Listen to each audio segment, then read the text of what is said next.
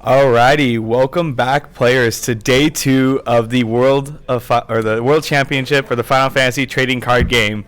Welcoming also Sam Toole, Our very special guest. Yeah, part of the North American team, and he will be our guest to help us discuss the draft portion this morning. We went through a phenomenal 5 rounds of Swiss yesterday, and now we're going to get into the draft portion. So again, thank you for everybody who's joining us. So let's talk a little bit about the schedule. First up, we have draft. Players will be picking their decks, and then they will construct them. They'll have 3 rounds of Swiss. After that, we will take a break. Then we're going to cut to the top 8, and from there, semifinals and finals. And then we'll have a winner crowned. Yeah. So drafts always super exciting. Thank you both for having me here. It's an honor to help commentate these world caliber players drafts, and actually see their expertise really shine in a limited format. It was gonna be super exciting coming up. So many different strategies, knowledge. Everything's gonna go kind of wild. We're gonna take everything that we did yesterday and kind of throw it out the window. We're going into a whole new world with draft. Right. Yeah, definitely. So while players are drafting today, what we really would like to do is we want to highlight some of the fun decks and very innovative strategies that came out yesterday. So we've got a couple of decks that we want to discuss. Let's go ahead and start with the first one.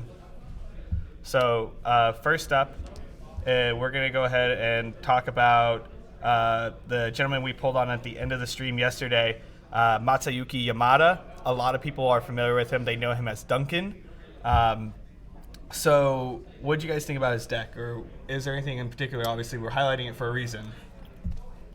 It's too big brain for me. There's a lot of cards in there. He's very brave, man. I'd like to touch on first this one right here, Legendary Shantoto.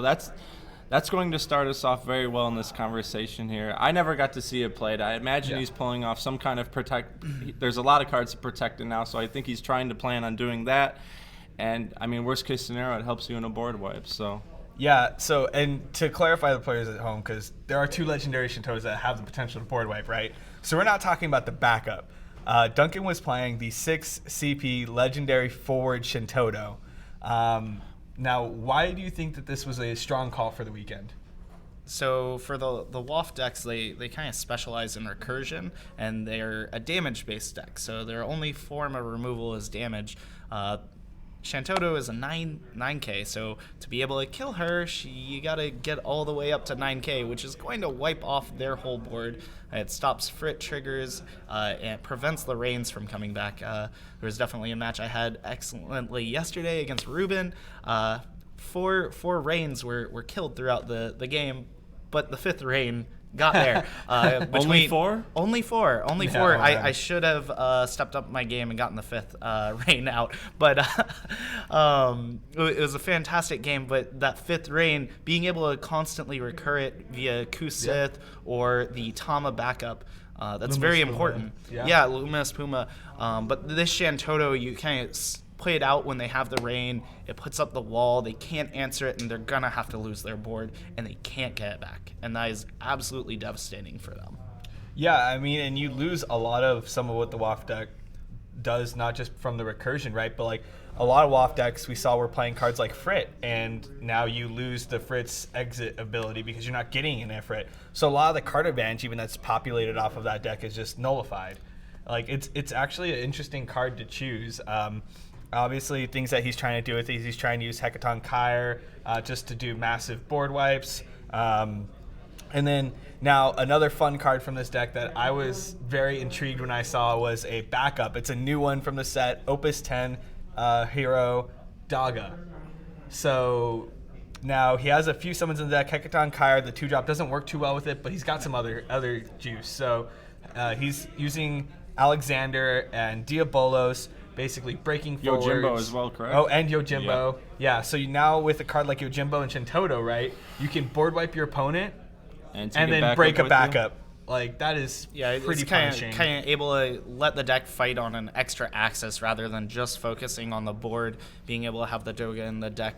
This card's really interesting to help fight the control decks or anything just with larger backups and really kind of cut down on their CP usage throughout the game.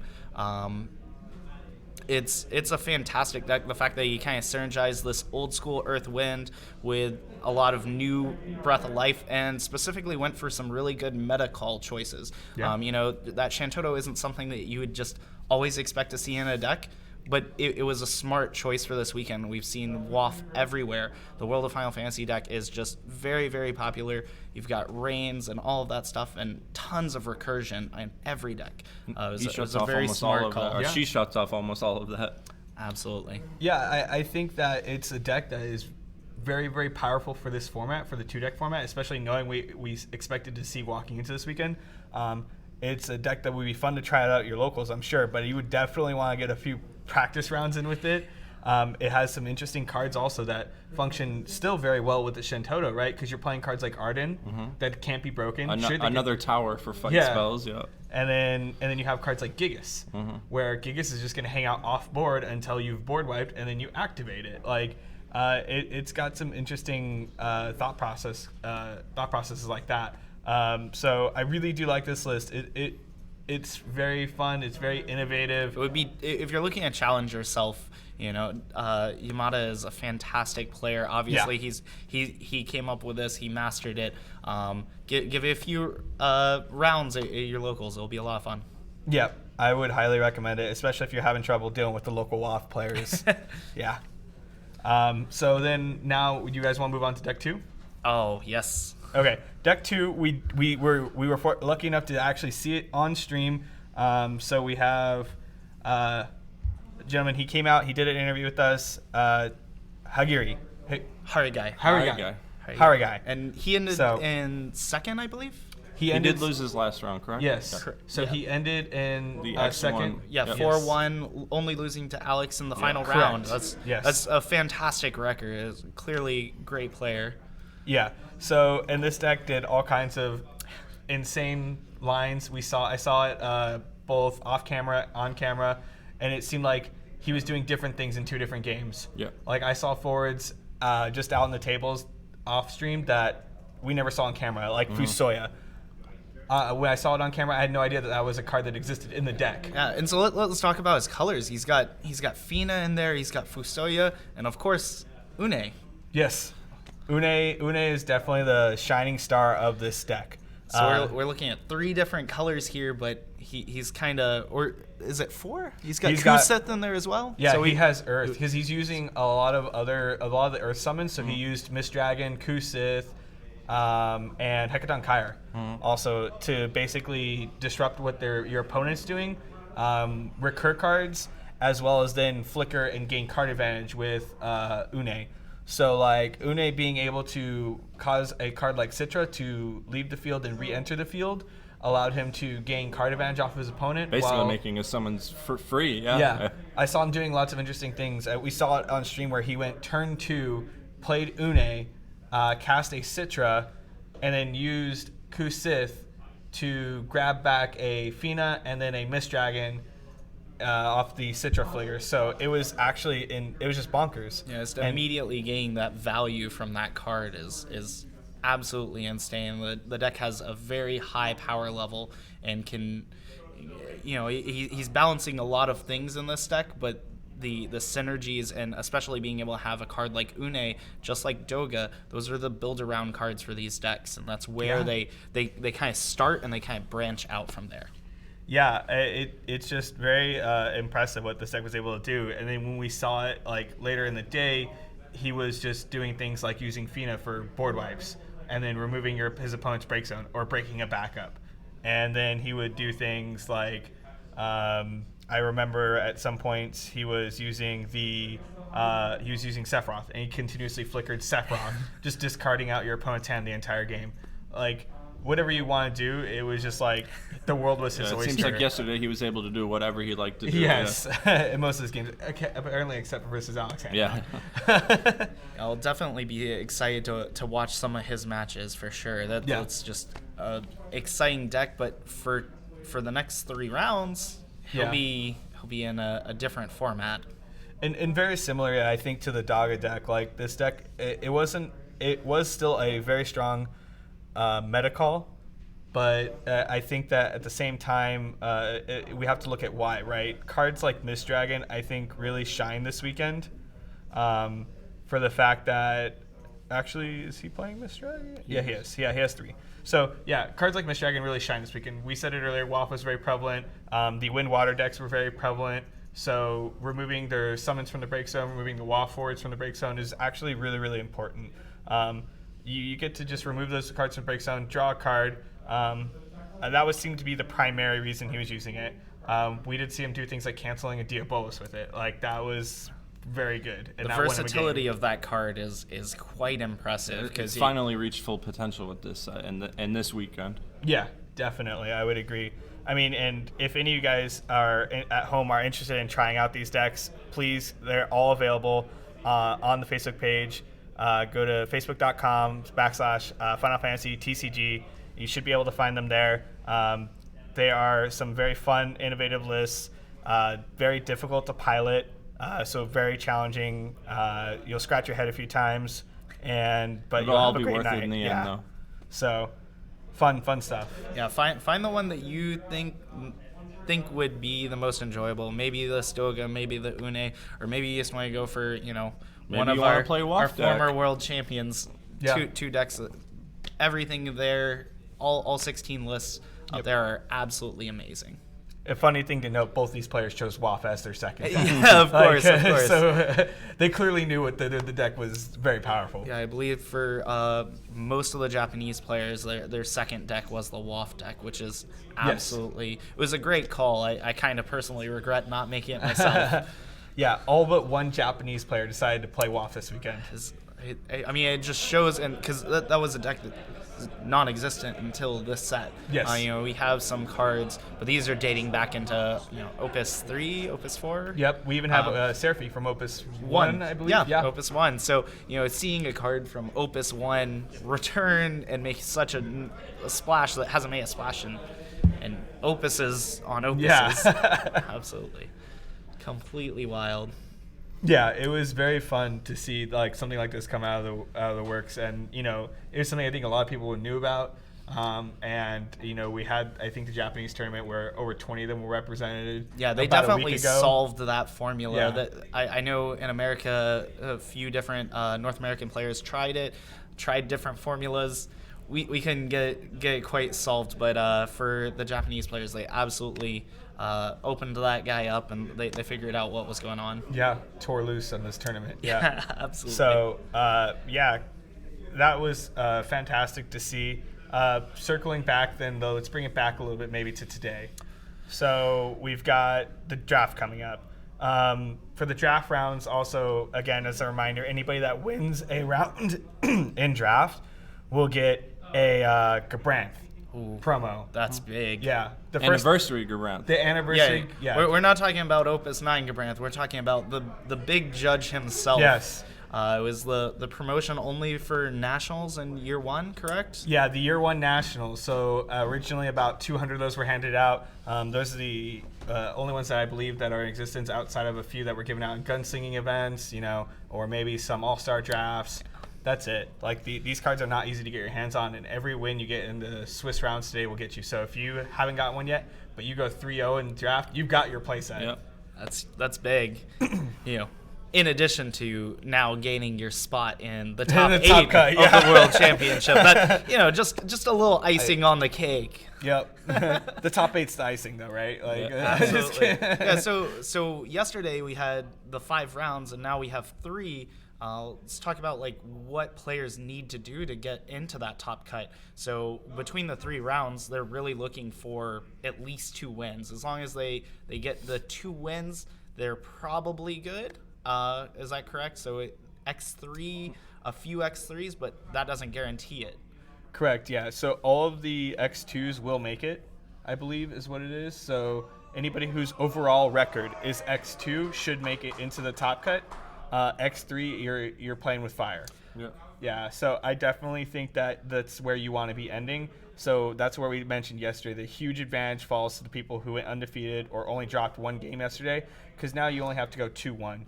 Anybody who struggled a little bit more than that, you have to go. You want to really shine in this You may draft. have to go undefeated and cross your fingers if you're at the lower end, yes. And so we do have the 2 separate pods. Since we have 16 people, the drafts are only of 8 people each. And the 1st through 8th will be in one, and the 9th through 16th will be in another. So they'll just kind of have to battle out of their pods, make sure they're only fighting against players inside their pods. There will be no cross pod today. Yeah. Yeah, all games will be played within the pod of the players you drafted with. And then simultaneously to that, it's also important to note that there will be no starter cards in this draft. So some of the combos like Garland with Shintoto and Rampierre, we won't see. Yeah, if you've done that in your local drafts, those starter cards just won't be present. These have been selected aside by Square Enix to make sure that everything is kind of put into place. Yes, yeah, it's interesting. I like that. It'll make for some more challenging maybe deck building. You're limiting the card pool a little bit. So now let's talk maybe a little bit about some of the strategies going into the draft. Sam, one of the reasons we brought you on today, you competed in every one of the North American drafts, right, for the Crystal Cups. Yep. So it's easy to say you've got some experience. A little bit, and all except one, I was able to take that into the top 8 cut.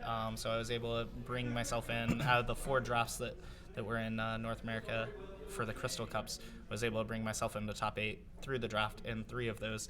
But definitely just going on to kind of what draft is for anybody who is unfamiliar. You're going to be constructing your deck as you get handed cards. So there'll be the pack, you open it and you take 1 card and you kind of pass it around, and you're going to repeat this until you've gone through 5 whole packs. Yep. Once you've gone through those 5 packs, you'll have 60 cards. You need to make a minimum 40 card deck. You can do whatever you want after that, but as my personal recommendation as a drafter, that you should try to keep that as low as possible. It keeps your consistency up. If you only you're going for a 1 out of 40 chance, it's a lot better than a 1 out of 50 chance to try to draw the card that you need. Right. And that's exactly what you're looking for. Is you're looking for these cards that are the most powerful in draft. Yep. So I know you're both very experienced in draft as well, but we're looking for those big haymaker cards, things that really swing games, and consistency as well is always really big. This format is got a lot of different options, but being able to answer your opponent's cards and being able to have cards that are difficult to answer is really where you want to be, and that's going to be highlighted in what everyone is picking in the other room.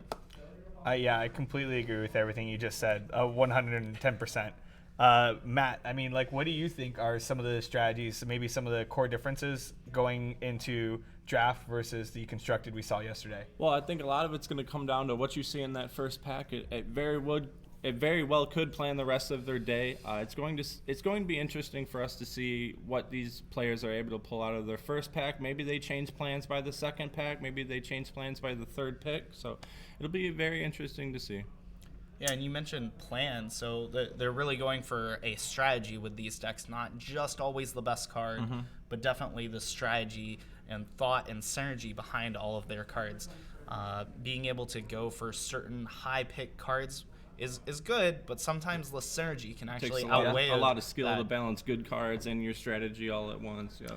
Yeah, so in these games, they're only going to 6 damage, just like you would in any kind of limited format for Final Fantasy TCG. You only need to go that 6 point of damage, so you can kind of push a little bit better. And one of the decks that's really good at doing that is the Sky Pirates deck. It's a fantastic deck to be able to drop a lot of forwards very quickly and remove your opponent's forwards and really get into that 6 point of damage in the early stages of the game. Yeah, one of the archetypes I plan on seeing today would be Sky Pirates, one of the better low-to-the-ground decks we have available in Opus 10. Yeah, I agree. I think I like that archetype a lot. There's nothing quite as bonkers as dropping a Sky Pirate that has haste and then dropping an Elza to follow it up to draw a card. That's just one of the best feelings in the world. And then on top of that, I mean, as far as like low to the ground strategies go, I really like the 3 CP first strike standard unit for fire. That card, it searches out other cards, not to mention it's a category 7 card. So if you get lucky enough to get the heroic Zac, you're going to be blowing up cards left and right. So you have a very strong matchup versus something that like Sky Pirates. Absolutely. And we saw a little bit of that in some of the drafts that the players were doing last night to prepare for this morning. Everyone on the Worlds team kind of across the way was making sure that they were experienced, getting that knowledge, because really for drafts, you have to do it yourself. You have to learn. You have to study it. It's a whole separate beast than constructed. So for some of our players, one had a Zac as well as I believe it was 6 of that soldier. Yeah, 5 or 6. So he was able to remove his opponent's board while developing out his board at a very cheap cost. It's a 3 CP forward, and you play one. And keep in mind, in draft, you're not limited to that 3 per deck. That one could 5, 3, 4, 5 more soldiers. So. Exactly. So if you are able to acquire 5 of that card, and you can combo it with your Zac, so each time he played one of those cards, he was able to trigger both of Zac's abilities, get 4,000 damage for only a 3 CP investment that also drew him a card. He was able to wipe his opponent's board, develop out his board. It's a very strong synergy to really enable for a deck. Yeah. Now, while we're on the topic of Zac, what are some other cards you're gonna have your eye on, hoping to see today? Ooh, especially in Fire, the 2 ones that really stick out to me are also heroes, Ifrit and Ignacio.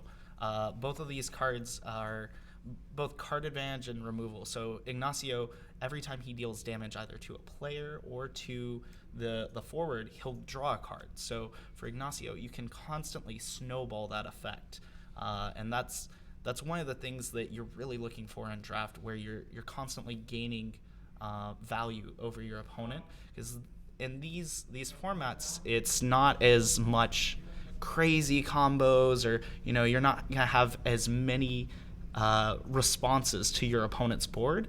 So when your opponent has a 9,000 that can make itself bigger and constantly gain them value, it's going to be very hard to deal with, and it's going to very quickly snowball out of control.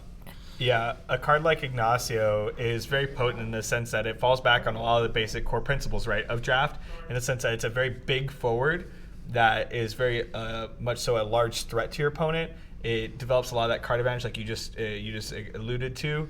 Not only that, but it's incredibly sticky. It stands on board for a lengthy amount of time more often than not, because one of the primary ways of removing forwards, it seems like this set, is through combat tricks. And being a forward that you can just continuously buff because he gains 2,000 power every time you discard a fire card means that he becomes very difficult to deal with, even in limited format, because you should have a reasonable amount of fire cards. Yeah. And speaking of combat tricks, what was the next card on your list there? Oh, yes. So this card is combat trick plus removal all in one. This is best of both worlds. You really get to enable multiple 2-for-1s. So this is where you gain that card advantage over your opponents as well. Yeah. And when we're talking about card advantage, we're talking about cards that do more than one thing. So Ignacio, he was able to draw cards and be big and be a combat trick all in one. Ifrit is the same thing, except he's removal plus a combat trick all in one, being able to gain that advantage. So you're attacking with your 8,000 power. They block with their 8,000 power. You use Ifrit on their other 8,000 power, and now all of a sudden they lose both of their guys, and you're perfectly fine. For 3 CP. For 3 CP. 3 CP, yeah. And these could have been their most crucial cards. So it really can swing games very, very quickly, where your opponent's board just disappeared from one card. Yeah. Yeah.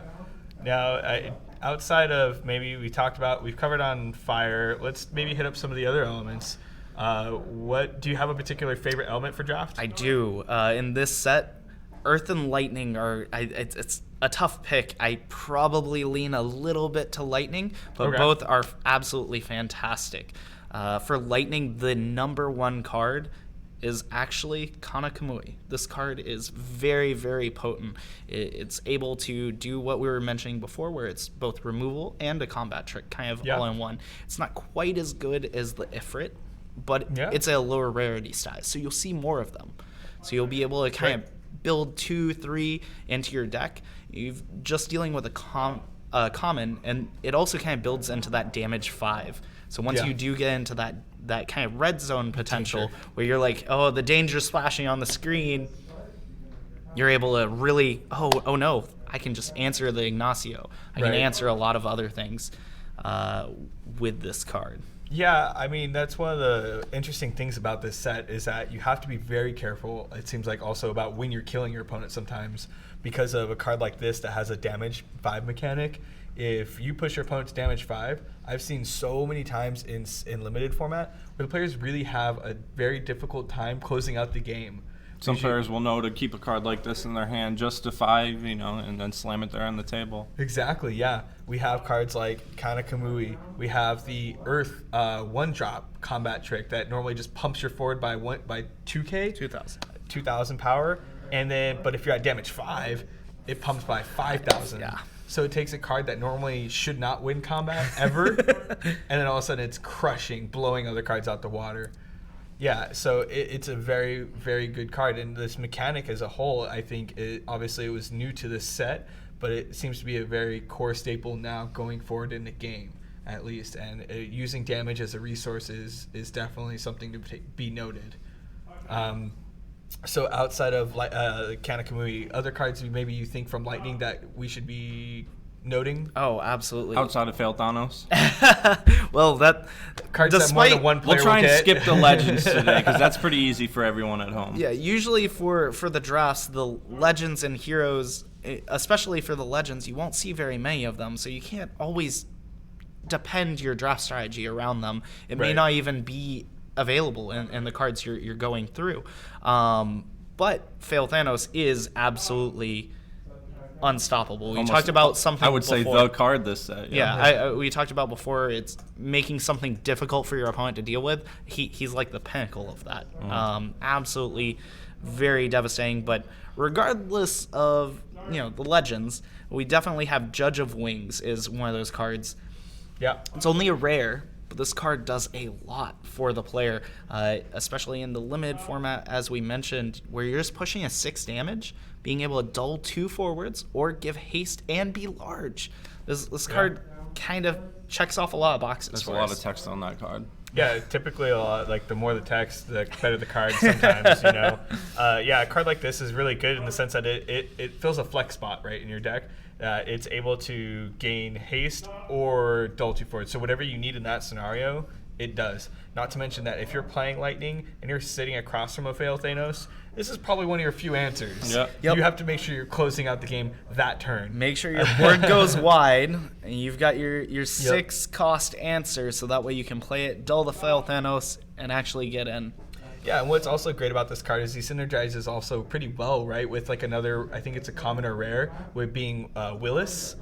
Willis being just a 2-drop forward that now, because you have access to a card like Judge of Wings, he's now able to leave the field and break a 4-drop or higher, not to mention he gets the Anthem, he gets a buff, right? So he becomes plus 3,000. Plus 3,000, right? So he's a 2-cost, 8,000 power forward, very relevant. And then killing something on the way out, absolutely back-breaking, right? Yeah, I think you touched on a really good point there of a 2-cost 8,000. Right. Being able to get the efficiency and value out of your cards is one of the kind of starting points of what you want to look for in your forwards for these draft decks. Of course, for these draft decks, they want to make sure they have a good number of forwards, usually about 20 forwards for the decks. But you also want to make sure you're getting good power to cost ratio. So usually for your 2000s, a 5 or a 6 or a 7 is good. Yeah. But this guy goes all the way to 8. So you're getting an exceptionally high value out from just 2 cost. Yeah, and speaking of like 8K forwards, right? I know you or cards that grow to 8K. You mentioned Earth and Lightning, so let's hit up the Earth element and your favorite 2-drop Earth forward from that. Ooh, Prish. Yeah. Yes, you are correct. This card I particularly am a fan of. It doesn't read like it's doing everything for you, but it sets up your game plan. Yeah, it reads very scary. Yeah, you can always be a little hesitant. You're potentially supplying your opponent one of their best cards, but you're also making your deck more consistent. Yeah. Depending on what cards you have in your deck, if you're in Earth and you're playing this card, you need to have a Blacklist Gilgamesh with it. Or you need to have something else that's just as scary. Right. You need to make sure that you're acquiring something very, very good. But this card is able to do a lot. So you do give your opponent the 9,000, but if you're playing multiple Prishes, you're even able to answer it via the Prish. And she's a 2,000 or a 2 CP 8,000 once you play the card that you get from her. So usually for decks where you're playing this card, you want to make sure you have 5 to 6 9,000 or bigger. Right.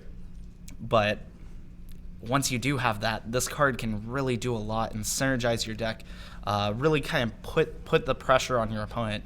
You can even go out on turn 1 playing a Prish, tutoring up something very scary, and just really, put the gas on them. Yeah, going gangbusters. I mean, I saw one player doing it, I think, earlier this week, where what they chose to do is very intimidating. They said, I have more 9Ks in my deck than you do, so they cast their Prish and grabbed the Water Gilgamesh from the set, Gilgamesh 11, and then they kept casting Prish over and over, and I think they tutored about like 4 or 5 Gilgamesh 11s, or sorry, they used Gilgamesh 11 and tutored about 4 or 5 times with Prish, just grabbing tons of 9Ks from their deck, and eventually big dudes win the game. Absolutely. As we will keep harping on, being bigger is better in draft. It's good to be the kind of bully on the playground kind of thing, where if you're the 9,000 in this game, you're really allowed to just constantly pressure your opponent. That's why these combat tricks are the only answer that you can kind of look for. Yeah, it's definitely a fun and innovative. I mean, it's a very basic strat, but like also seeing some of those interesting synergies, it's definitely something to lean back on. I mean, this card is not something you would normally think of synergizing with Prish, even though they're both from 11. But ironically, I think a lot more people would look at this card when they look at probably one of the more obvious draft choices, right, for this set being Sky Pirates.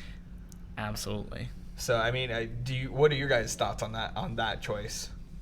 Are you a fan of Sky Pirates, Matt? I'm more of a low to ground aggressive play style there, but I am very scared of cards like Failed Thanos and 9Ks. It's hard for a deck like Sky Pirates to get to 9K outside of combat. So as you said, there's a big emphasis on combat tricks this set, and Sky Pirates may struggle with that, but I mean, not everybody can have combat tricks in drafts, so. Yeah. One of the best cards that deck can utilize to potentially get through these usually 4, 5, 6 cost big bodies is Zidane. Mm-hmm. So he's almost like the Opus 1 Legend, where very, very similar, where he can't be blocked by anything that's cost 4 or greater, so it kind of forces your opponent to have an answer. They need to have that forward. And as long as you're able to protect Zidane, which he has a little bit of built-in protection on his own ability, reducing or not receiving damage from summons or abilities, that's, as we mentioned, pretty much one of the only pieces of removal in this set. There's not like just break this forward that really happens. So as long as your opponent doesn't have small guys out, you can get in for damage with him. Yeah, I mean, I would definitely agree. The funny thing about this card and the Sky Pirate archetype really in general is that the Sky Pirate archetype doesn't seem like it has a huge issue dealing with the 2-drops and the 3-drops. It's really where it struggles is with those bigger forwards. So this is like kind of the counter to that, right, for this deck. Exactly. I think where maybe the Sky Pirate deck starts to fall behind is when you hit some of those middle of the ground forwards. So the standard units from this deck, I think, are going to be very key players this weekend. So we talked about the fire one, but we haven't really hit up ones I personally like being the monks or the Shinra soldiers. I really like both those a lot. The monks being able to buff each other. If you could just get a monk dot deck and just get like 3 to 5 monks, you create some very irritating board states. Yeah, and these are common, so you can just kind of chock your deck full with it. As we mentioned before with the Shinra Soldier, or the third class Soldier, you can have more than 3 of this card in your deck, and you can have way more than 3 of this card in play, which is where this card shines. One thing to always remember is he can always dull for his own effect. So on the defense, or in combination with a card like Warrior, where you can give it Brave and attack, and then dull, so you can get multiple buffs on this monk and make him way larger than he ever would be. Yeah, I know. And if you're lucky enough to get another, probably one of my favorite heroes for Earth in the set being Titan, you could just give all of your monks Brave. Oh, yeah. And then they all get very scary. Yes. Yeah, and so I really like this card a lot. We mentioned it, Ifrit, earlier, so this is kind of every element got their own heroic summon. I like Titan a lot in the sense that it's a 1-drop summon that has lots of effects. Yeah, like we said, it has a lot of value effects on it. It's important for a card to cost 1 and have that much text on it. So. Yeah, I think a lot of players know at home, or at least have seen me play on stream. I'm a big fan of Belias. This card reminds me of Belias because it just does so much work, has so many effects. I mean, the fact that you can either use it as a combat trick to give one of your forwards plus 1k, you can use it to give every forward Brave. So in a scenario where you're behind, it's almost like how Mono Wind will sometimes swing out and then untap everything, right? This is just something you would just do preemptively, and your opponent kind of goes, oh, wow, this is not going to be a fun turn. Oh, no. The worst case scenario draws you a card. Yeah. It can even like sometimes you have to do with Belias, right? You're like, I got to dig for my answer. I got to dig for my out. Yeah, and then I've even seen, we saw yesterday one player was about to lose the game. His opponent cast Judge of Wings, trying to dole out his board, and he goes, that's cool. Titan, you can't dole my guys anymore. So having the options is very relevant for sure. Yeah, and it's 6 CP investment versus a 1 CP investment is backbreaking. Exactly, and in limited formats where your decks aren't perfect, they're limited. You don't get to pick every single. Oh, well, you pick every card, but you might wish there were better cards in your deck. Everybody should. There's always more to grow, but. For a card like Titan, where you may not play out your turns perfectly, you'll leave some mana off to the side, you'll do whatever. So being able to have this option open, very often you'll have extra backups just sitting open. So this is the kind of card that can really come in very clutch and save you from a very bad scenario. Yeah, I completely agree. Do you feel that there may be any pros or cons to drafting particular elements? Obviously in Earth and Lightning, I feel like they have a lot of removal. Fire is very, very powerful, but as we mentioned, all of the cards that we kind of highlighted from Fire are in Heroes. So as long as you're able to acquire those Heroes, since they're a little bit more difficult to acquire, you can kind of move into Fire and really get a very strong deck. Whereas the Sky Pirates is mostly commons and rares. From there, you can just build a very synergistic deck. Yeah, one of the scary things though to be aware of, right, is that knowing that they're commons and rares, other players are going to see them too. So the frightening thing when it comes to drafting, right, is it comes down to the original picking of cards. So being that there's more commons and rares, other players will see lots of Sky Pirates. Your concern now is that the players, are they nearby me going to move into those elements? And am I going to now get locked out of my Sky Pirate deck? So that's also something to be very, very wary of. It's kind of, you're rolling the dice, really. Yeah, you got to stay on your toes. There's probably a few Sky Pirate fans whenever you sit down for a draft. Yeah. and kind of keeping note of what goes away in some of the packs and what is still there in the packs is very important for these players. And I'm sure everybody on the Worlds competition is really gonna pick up on those signals, and that's where they're going to be able to gain the edge, where you see something, oh, this is still open, somebody passed me a Zac as a second or third pick, clearly these two players are not playing Fire, this is my chance to go into a Fire deck, and maybe I'll get a bunch more really good Fire cards. Yeah, I mean, that totally makes sense. One of the other interesting things to know is, like, obviously we have lots of cards we've discussed.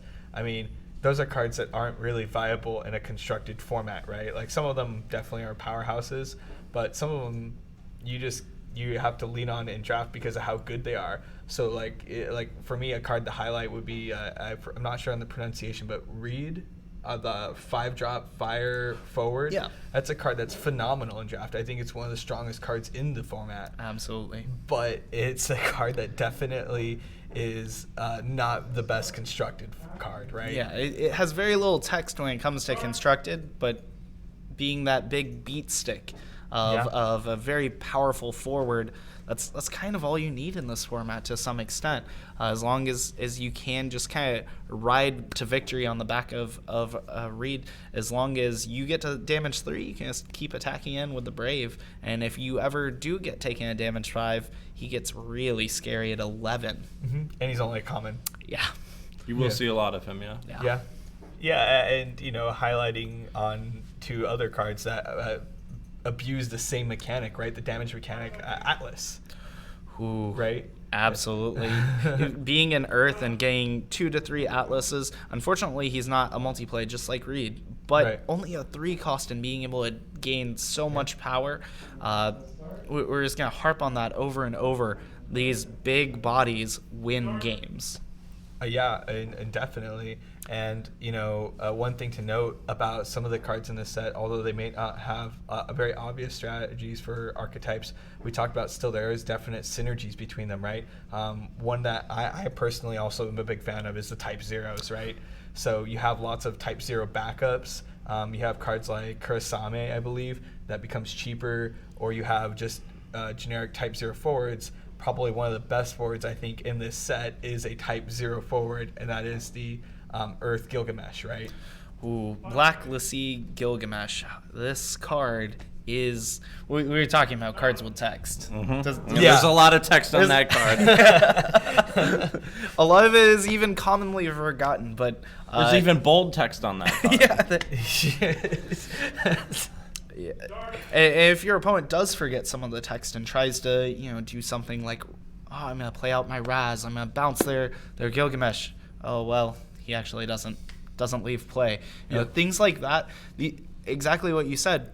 These are not cards people play in Constructed. They've not seen them too often. Right.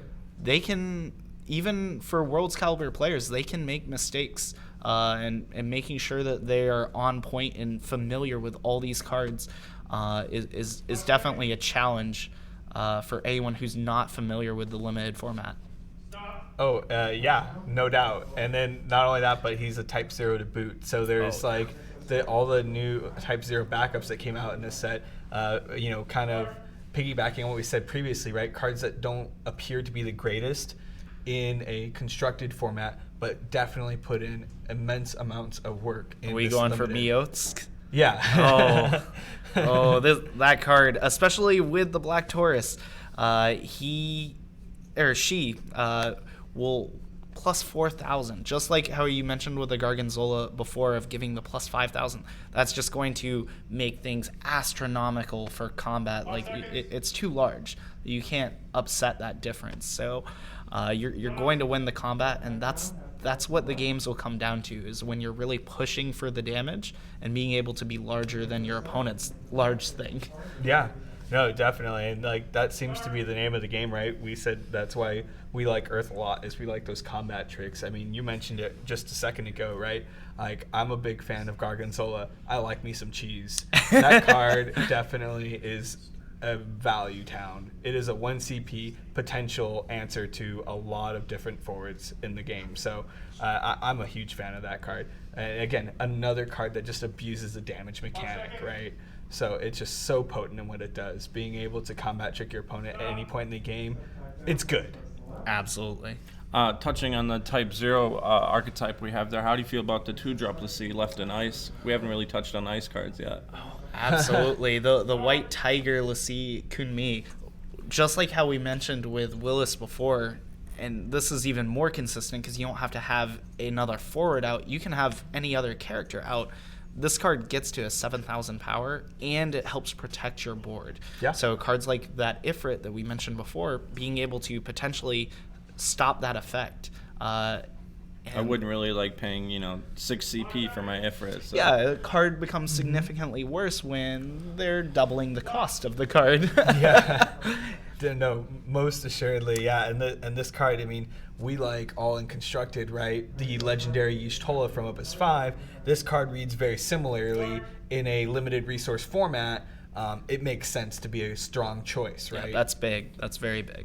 Yeah, I completely agree. I mean, and it's not the only very powerful ice card, right? Like we have, I believe, Kurasame, and we have, or not just also type 0, so it will buff this card, and it also gets a reduced cost just for this card being in play. Exactly, and so just like how we mentioned with this being cheap and being big, that's very good. Kurasame, 8,000. Usually that's reserved for 4 cost cards, but it goes down to 3 with the type 0. So things like this, those small synergies really kind of help out the deck.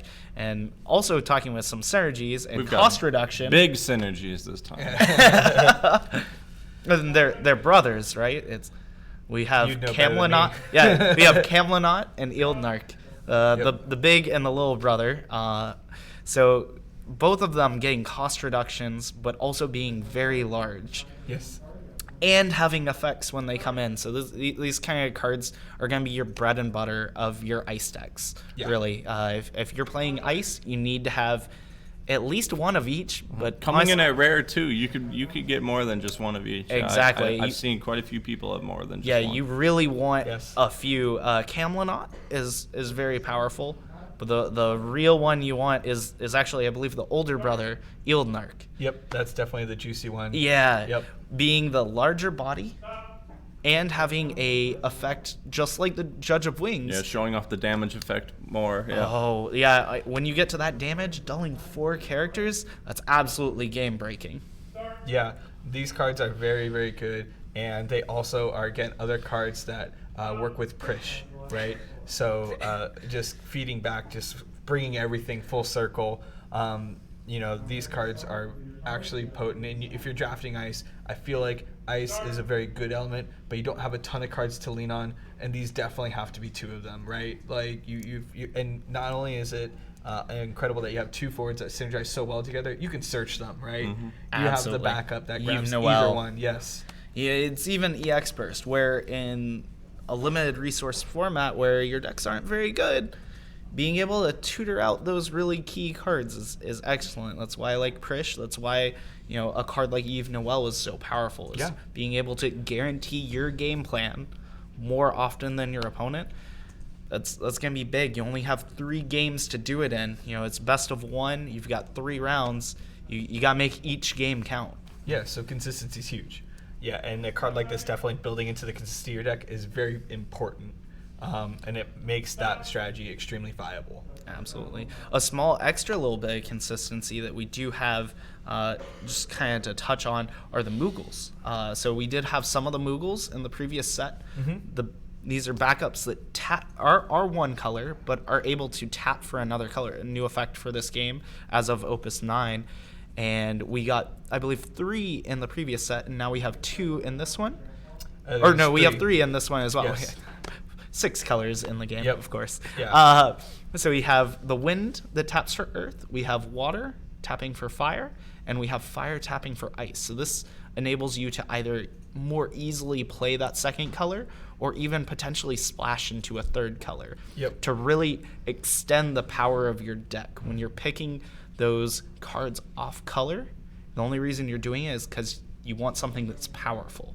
Oh yeah, I've seen players draft water X decks and then base splash cards like the Ifrit because they look at it and they go, well, I don't want someone else playing it, and then suddenly you realize, ho, I can play it. Yeah, I have a water Moogle and it taps for fire, and now all of a sudden I have an 8,000 damage summon for 3. That's great. Yeah, that I think probably my personal favorite are going to be the fire ones, right? Because you have 2 of them that incorporate fire. So it means that if you really wanted to go wide with your strategy and take some risks and putting maybe 3-4 elements into your deck, those 2 Moogles will allow you to do it. Yeah, I know everyone kind of felt like Fire got left out before, but now Fire's got 2 this set, plus the class first Moogle, being able to buff those Fire forwards. We've mentioned it over and over. There's a lot of good Moogles this set. Oh yeah, absolutely. Oh, yes. And these are going to be, kind of your rock that you'll have for your backup base for your decks. Which, speaking of, on your average draft decks, I don't know how you usually feel about it, but I usually aim for about 12 to 14 backups for all the decks. Depends on if you're going a little slower and you want to guarantee those backups, or if you're going a little bit more aggressive, sometimes you can even cut down from there. But definitely want to make sure you have a good number of backups. We're not, especially if you're going that 3 colors, you got to make sure that you can play all of your cards. Yeah, I actually think it's going to vary, right, from set to set, game to game, right? But I guess I shouldn't say game to game, but set to set, it will definitely vary, draft right? to draft. Yeah, draft to draft, yeah. So in this particular set, I like 14. I think 14 is a great number. I've seen in previous sets, one of my friends and teammates, Kyle McGinty, the gentleman drafted a nail deck, where he drafted, I want to say like 16 to 17 backups, and he was just utilizing They're nail basically summons at that and point. just kept blowing up other forwards. Just throw them away. But Each one's removal. Yeah, but in a set like this where backups, there's I don't think a ton that break, short of some of the combat trick backups. I think it's very much so easier to say that it's safe to settle on a number like 14. I think I like that. I think that you definitely don't want to be drawing too many cards late game dead, especially or even mid game, because the comeback mechanic in this format is very rough. Huge. Yeah, and like although you can develop a wide board state and you can develop a very large board state, sometimes you hit stalemates, and that's very hard to break.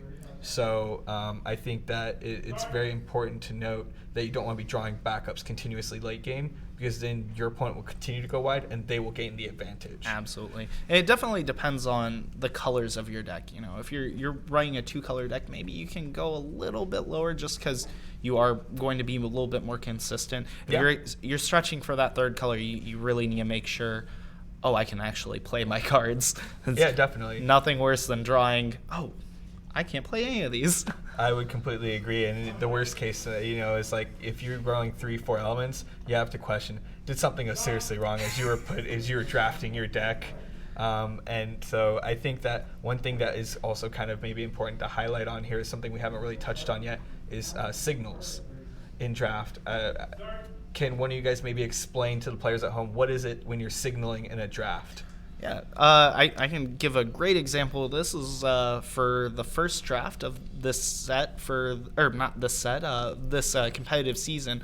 For the first Crystal Cup with Kansas, I had Kyle Peters to my left, and I opened a pack of a Garland 9. So this was back in Opus 8, yeah. Garland 9, the Celeste rare, and a few other good cards, and I took the fire card out of it. I took Iraha. There were not many other good fire cards in the pack, but by passing him 2 very, very good ice cards, it was pretty obvious that I'm not taking these ice cards. I want you to take these ice cards. So this is signaling to him. You don't have to say any kind of words. You don't have to put any kind of cards on top. The good players will recognize what is available. And just how we mentioned before, like a Zach comes around to me now for 3rd pick. That's my signal. Yeah. Being able to read the room is very important in a room full of such skilled players as it is over there. Yeah. You don't want to be in the same element as the person right next to you. You're going to be fighting over the cards. You want to because you want to be able to get those first picks out of the pack of the color that you're playing. They need to be your high picks. They need to be very powerful. And if Matt is saying next to me and taking all of my Earth cards, I'm not going to be a very happy camper if I'm in Earth. Yeah, I've seen 2 players sit right next to each other, draft Earth Lightning, and both players felt like they had fairly subliminal or suboptimal Earth Lightning decks. So, yeah, I think that like the key with signaling is you really want to make sure that you get your elements, your players you're sitting next to are getting their elements, and you're kind of pushing them towards those elements. And I think that's what you were highlighting on, right, with those ice cards. Exactly. Yeah. So that's really what you want to be doing, is you want to make sure. I've been bullied out of other players' elements. I remember drafting with, one of the players who's drafting today, Matthew Okimoto, and initially I believe I was in his exact elements, and then he started handing me every Sky Pirate he saw, and I was like, well, I guess I'm playing Sky Pirates now. Thank you very much. Yeah. Usually, signals are a double-edged sword. They either work with you or work very hard against you. So. Yeah. you gotta be careful. The player right next to you is not too stubborn to ignore any of those signals as well. Yeah. So anything else you guys would like to highlight on for the draft? We hit on a lot of information. I'm sure we slammed players at home with a ton of knowledge. Yeah. I mean, it definitely is a different game than just normal constructed. You're going to see different things happening on these boards. You will see the board stalls that you mentioned before where, I've got a 9,000, you've got a 9,000. Well, we'll just kind of hang out here, right? We don't have a ton of ways to push through. The boards can get to a point where deck out is a very real thing. You're playing with only 40 cards today, so you have to get it done much faster than you do in constructed. Yeah, so that's why some of the cards we highlight are the ones that really push through those board stalls and allow you to take over the game. But being able to party attack through or do other different interesting things, you may see a little bit more of that than you do normally in constructed. Yeah, no, I completely agree. And I think that that's definitely one of the things to be considered, right, for this limited format we've talked about. It's a limited resource format. Strategies, although you can be developed, are not as flush as you would like them to be in a constructed format. So it will definitely separate the 16 from the top 8, and it will be very exciting to see the direction that this goes. So, I mean, realistically, I'm excited. We've just finished up the drafting process now, so players have finished picking out their cards. They're getting ready. They're going to take some time. They're going to build up their decks. And I believe we're going to try excited. and go in there and pick up a few decks for people to see at home. There's probably a few names over there people would like to hear from and see what they were able to draft. So we'll try and work on that for everybody at home. Yeah, Absolutely. Let's get something like that going. Very That'd be excited. fantastic. Yeah. So in the meantime, we're going to take a quick break. I probably would need some water, and I'm sure the players at home would love to maybe grab a bite to eat. We'll be back in a few minutes, guys. Thank you so much. Thank you, Sam. Thank you. Thank you, Sam. Thank you. Yeah. It's been my pleasure.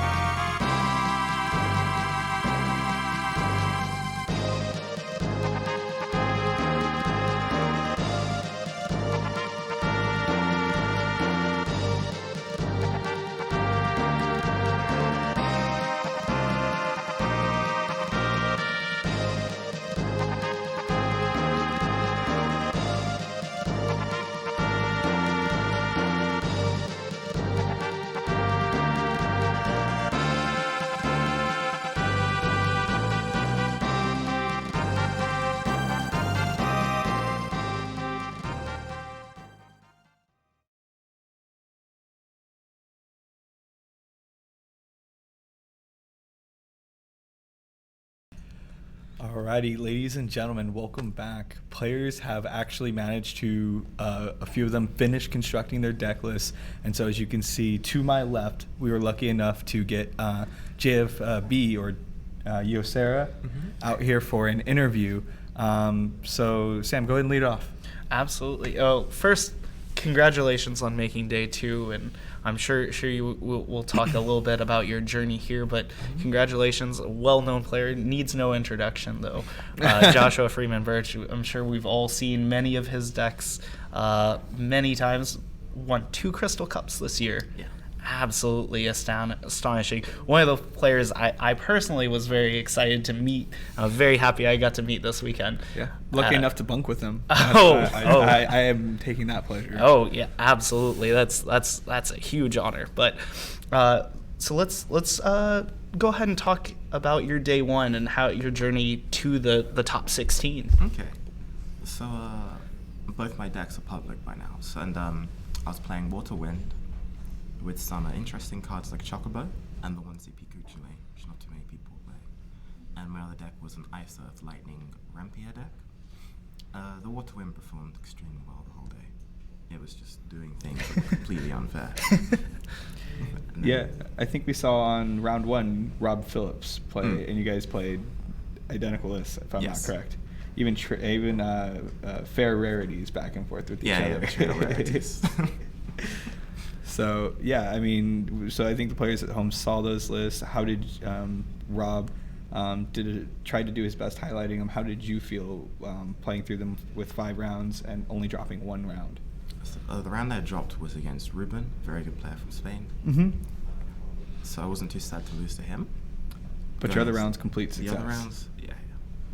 They were nice and smooth. The decks worked. Oh, there was one game the deck didn't work. I was playing my Rampier deck in the final round, and I had to play a Tone 1 Gabranth, and I played like a Tone 2 Illawa or something. Then he played Una H, and I just scooped. Can't even use my Rampier under that. I've seen enough. That definitely sounds like the kind of game that would be difficult to claw back into. So it's smart, especially in the 3-game best 2 of 3, to conserve your time. Go ahead and just move on to the game where you have a chance of winning. Just Yeah. It's a great strategy. But so you ended up the day 4-1 in the top pod. Top pod's so important. It absolutely is. We discussed it before, where only so many people will make it out of each of these pods, so the top pod will have a few more people, more than likely, make it to that top 8, whereas the bottom pod, you're really fighting for those slots. But how did your draft go? Let's start from square one. What were we looking at? All right. So I had a really interesting pack 1, pick 1. So I opened the pack, and I saw a C card. I got really excited because that card's a monster. Then behind it was a black tortoise and a sea Gilgamesh. So I was like, ooh, if I take the C card, the guy on my left is just going to take the tortoise. And then we're going to be fighting, I'm going to be getting the backlog on the earth cards. Then there was a Kurosame in there as well, and that's a really good ice card. And I think there was one other good ice card, I can't remember exactly which one, either a Camera and Eld. So I ended up taking the Lightning Knight, because it was the only lightning card in the pack. So I was like, those guys can fight for the ice and earth, I'll just take the lightning. Absolutely. That was one thing that we discussed beforehand when we were just talking draft strategy with the viewers at home is, making sure to signal to your opponents. That's a great thing to help ensure when pack 2 and pack 3, because keep in mind they will alternate which directions they pass these cards. This way, the player to their left will get those earth cards. They'll take the earth cards, but then they'll pass the lightning cards since Josh decided to pass on the earth cards.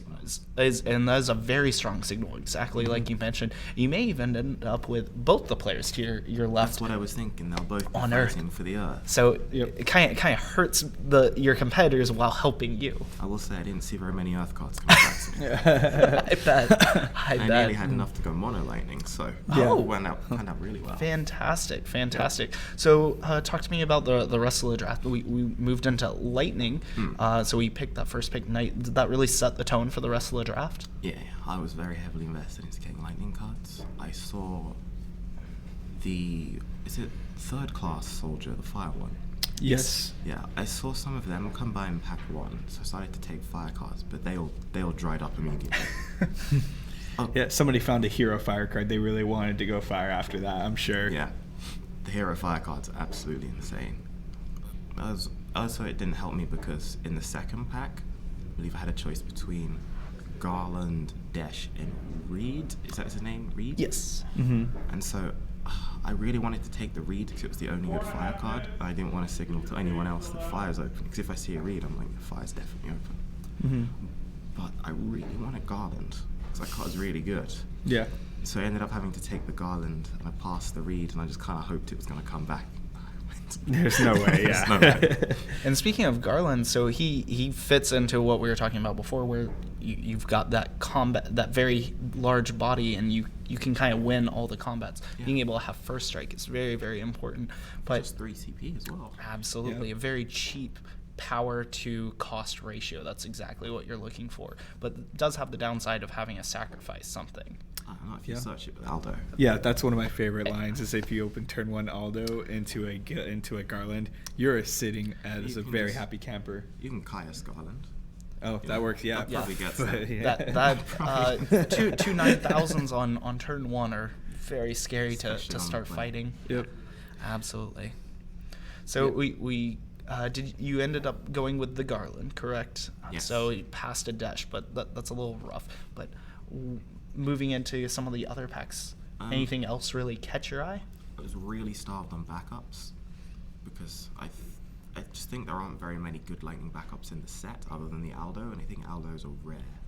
So you're not too Yeah. likely to get too many. I did see 2 in the draft. Okay. But one came at the same time as, I think it was Judge of Wings or something. I was like, Another I mean, powerhouse come cards, on. yeah.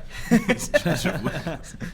Yeah, I mean, the lightning backups you're going to be leaning on are some of those type 0 lightning backups, Yes. right? The one that taps to grant first strike. Yes, really good. So, I mean, those are going to be good, but some of the issues that stem from those is that they're unique, right? Yes. So you can only draft so many. I had a lot of unique named backups. Not Yeah. through choice. Yeah. One Go. backup in Lightning that's really good is the Dark Knight. Yes. Yeah, especially with the summon Raiden, if using Dark Knight Got some to, Raidens. you just Raiden your opponent, or you swing with a smaller forward. I've got Mitsuki as well. Oh, To set okay. up the Dark Knight, Yes. which is very nice. Fantastic. Yeah, that's those small synergies are another thing that we were talking about. Is very powerful. It kind of elevates your deck from being that kind of average power level to really excelling, getting the most out of each of your cards. You know, you have this card like the Dark Knight, having the Raiden or Mitsuki to be able to push it up and always be able to trigger that effect. Yeah. Very Yeah. relevant. Makes it a lot better. And I would even imagine cards that would go along really well with those synergies is like a Sakura. Got a Sakura is a great combo extender, right? I hear card game players like drawing cards. Yes. That's why I like Water Wind so much. This is fantastic. Speaking of water wind, you didn't have any kind of ideas to move into water, wind, any other elements I there? should have moved into Wind over Fire around pack 2 because there are about 3 cards left in the pack, and there was an ace. No, not ace. Arc. Yeah, there was an arc still in there. So it should have been a signal to me that was completely free. Yeah. But I was too hedged into going, I might get enough fire. Yeah, those are key decisions that really, exemplify the difficulties of draft. Even with all the world's caliber players, everybody's gonna be fighting tooth and nail. You're gonna get fights from your left and right throughout the whole draft on everything. All the good cards are gonna dry up because people know what they are. Yeah, they know what they want. Yeah, I mean, we didn't cover this card too much earlier, but I actually really like it with Lightning. I think it pairs a lot nicer Shinra with Soldier. Lightning than a lot of others. Yeah, you can bring back cards like the Shinra Soldier, or you can even also bring back the Dark Knight. Yeah, so like exactly. those combos are very, very relevant and very good. There are actually 2 aces on the table, and after I passed the first, because that was the pack when I was being passed the 3rd class soldiers. Oh. So I thought maybe fire's open. And then later on in the draft, I saw another ace. I was like, no. Could have had 2 arcs for that, or Sorry, arcs. ace, Yeah. or Arc, sorry. yeah. Sorry. Sorry, I keep Yeah, calling, I not keep ace. calling keep it in mind ace. the ace will not be in the packs because it Yeah. is a starter. So two of those arcs would have but those are those things that it's really hard to know. The hindsight of a Exactly. draft is always one thing, but knowing in the moment and finding those key spots to move in. But it still sounds like you really moved into a deck that how you feel about the deck overall. I think it's good because I can answer the turn 1 9k bodies with the like Raiden plus Dark Knight stuff. Right. Absolutely. And a lot of the ways that people can win these drafts is just by playing a bunch of 9,000 power forwards that you can't answer. Yeah, Yeah. very Actually- large bodies. I'm actually glad I got the answers because I got a lot of Dark Knights. I'm gonna kill a lot of 9Ks. Excellent, excellent. That sounds like a really good spot to be, and definitely we'll see how that goes in the draft rounds. Yeah, I mean, I would say I'm expecting JFB to go 3-0.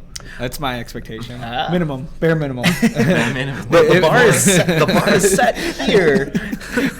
Although we can definitely the 2-1, going X2 for Josh would be good to make the top 8. So that's Yeah, I'm if you fairly go, safe at X2. yeah. yeah, if you go 2-1, that's ideal. Going 1 and I 2. thought 3-0 was ideal. More wins is always better. Going 3-0, you're like, all right, after your second and third win, you just go up, have lunch, and and call it a day. Nice little nap. You don't even have to play top 8 at that point. Yeah, so just to give the players a heads up at home, it sounds like players have all finished constructing their decks. Fairly soon we're going to have to let JFB loose because he's got some games to go win. And so once the judges have finished up checking decks, we're going to go ahead and proceed into round 6. Absolutely, and best of luck to all the competitors. It's going to be an exciting rounds of draft. Yeah, I'm excited to see what players pull together because there will be a lot of ingenuity when it comes to building these decks. Absolutely, it's a room full of very smart players, and I saw great decks being built all across the room. So By great players. exactly. So Alrighty. we'll have round 6 up right after a short little break. Thank you once Thanks for having again. me.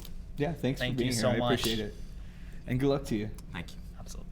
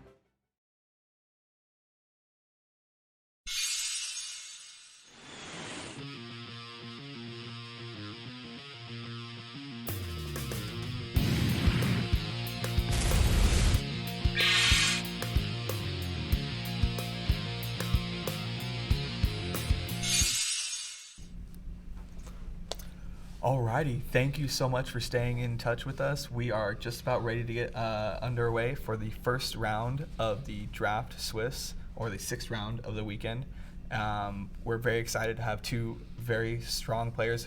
They've been on stream previously. Rice, go ahead and introduce them. We're starting off with Michitaro Yabuchi, also known as Kurosawa, and my man Emmanuel Padilla, representing North America and Puerto Rico. Alrighty, and I think these players have all shuffled up. We're about ready to get this match underway. So very excited to see what they bring to the table. They both have some fairly similar decks. Some extensive decks, as we've seen here too. They've got a lot of gas. So, and both these players, it's interesting to note that they are both 3-2.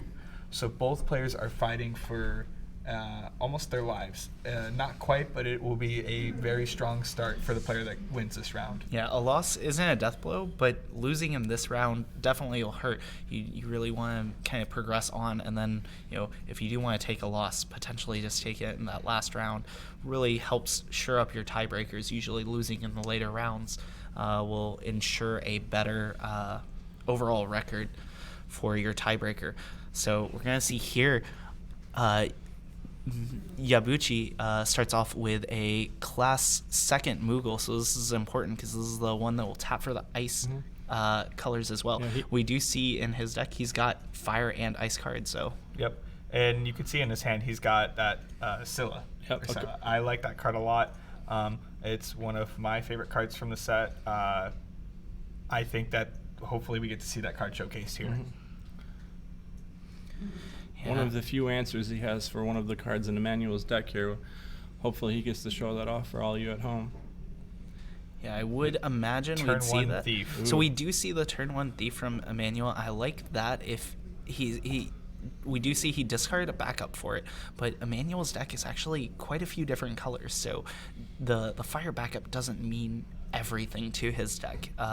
He does have 4 of these thieves in his deck, and as we mentioned before, in draft decks, you can just apply pressure very quickly. So this is an interesting line to go for. Despite having a backup, he may not have had another fire card, so he probably was denied the ability to play a backup on turn 1. But this is an interesting line to go down and really will apply a lot of pressure. Yeah, and I think the Thief is very sneaky strong. On paper, it may not look like the greatest forward, being that it's a 4 CP, 7K forward. But what's very powerful about this forward is that when it mills a card, and then it mills a card every turn when it attacks, it becomes a 9K forward. So it easily will overpower a card like Naji. I think that's very relevant, not to mention the fact that you're probably playing a 40-card deck. A few attacks you get off with Thief means that your opponent can't play the slow game. They have to be able to win on damage because they're going to get decked out if they don't. Oh, and here's a big turn from Emmanuel as well, getting a backup out, as well as another attacker. And this is another great attacker. Noel, of course, when he attacks, he gets to untap if it was the first attack and attack again. He really is going for that heavy, aggressive early play line. And gonna go ahead and put Yabuchi on the back foot here. At the start of the game, already rolling in for 1 damage. Naji normally able to hold the line, but these forwards are a little too big for him to deal with. Yeah, I would agree. And the interesting thing to also note is that both Noel and the Mog backup that Emmanuel has gotten down, they both synergize very well with Sarah, a card that is in this set. We don't see it quite yet, but Noel, once you get a Sarah out, can no longer be targeted, right?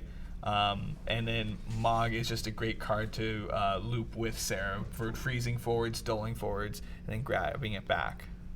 A reminder for today, these gentlemen are only playing a best of 1, so we'll see how this hard start for Emmanuel here plays out for him. Kurosawa was able to respond with quite the blocker there. We went over him earlier. Turns out being a 9K is going to be pretty good against this board here. Yep. And I think one of the outs Yabuchi does have to this very aggressive start, he unfortunately just had to discard, and that is a Sid Mobius. It would have been really nice to hit that Sid Mobius and damage. You would have answered that Noel very quickly. Unfortunately, we did see the Prish. Oh! Oh my goodness! And there it This is. is very big. So those are actually the only Earth cards in his deck. Is the Prish? He is just playing those to hit off the Expers. So. And Yeah. the Sid Mobius, and we saw the Prish get discarded earlier, so that's why he discarded the Sid. He was very unlikely to draw another Earth card, but that EX was very well timed. It's going to swing this match quite a bit. Yeah, I mean, I don't want to say I have future sight or anything like that, but that was impressive. Yeah. I mean, man, hitting that EX burst, I think, completely swings the tempo currently now in favor of Yabuchi. Like, that was a very, very strong EX burst to hit, and the time that it hit as well. Absolutely.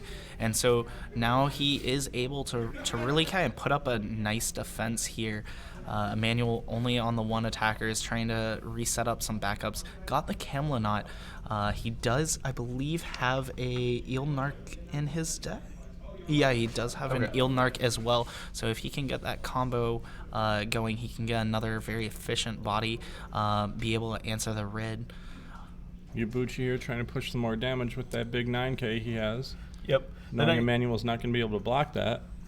Yeah, and then the nice thing to note, though, about the Eldnarch and Camelot combo that we discussed earlier is that that Najee can't be dulled. So worst case scenario, you still at least have something to defend with. Absolutely. And Yabuchi, of course, going to just take the damage here. Now he has turned on his red, so that actually is brave. So he will be able to push on Emmanuel. Emmanuel will have to come up with something to be able to get through that rid, or he'll just have to trade in a thief. Of course, that thief does turn into a 9K. And now we actually see a huge card in Yabuchi's hand. A legend of the set that we talked about earlier, the Fail Thanos is in his hand. I see that there in the middle. We'll see if he's going to go ahead and deploy that at this stage. It's quite powerful as he would be able to keep attacking with it and keep the Rid up as a blocker. So now that Rid's brave, he's just going to keep cruising in every turn. Sam, how do you feel about casting the Scylla here to take out one of Emmanuel's thieves and taking a card from his hand with only 2 there left? I actually really like that line for just the sheer fact that he only has 2 cards in hand, like you said. And there it is. Yeah. That's the exact play that Very Yabuchi punishing. goes for. And of course that Moogle that we talked about on the first turn coming into play here, so good. Yeah, I think that was a very punishing line. And not only that, but you get to hold on to that Fail Thanos. You still have a powerhouse card to slam down next turn. These mono thieves, I mean, we've seen so far now 2 on board, 1 in damage. Emmanuel seemed to very much so like that card. I think it's a strategy that is very strong, but Yabuchi's proving that removal it is probably one of the best things to prioritize, right, in draft. Unfortunately, the thief is, and Emmanuel's going to show it here, it's a very one-dimensional card, whereas he pretty much has to attack with it. He's not going to acquire any value from that card unless it is attacking, because it's not very large. So Yabuchi using his damage as a resource to be able to both fuel his Rid and be able to crack back in on damage, and kind of gave himself some time to set up from Emmanuel's kind of rocky start of just deploying the thief. Yes, and yeah, I mean, that's definitely the way that you probably have to play this game. I mean, he's done a very, very good job of playing this very tempered start. Yeah. Interesting thing to note is that Michitaro did find a Zande just now get milled. Yes. So Zande is another very, very powerful legend from the set. We're seeing a handful of them come out in Michitaro's deck, looking very, very strong right now. The Zande is a fun forward in the sense that it can grab that Najee from the break zone. It can grab some any 3-drop like a Furion or a third class soldier, all kinds of things. Potentially the Squall that's already in his hand. Yeah. Well, it has to be Oh, yeah, fire, you're right, Yeah, yeah. Zandi's locked in on fire. So Emmanuel did just go ahead and deploy his fourth backup. I'm not 100% sure if I'm a humongous fan of that play. Reason being is he's kind of about to turn the corner where he's only really going to get 1, maybe 2 turns with these backups before this game's really going to push in on him. And those cards as a resource are really important, especially now that we see a failed Thanos deployed. From Yabuchi's side. So, this leaves Emmanuel top decking this turn with 4 mana. He is going to be in a really rocky spot, holding on to that goblin monster, of course, being able to do some removal potentially, or at least trade on something with his thief.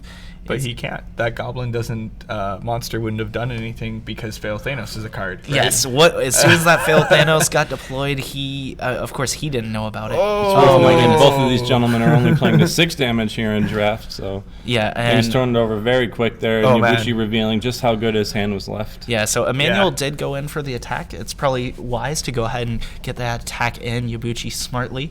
The damage did not particularly matter for him. Went ahead and let it go. Emmanuel was, of course, just going for that damage. He knew this game was lost. Wanted to help his tiebreakers just a little bit. Of course, that is our tiebreaker 2 in the Final Fantasy card game. So the more damage you can deal, the better it can help your tiebreakers. So important to go for that, but unfortunately, that's going to seal away the game for the North American player. Yabuchi taking a great victory, can proceed on to 4-2. Yeah, and very strong start from him. You saw a lot of very powerful cards. Just off the bat, you saw at least 3 legends right in his deck. Like that says something. Absolutely. Like so, the man definitely had. There could be more. There could be. Yeah, we don't know. We didn't see the entire deck. So, at the very minimum, there's 3 legends. And the crazy thing to note is that, the chance of him opening all those is minimal, right? So he did a very good job at keying in on what other players were passing him and really went for it. That round was over in just about 10 minutes. So we've got some time. So what we're going to go ahead and do now is I think we're going to take a quick break, very short, and we'll set up for an interview. Bring back Kurosawa, talk about how that game went and how he was able to pull out the win. Okay. Fantastic. See you soon, everybody. Thank you so much for watching.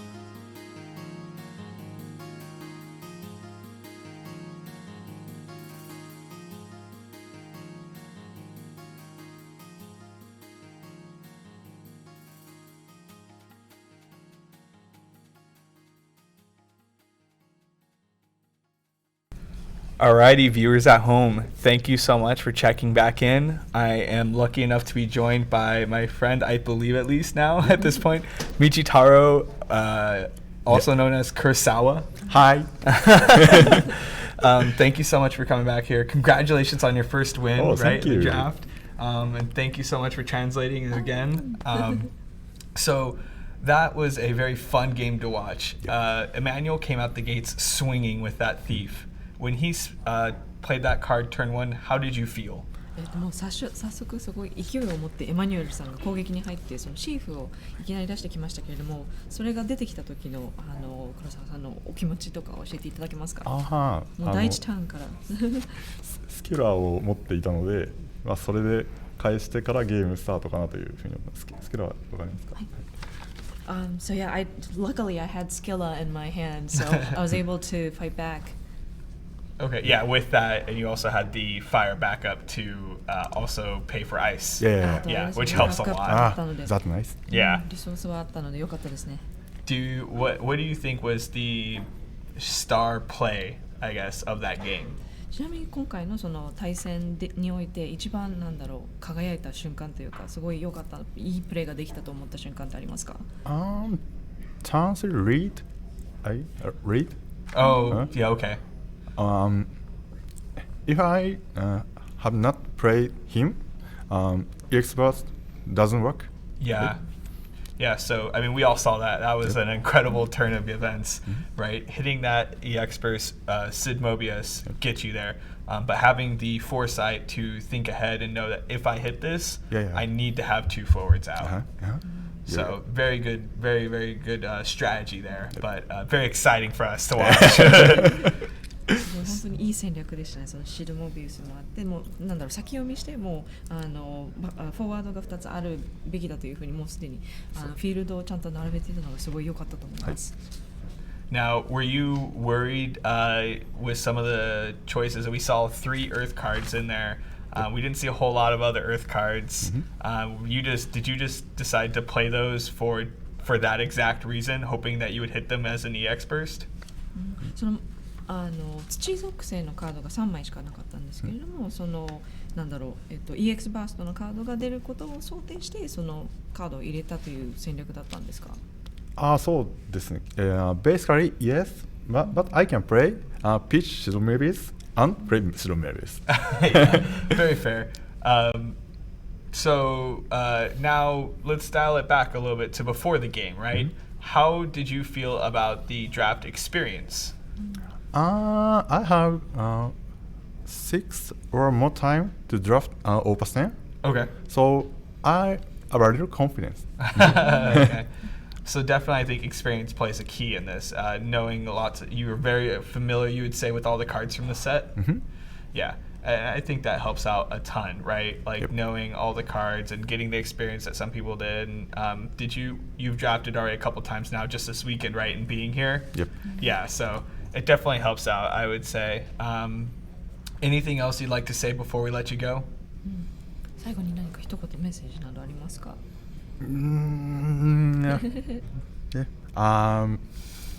I'd like to back the stream seat. Oh, yeah. Come back to the featured match. It seems to be a good place for you. You shine very well there. Yeah, so thank you. Hopefully we will. I can't guarantee anything, but if you keep winning, I'm sure we'll find you back on the featured table. Alrighty. Well, best of luck to you for the rest of the tournament, and I hope to see you later. Yeah. Thank you. Thank you very much. Origato.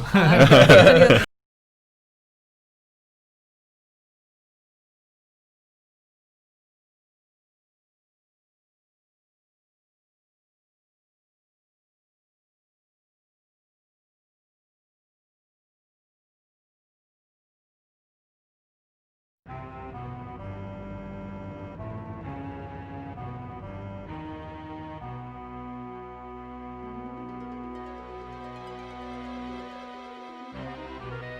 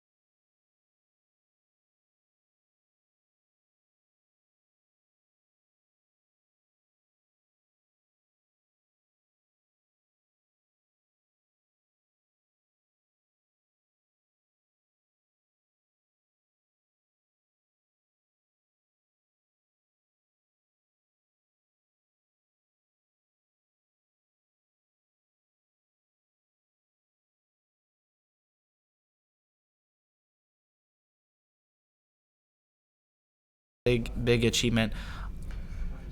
And who else do we have, especially in some of the top tables? So we just saw him on stream. My teammate and friend Joshua Freeman Birch, still crushing the competition with a X1 now. He I misclicked the mute, so to go ahead and start. Tell him let him know what you're doing. Oh, we had a little bit of audio difficulties. So we are going to go over the winners of the 6th round just to kind of fill in the viewers at home, let everybody know what all's going on. And the first one we were pointing out was Alexander Hancock's improved to 6-0. Our first player truly locked for top 8 for the World Championship. It was absolutely destroying his competition. Yeah, he's had a phenomenal run, not dropping a single round. But right behind him is going to be my friend and teammate, Joshua Freeman Birch. Definitely someone not to scoff at, a killer in the field for sure. We have a lot of players, though, that are following him up, right? Absolutely. So from Japan, Harigai has also is at the same points as Josh. So now he also has an X1 record. So both of them are looking very good for this top 8. Not a hard lock yet, but definitely going. And we still have a bunch of other players still going. And one that I think we'll actually have on stream this next time is... Yes, he's been. We brought him in yesterday, I believe, for an interview. Masayuki Yamada. We also love and know him as Duncan. He will be our feature table in the next round, going up against another player who is fighting for the cut in top 8. Robert Phillips. Yes. Yeah. Yep. Was able to cinch out his win. So both of these players will have their deck list just brought into us. So we got some exciting things to look forward to. Constructed decks in draft, I'll tell you that much. Oh, so we have some good fighting gonna go on between these decks. Before we jump into the max, one thing to point out: Matthew Okamoto, Yabuchi, and Laroy have all also improved to X and 2, so they did maintain their wins. So those players are still very much in contention. I don't believe anybody is out yet, but we're definitely got some good fighting going, and we're gonna get underway in this match. Yes, congratulations to all those players. We're now going to, looks like, resolve mulligans and get a very fun start. Yep. We see right off the back, discarding a lawn. Rob seems to have be a big fan of that WAF strategy. I don't think he decided to play it in constructed, so he decided, I'm going to draft it. You know what? Absolutely. And Yamada did take a mulligan, gets to start with a great backup as well, pitching a little less than stellar card, but works great for Earth CP. Oh, and Robert Phillips flips a fire card off his Geomancer, making that effective 1 CP backup. That is great. He's developed out to 3 backups. Both these players, a very different game than what we saw round 1, where one player just dumps out a forward. Here we actually have backups developing. Yep. I really like the strategy, though, from Masayuki Yamada. He's playing this 1-drop forward that can poke at your opponent, potentially, at least until Robert slams down a bigger forward. A much bigger forward. But worst case scenario, it's still a forward that does something, right? When Rob actually decides to make a move, that forward's going to net Yamada 2 additional cards. Maybe not the most potent card in the set, but a card that's hard to punish, right? So now, I will say, though, although that card is a little frail maybe to that Geomancer on backup, but I don't think I'm ready to break that Geomancer just yet. Funny, interesting, Yamada's swinging. I would imagine we see maybe a Dark Knight coming up. Absolutely. That is definitely going to be the follow-up. First. Okay. Of course, he does have a Sakura in hand. He's going to get deeper than Dark Knight here. Yeah, he's going to get his value off that card first, but then, of course, going to knock it out. Of course, we mentioned Sakura is great. Effectively, just a free body there since it did draw 2 cards. It was a very smart play by Yamada to take advantage of that. Are we going to see Rob high roll on the Geomancer again? I believe so. I would be... We'll see if he is as lucky the second time. Of course, his deck is very fire-centric. He does have a little bit of water in there as well, but he Here really... he goes. really has. Ooh. Oh wow, that is impressive. But he has really enabled this whole waft package, and we're gonna see him go to 5 backups. That's absolutely huge. You saw him discard the Ballista, so that actually makes that card a lot more live. He does have 2 more copies in his deck, so each copy now will deal 10,000 damage, and it is an EX as well. It's a fantastic card. So he did discard 1. It's that fire summon. It does 2,000 for every backup he has. Yeah, I think that definitely is a very important card to note. We saw Kurosawa last round. He tried to develop his backups for a similar reason, right? Now, those cards are cards that can punish an aggressor, so it offers a little bit of a comeback mechanic for someone that is starting to fall behind, perhaps. Now we see Caius coming out. Speaking of falling behind, into Rob's a not going to do it for Furion. long here. So that Furion is a 7k haster, offering the trade potentially, With the and Enkidu. Yamada's not going to take it. Yeah, Yamada, I believe, let's see if he has some Gilgamesh in his deck. He does have a Gilgamesh, so trying to preserve that Enkidu to potentially get the cost reduction on the Gilgamesh, as well as a Sid Mobius I see in hand. Of course, you want to keep your forwards out if you want to take advantage of that Sid Mobius. Fantastic piece of removal. Yeah, and one thing I do really like also about Rob and his decision to play the Caius right now is that the Caius doesn't feel that punishing.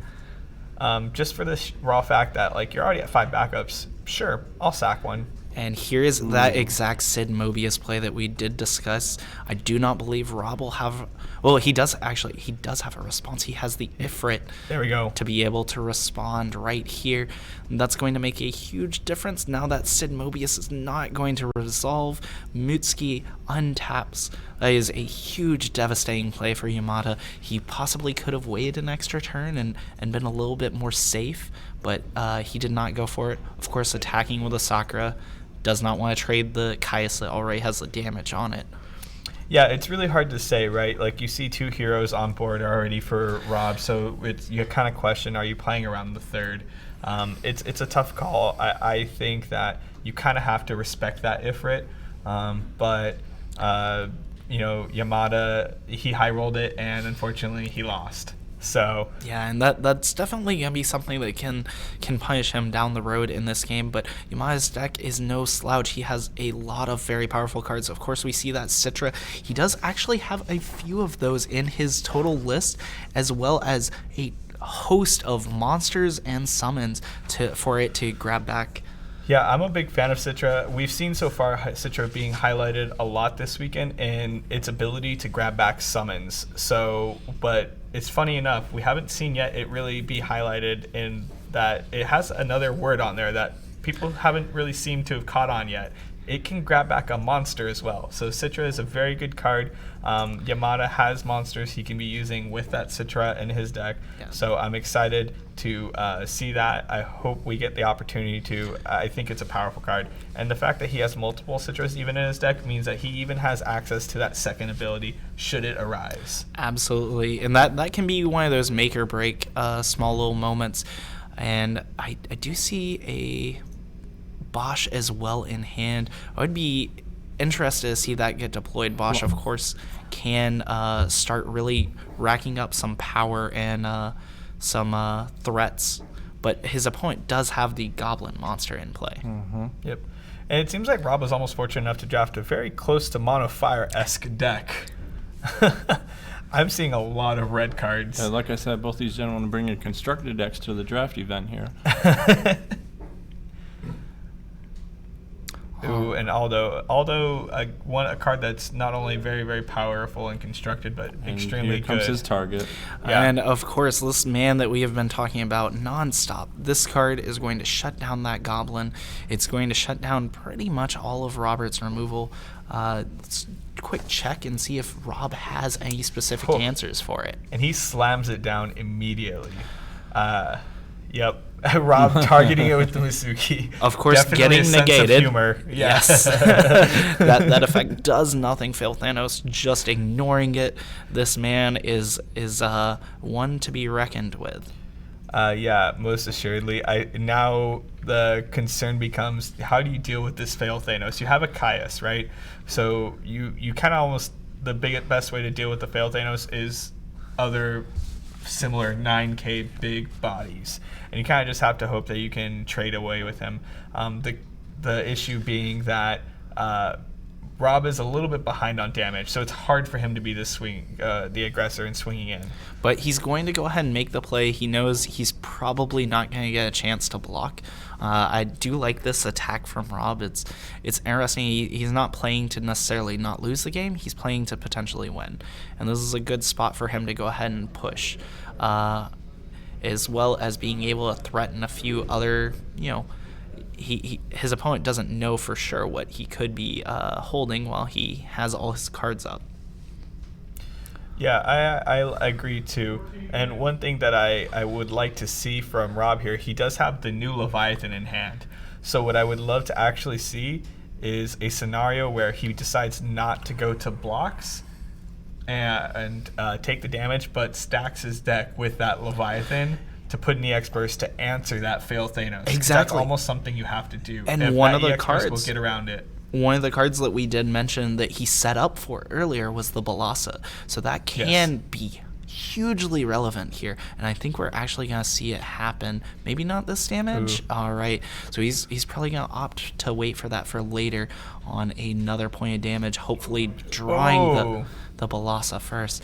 And of course, and oh my goodness, coming from Robert, as he sees another terrifying 9,000 power come out on his opponent's side of the field. That is definitely Yamada saying, I am controlling this board. You can have fun. I have big forwards. Let's play a game. Yes. Having a very large body is very, very relevant in this format, and we're just seeing it very quickly take over this game. Rob started out with a Caius and was able to kind of swing with the large bodies, but now Yamada's got bigger bodies, and of course he has that Miot's backup that can threaten his bodies to be even bigger. Yep, and Folka is a legend from this set that we have yet to see yet. It will work very nicely with the Leviathan that is actually still in Rob's hand. Rob does not have too many water cards, so he might just opt to discard the Leviathan with Folka. Cards like a 3-drop 7K are good in draft format. Maybe that's just what he's aiming for here. Yeah. And here we go for that play that we were discussing.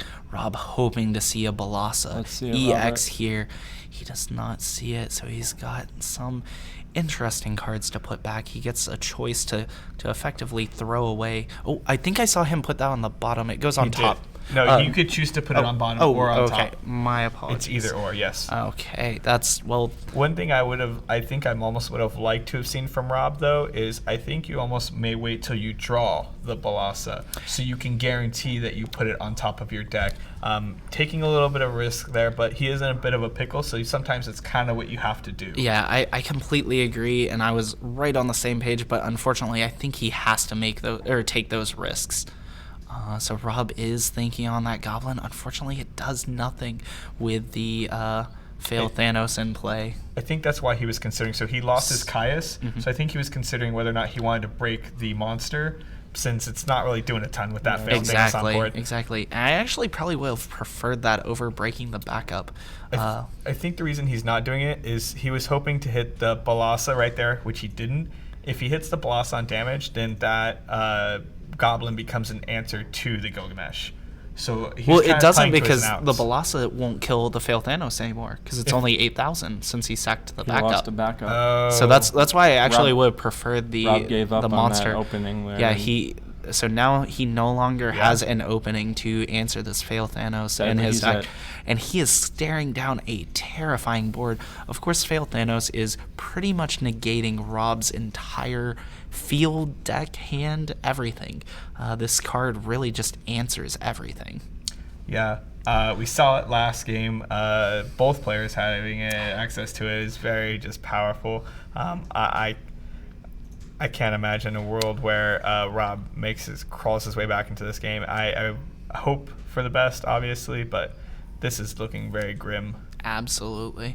Now, we do see a nigh constructed deck here from Rob, where he's got Lawn, he's got Rain, he's got Loose, and of course opting to discard the Rain just for the Rid, as we did discuss. This card's large, but it's not going to matter against Yamada with his backups that can make his forwards larger, and just his abundance of 9,000 powers. Yeah, luckily for Rob, it's looked like he's drawn dead there on Yamada's side for double backup in hand, I believe.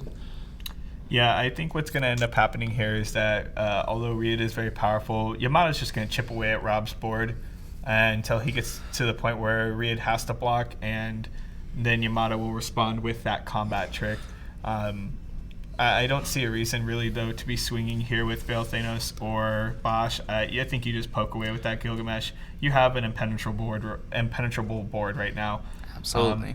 Just take it slow and safe. Yeah, he has chump blocks, so it's very smart to just kind of hang back. Doesn't need to attack with the Veil Thanos. Don't want any kind of trades or shenanigans happening. Of course, keep in mind, even any combat tricks Robert would have, usually those say choose a forward.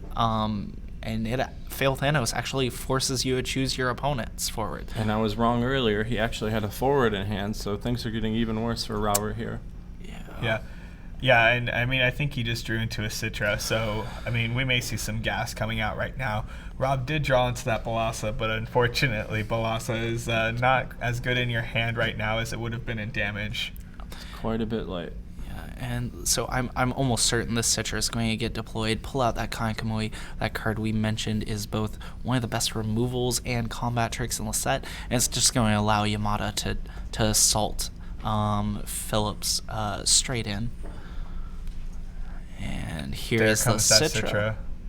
Yeah, and Oh, he's going to opt for a Ku Sith. very interesting choice. Yeah. Wondering what the play here is. I personally would have preferred maybe. Oh, he's Oh actually. my goodness. Oh my goodness, That was interesting. something. I personally still think the Kankamui would have been a little safer of an option. Sometimes you've got to show off, you know? Yeah, so I'm pretty sure that was the spice play he was just wanted to do. I think so, because I mean, it does allow you to attack with the Sakura here, and you've got game on board. There's pretty much no way that he's not getting out. Yeah. So Rob, of course, trying to make sure that his opponent does stuff. He's just Rob's just geomancy. just for the fun of it, trying to. Well, he has a Masuki he can use too, right? Yes, of course, all of these cards are being negated by Veil Thanos. So, of course, Robert, in good fun, showing off all the many things his deck can do to any deck that doesn't have a Veil Thanos in play. Yep. It would have been a wildly different game, but unfortunately, that card really canceled out all of his plays. Yeah, that card is most notoriously a bomb. And if you don't have the EX Burst answers or some cards like we saw last game, it's just dealing with that card is an absolute terror. Yeah, and of course, Yamada does have Aldos, as we saw in that game. He's able to tutor that card. Consistency and the bombed. It's everything that you do want in this format, and it's what carried him to victory. Yeah, just very powerful forwards, and just and even the combat tricks, the monsters, the recursion. We saw him recur so many cards that game. He was able to show off his everything there in that game. So. Yes, that was extremely impressive. I question whether that card is even good in a local event. You know what I mean? Just the constructed, 3-round locals, 4 rounds. It can maybe put in some work. So, congratulations to Mr. Yamada for taking down and hopefully pushing him that much closer to the top 8. Let's go ahead and maybe invite him in for an interview. Absolutely, that sounds like a plan. Groovy. We'll see you soon. We'll see everyone back for that. Thank you.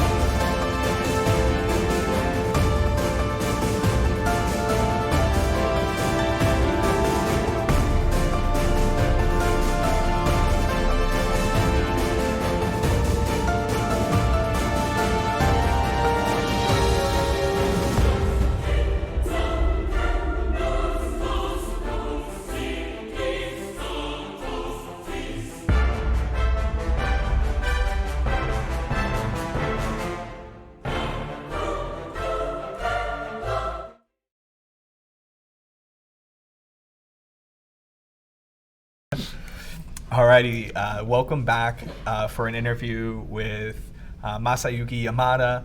Congratulations on your win. It was a very convincing victory.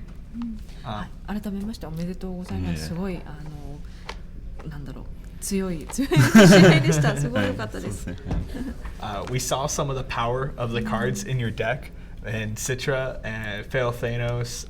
How did you feel about when you were picking some cards like that? もう本当にパワフルなカードがいくつもありましたけれども、シトラであったりフェウルテノスだったりが出てきましたけれども、今回のそのドラフトで構築したデッキについてのコンセプトというか、どのようなアプローチで行かれましたか？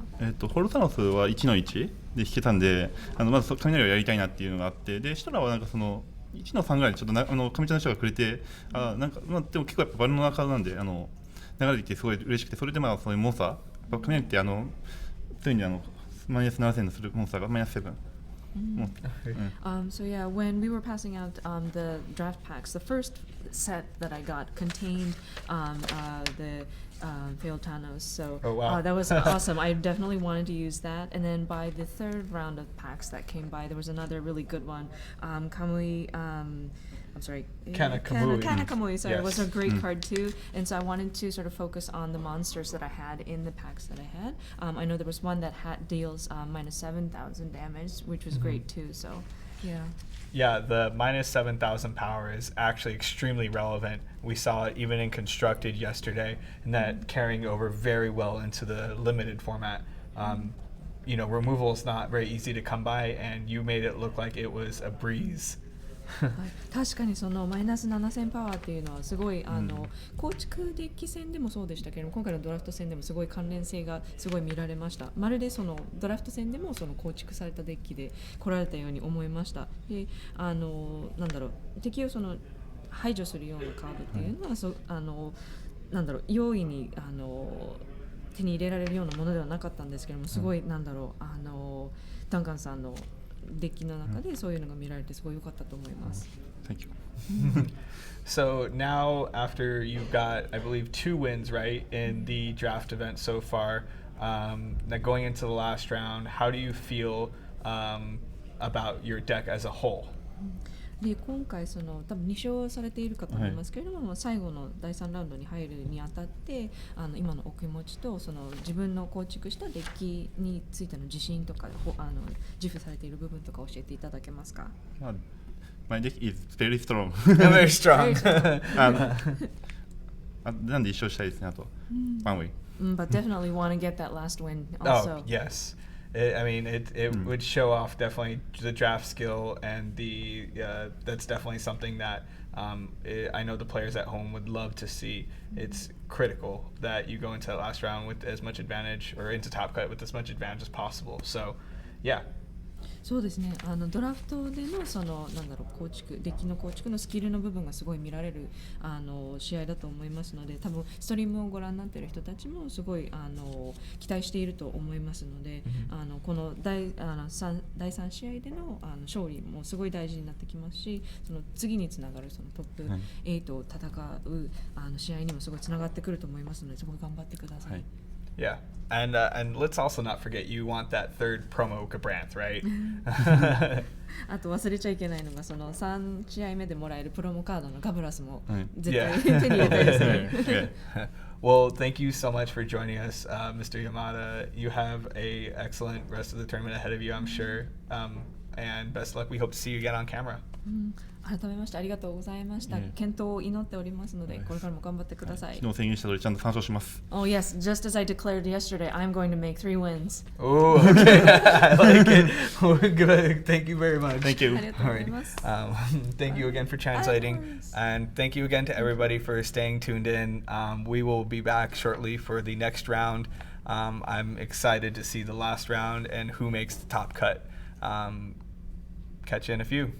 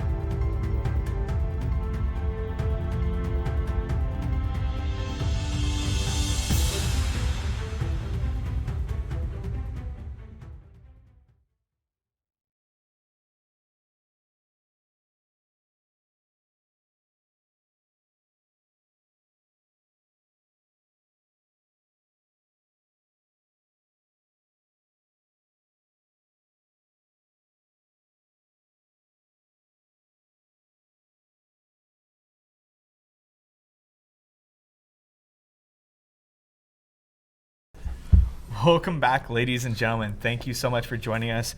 We got a few more wins that we're going to announce before going into the next round. So our final round of the World Championship in Swiss. This will make our final cut after this round. It's a really make or break point. All of our X2s. So at this point, they're looking for 18 points to 100% guarantee them. Is it 15 or 18? 18 points, I believe, will lock you into day 2. 15 makes it very tricky because there are going to be a lot of 15 points. Yes, absolutely. So that's kind of the danger zone they're going to be looking at. But of course, we do have our former world champion making quite a run of it, continuing on his X&O record. Alexander Hancock has done it again and is going to proceed on completely undefeated for this tournament. Yeah, so very excited. He's undefeated, and his only loss, the other player who is doing very well so far has only lost to Alex. He's taken 2 losses. That is Haragai. We will be seeing him on stream in this upcoming match. Oh, fantastic. Yep. And his opponent is hoping to squeak out the win and make it into top 8. Absolutely. Yeah, Christopher Matisky had a great showing in Constructed. Hasn't been performing exactly how he would like in draft, but if he can cinch out this victory, he is almost certainly going to be in this top 8. So this is going to be a fantastic match between 2 great players, Haragai, Matisky. I'm really excited for it. This will be a good one. Yeah, the real question I think everybody's got to be asking, though, is did Haragai draft Une? Oh. Yeah, I mean, how interesting would that be, right? Absolutely. And we can go ahead and take a peek at these deck lists, see what kind of materials these players are working with. Matisky has opted for a wind-water deck. He does have that nice, strong, he has a little bit of Sky Pirates and those Zidanes that we did talk about before. So he can really kind of go underneath a lot of the decks. But it's going to be interesting to see what Harigai's playing so he can know how to navigate through that match. Yeah, it kind of looks like Harigai's placed a lot of emphasis on Earth and Lightning, and then opted to splash Ice. So it'll be very good to see what these Earth Lightning cards are. I can promise you all at home, we will not be seeing a Fail Thanos slammed in this this round. That will be different than the past 2 rounds where that card played an integral part. But here we're going to have to see a little bit more different style of games where you can't just roadblock with that unstoppable They'll beater. actually have to play the game this round. Yeah. It'll be a little bit more interactive, to say the least. Absolutely. So we're definitely going to see some interesting thing coming out. I do like both players' decks a lot. There's going to be a lot of interesting interaction. I think Matisky's deck in particular has some great interactions with his summons. I'm sure we'll see come into play here. Yeah, and it kind of just comes down to some of the things we said previously, right? Like, can the absolute monstrosity of the Earth power overwhelm Matisky? Because we've got a couple of Gargonzolas, we've got Titans on the other side. Like, you've got I mispronounced this, Miotsk, I believe. Miotsk? Yeah. Yeah, he's got a few of those backups, so there's going to be definitely some math that Matisky will have to navigate his way around. So, and Matisky debating on mulligan here. It looks, and he does have one of those cards I did mention, the Kuchulanes. He has 4 in his deck. He's going to definitely be able to enable some combat tricks with that. And I did see him mulligan that hand with the Vaughn, one of his more powerful cards. That Vaughn is very strong, but he opted. That wasn't the hand. So he's moved on to his new hand. I don't see any backups in his hand. I could be wrong. And there's that Miotsk you were just mentioning. So 2 backups, Mono Earth so far from Haragai. It's a pretty solid start, I would say, for sure. Let's see how Chris is able to respond here. Ooh, this is a strong start Not from with Sky the backup Pirates. as we expected, but let's see here. I I believe that's going to follow with haste and draw card, and there it is. I love that line. And he drew into, right after that, the Gilgamesh that will recur a 2-drop forward. So that would actually be a very powerful line, I think, with the Sky Pirates. And he does have the Raz in hand was the as next thing, well. yes. Exactly. So once Harigai does go to deploy a larger body, Matiski may be able to respond and get that out of the play. Oh, and here it is. We may be That is seeing good. just that this turn. Yep. It's fortunate for Matiski we didn't see the Earth Gilgamesh come down there. That Raz would have been not as potent. Yep, and there it is. Matiski is going to really apply the pressure as fast as possible. On 0 backups, you gotta make this game as fast as possible, and that's what he's aiming to do. I love that he has gone for this line when he didn't have the backup. Of course, we don't want to develop a backup at this stage of the game.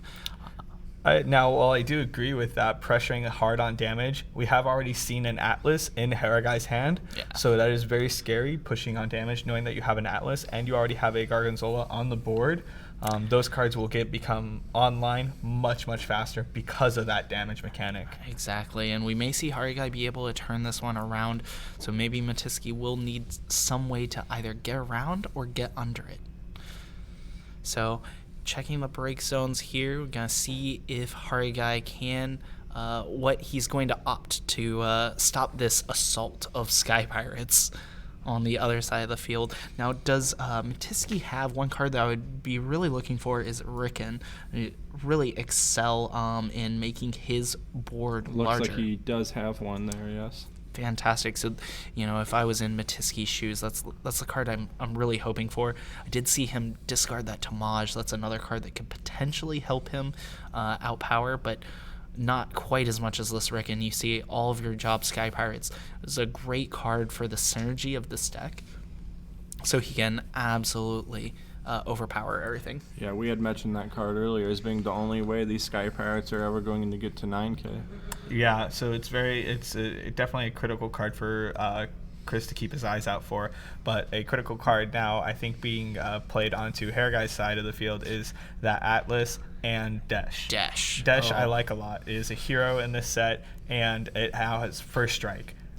So basically, he has said unless you can somehow manage to remove this forward, this Philo and the other Elza will not be doing a whole lot. Right? Absolutely. And with the Gargonzola, he can use that on the dash. So a party attack isn't even safe here. First strike, of course, Yes. working very well against party attacks. So Matiski's going to have to figure out something. We did see him discard one of the Zidanes earlier in the game, but even the Zidane wouldn't be fantastic here, considering that... Kites does help. Absolutely. But considering that the Desh and the Atlas are only 3 drops, they're able to block the Zidane, which normally would be Sky Pirates' answer to these very tough blockers.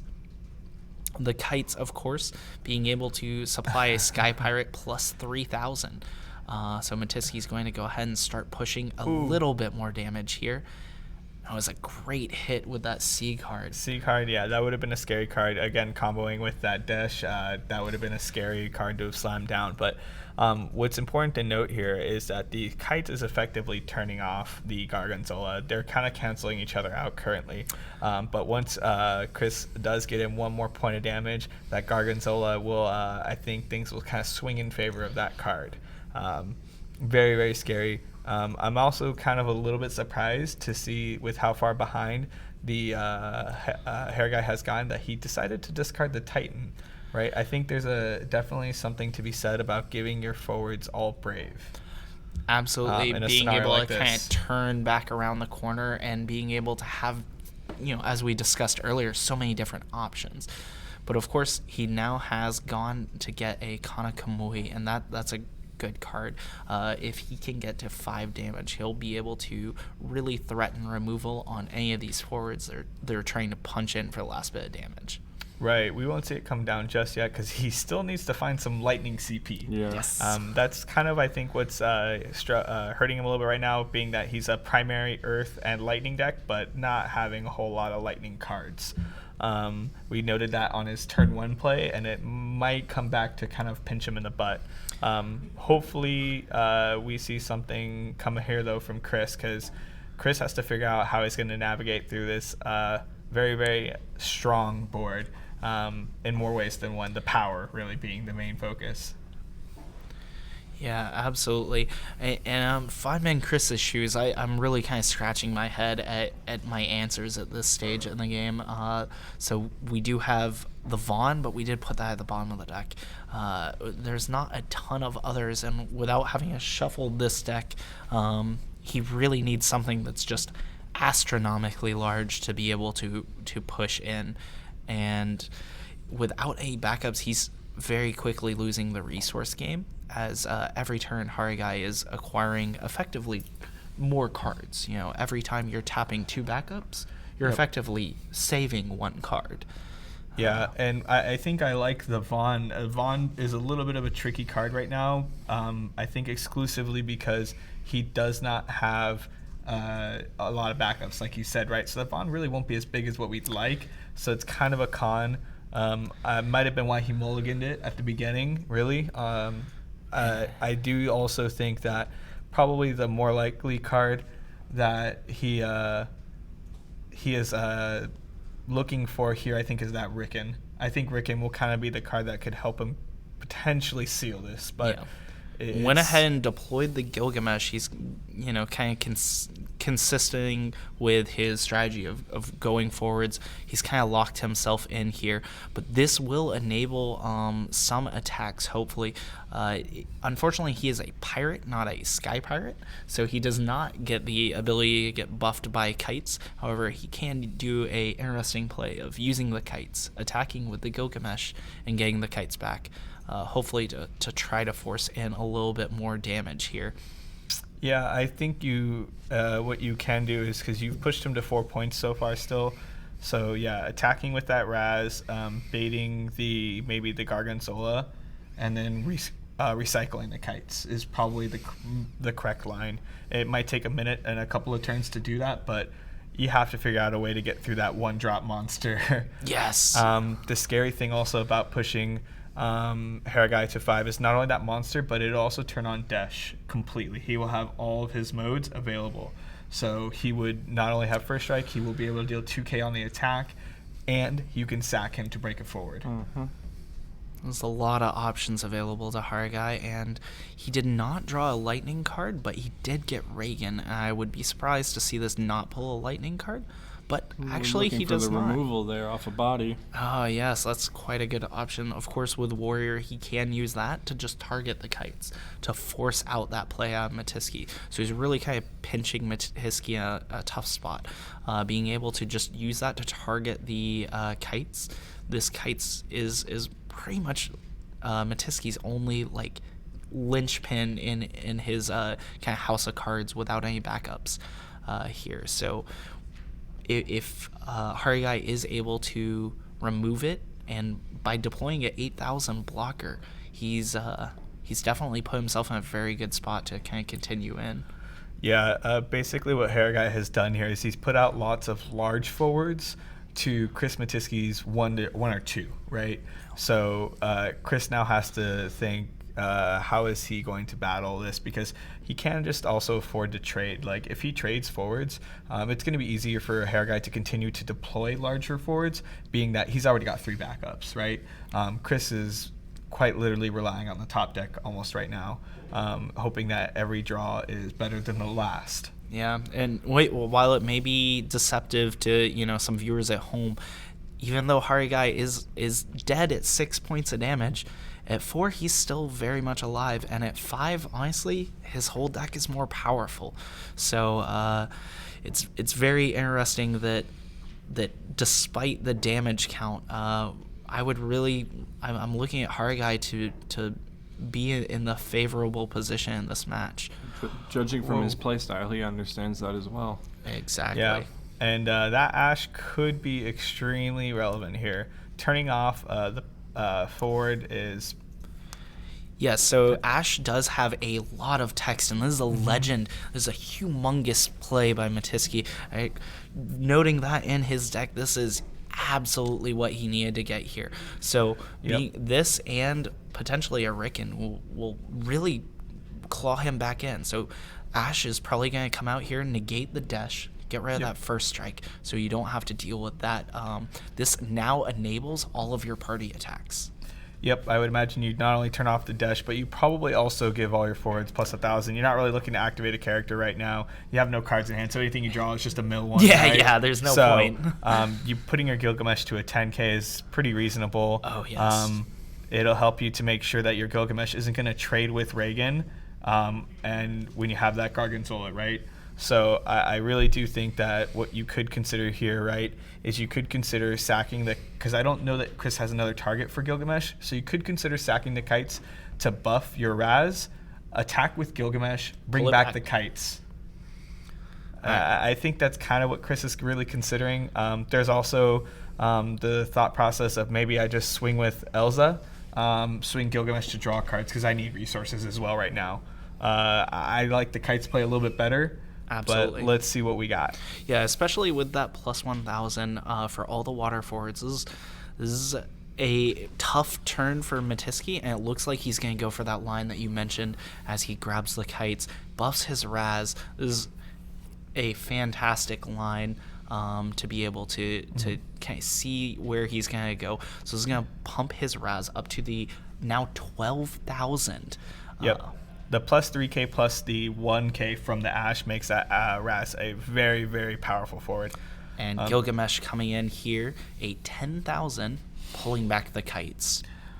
One thing to also consider, I don't know whether or not the Raz is a strong line. You could also wonder if there's a line where you buff the Philo and bring back the kites, so that kites can now threaten the second time onto 2 forwards versus the 1.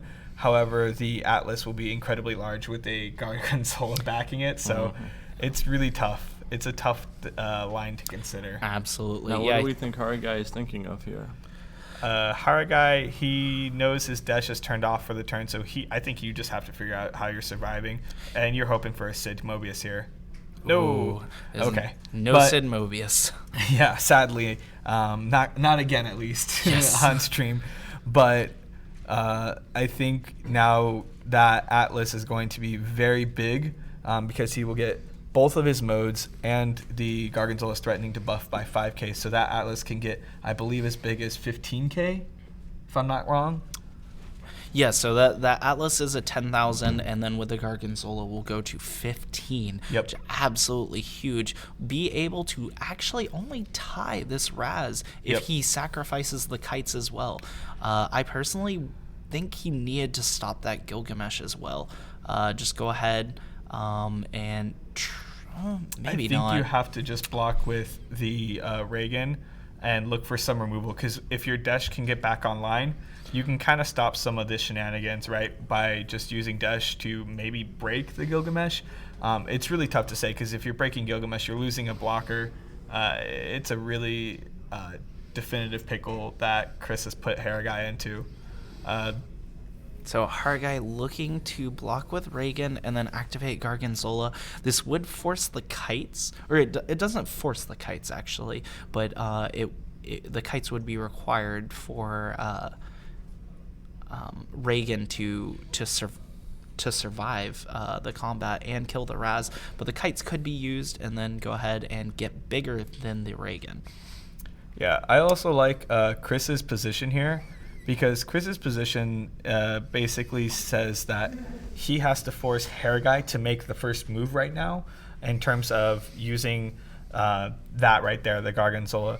And so it puts Chris into a very superior, I feel, position. You're not defending as effectively as you might like with some of those cards. Absolutely. And of course, the Gilgamesh, being able to attack again the next turn can just pull that kites right back. Now, one thing to consider is Haragai does have that Kanakamui. He's at damage 5. That is now live removal for either the Ash or the Gilgamesh.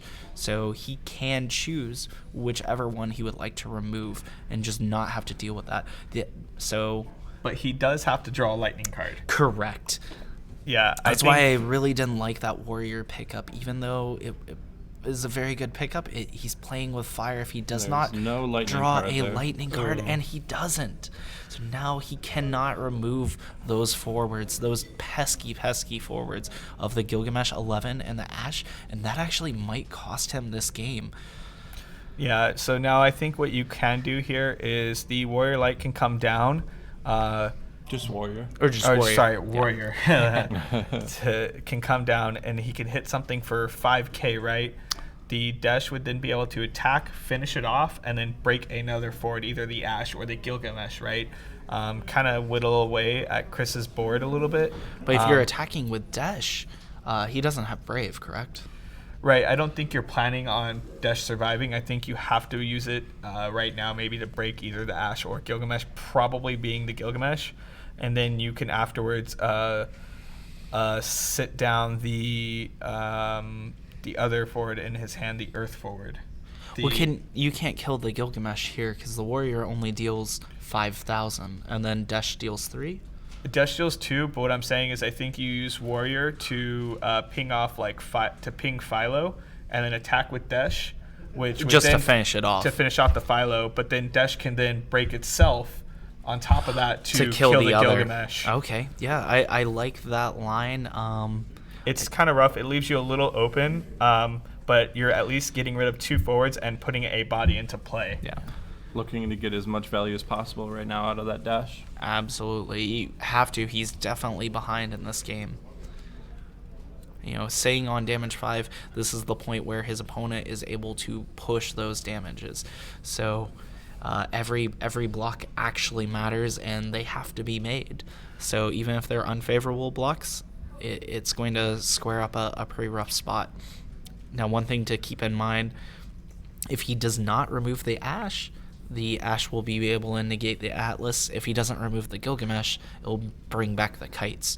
So he's dealing with either large bodies or a shrink of his own forwards. Yeah, I think that's definitely the tricky spot right here. Basically because the Ash is an 8k, so Desh isn't going to deal. Desh only dealing 2k, and the Warrior dealing 5 leaves Ash just shy of surviving. So it's if he had 1,000 more damage, he would be at a pretty fine spot. And we are only considering these plays due to the fact that he did pick up that Warrior, but I think he still is in a much better spot. If he had just picked up the Kanakamui, he would be able to just choose whichever one he wanted to remove, and he'd keep all his forwards without having to attack with them. Well, there goes that Warrior. I think it's hard to say, right? You could also argue that the Sakura could have been correct, potentially, right? Because you could swing with Desh, then cast Sakura. If you did draw that lightning card, then potentially draw 2 more to be able to also cast the Kanakamui. Because the only lightning card, I think, in his break zone at the time was the Sakura. Yeah. So it's very picking tough. up a low power card, and Haragai does have a lot of lightning cards in his deck. He could have drawn quite a few of them. He's got about 10, and he's only seen 3. So it was a very live play, but it looks like he moved into the play that you were discussing, dealing the damage with Warrior and attacking with Desh, finishing off Philo. It's very interesting gameplay here. Yeah, and you can just pass here. Wait till Chris goes to combat. You might just like to see Ash use its modes, because if Ash does choose to, it's important to know, if Ash chooses to make Desh you lose its abilities and buff his forwards, Chris or Haragai can in response sack the Desh and Ash would lose all of that, all of its modes because it loses a target. Absolutely. So Hair Guy could be trying to play around that, maybe walking Chris into a misplay. We'll see how that goes. Oh, he just decides to break the Ash. Okay. Yep. It looks like we're not even going to give him a chance to go to combat here. Just go ahead, break that Ash.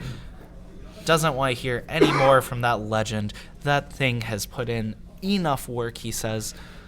Yeah, the argument to that and why you would probably do that is because the Atlas being a 10K now means that Gilgamesh can't safely swing in, right? So the Gilgamesh can party attack potentially. I mean, Chris isn't really afraid of taking damage either, so he could just wait to draw 2 more cards. But I think the longer that Hair Guy survives, the more resources he will have at his disposal to kind of just walk away with this, right? Absolutely. Any extra live card is just a real roadblock for Matisky.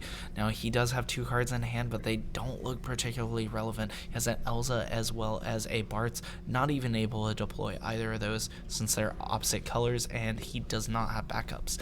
So, as you mentioned, the party attack is an option, but not being able to negate the Atlas is definitely going to hurt him. It was a great play by Haragai to make sure to shut that down before he got to the combat step. Yeah, and I mean, and another thing he could to consider on Haragai's part, right, as the defender, is that if Gilgamesh attacks, I would imagine you party attack and you probably bring back the kites or the Philo. The kites would make it so that your Raz can swing safely and not have to worry about trading. The you Philo could also just chump block. Yeah, so if you party attack with Gilgamesh and Elza, you'll pull back the Philo, attack. Depending on what the block is, if he does choose to block with the Atlas, is the only way he'll be able to kill Gilgamesh. So if he does do that, then it leaves Haragai with only the 8,000 and the 7,000. An attack with Raz, he'll have to block with the Warrior. Then attack with Philo, so you just trade all the boards. However, he doesn't have to attack with Philo, right? Because you bring back kites. You don't have access to Philo just yet, at least. Well, but if he did pull back Philo, if he pulls back Philo, then I don't think. So I think this is where things get very tricky, right? Because if you pull back the Philo, then Haragai does not have to block with Atlas, correct? Like, you don't get to kill the Gilgamesh, but you also don't have to worry about the Raz and the Philo getting through for or Raz or Philo getting through for damage, or safely swinging. Well, they don't have to necessarily safely swing. They can just trade in, and it will leave Matisky with a forward in play of the Elza. Even though it's not a great forward, it would force his opponent to have to top deck a forward or a piece of removal. Very, very true. If I was in Haragai's shoes, I think right now, one thing you could also consider, he's going to just get that Gilgamesh off the board. Yeah. And, of course, that attack that we did just mention, the Raz going to come in. What he could do is, because Kites obviously doesn't have haste, right? So you could do the sack the 3 CP4 to protect Warrior, right? Which is what it looks like Haragai is considering here. What I think was the potential misplay, right, from Chris is he should have brought back Philo. Because if you bring back Philo, does Kites not trigger, and you could discard a win card to bring back the Kites? It only triggers on Vaughn's. On Vaughn? Okay. If we can pull up Kites real quick just to double check that. But I do believe it only triggers on Vaughn. Sam is correct. It would be pretty nutty if it triggered on all Sky Pirates. Yes. But I still think it... So here, it does leave Matisky with a Raz, but his opponent still has the Warrior and the Miotsk. I don't know what Haragai drew, but I believe with the other line, if he didn't deploy anything, he might have actually just had game here. But we're going to see another Kites get deployed, and this is going to force the attack and the block. And there's the pump. There's this other pump, and there it is. That will cinch the game for Christopher Matisky. Right, he will seal his place in the top 8. It was a fantastic game. The Ash really carrying him to victory. We were hoping for the Ricken, but honestly, the Ash did a lot more work. These legends, very powerful, even in the limited events. Yeah, I think that all the players with 2 wins are guaranteed, but players with 3 wins, I'm not sure that they are guaranteed into top cut, and that's where, or with 3 losses, sorry. Yes. And so Chris is kind of still clinching, hoping that he has the opponent win percentage. He's probably in. He had a very strong Day one. So I'm fairly confident in saying that Haragai and Chris will probably make the top cut, but it really depends on how the rest of the tables finish out. Absolutely. And that was just an excellently played match by both players. Yes. Haragai on the back foot the whole game, started really clawing back into it, had a very imposing board, but Matiski just unlocking the secrets and really getting in there. Yeah, everything we mentioned about Sky Pirates earlier today was shown off in that game there. Yeah, I think the biggest thing to note really is that Chris kind of just said, you're going to play my game. Haragai went into this round with a very slow deck, and Chris took full advantage of that. Haragai hoping maybe not quite to hit that much damage that quickly, but Chris did not hold back. He definitely put in the guns full blazing. He put his foot to the pedal and just never looked back. Yep. And that was a good line that I we were discussing earlier. He doesn't have the resources to try play the resource game at this point. There's no point in playing the backups. Just go in and really push, and he got there. It was fantastic. Absolutely. Congratulations to him. I think, if I'm not wrong, he may be standing behind me for an interview. So let's go ahead and sneak him in here. Absolutely. Chris, congratulations. Thank you. Great I mean, I'm job. still like 3 right, but I did get paired up that round. So Correct. That's correct. directly good tiebreaker. Yeah, so with your tiebreakers, it's looking pretty good. Of course, nothing's 100% set in stone yet, but congratulations on that match.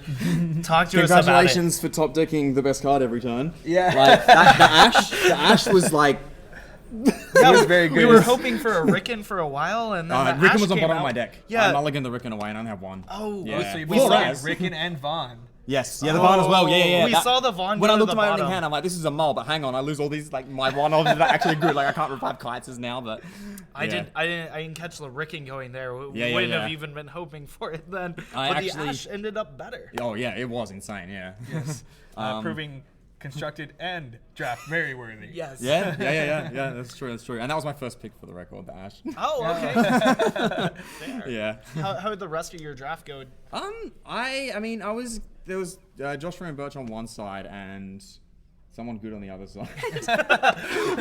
A room full of no It was like slouches. Kurosawa, I think, or something. And so I pretty quickly abandoned the good, like the elements like lightnings and earth and stuff. I have like the hell good cards because I saw like maybe one kind of Kamui and like one something else. I never saw Sid Mobius, never saw like half the good cards in those elements. So Joshua and Birch got them all. I'm reckoning with them. I had a Cloud of Darkness earlier as well, but then there wasn't any ice either. So then all the Sky Pirates are going around. So I'm like, okay, sure, we'll do this. So we'll picking up those signals, moving into something that was open, and being able to have a strong legend as a support. Well, yeah, in my head, and the Gilgamesh as well. So in my head, those 2 cards with the Sky Pirates would be very good. And that game it worked. I didn't draw them the other games, but absolutely. And we were discussing your lines, the attack with the party attack with the Gilgamesh, what you could bring out there, the Philo, the Kites, just kind of debating. Oh, that was a big debate in my head. It was a tough one. How did you come to the conclusion for the Kites over the Philo? Keep the Raz, because as long as his 10k has to die basically, because he can't sack the thing or he loses. So I keep my Raz, which is big, as big as his remaining forward. And if I draw like one of my other cards, it actually helps me win. I have so many heaps of Kuchus, so like I have 4 Kuchus in my deck. Yes. So if I drew any, I did draw a Kuchu, but also the Kites was better anyway. But yeah, if I drew a Kuchu, I could push through the Warrior with the 2k. So I was like, keep the 8k. I need the biggest body I can to hopefully push over. Those smart plays, and that's what cinched out the win. Yeah, that's the reason he made it 2 worlds through day 1 and hopefully maybe into top 8. Hopefully. So yeah, no, that was a very well navigated match. Thank you. I'm very excited to see. I think we've got the top 8 players in the room. We're ready to announce it. Oh, boy. We're gonna go ahead and announce it to the players here first. completely shock everybody, I think, and then we're going to go ahead and reveal it to everybody at home. We'll be back in just a few minutes. Oh my gosh! Congratulations on that win. Thank you guys. Thank you We've very got much. our fingers crossed to see something something come out the works for you. Thank you for joining us. No worries. Thank you so Thanks for much. having me.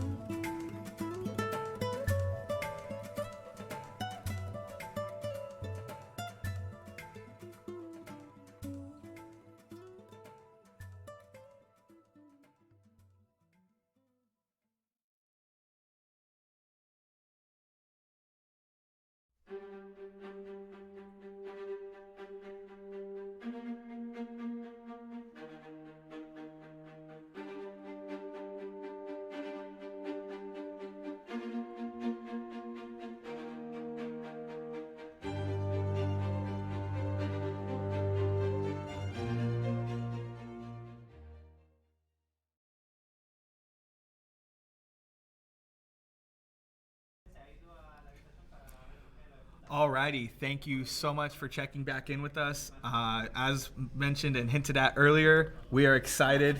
We have our top 8 for the Final Fantasy World Championship 2019. Let's kick it off. Let's jump right into it. I've got this one. Okay. In first place with 21 points, the champ, Alexander Hancox. Phenomenal day 1. Phenomenal so far. Incredible. Day 2. Let's go. Now matching him in points, Joshua Freeman Birch, 21 points, giving Alex a run for his money. Two-time Crystal Cup champion this year. We're expecting some strong plays from him in the top 8. Moving forward. In third, also going down to 18 points here, we have Mishitaro Yabuki. Alrighty. We know him very well. We had him on camera a couple of times, as well as the next competitor with 18 points, Masayuki Yamada, also known as Duncan. Yep. Congratulations to him. Yes, and that's rounding out the top 4 there.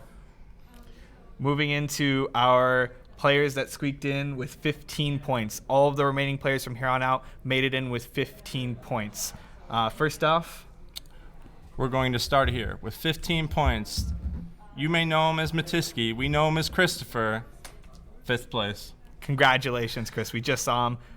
He was giving out some high fives. The next player on stream a couple of times. We saw him win, I believe, in stream now twice. Strong player from Japan, Haragai.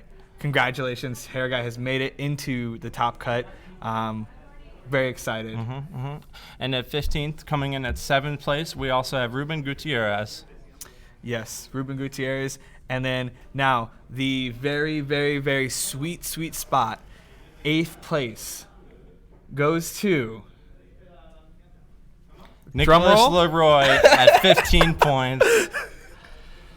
I think I gave a few people maybe a heart attack there. You did. Okay, so now we've announced the top 8. Should we go with the? We should not announce the bubble. No, Okay. no. People will be able to see it in picture form. I feel too bad about 9, 10th, 11, 12. 13, 14th, so there was a lot of 12 points left, a lot of 15s left. So I mean, I'm pretty sure we all wanted 8th through 16th to make it into the top I would have cut. loved to see all of them play. Yeah. So, but congratulations to all of our top cut. We are going to take a short break. They're going to do some deck checks. We will be back at 2:45 for top 8. Congratulations again to all of our top 8 competitors. When we come back, I believe we will have a bracket to reveal too. So I will be seeing all of you shortly. Congratulations.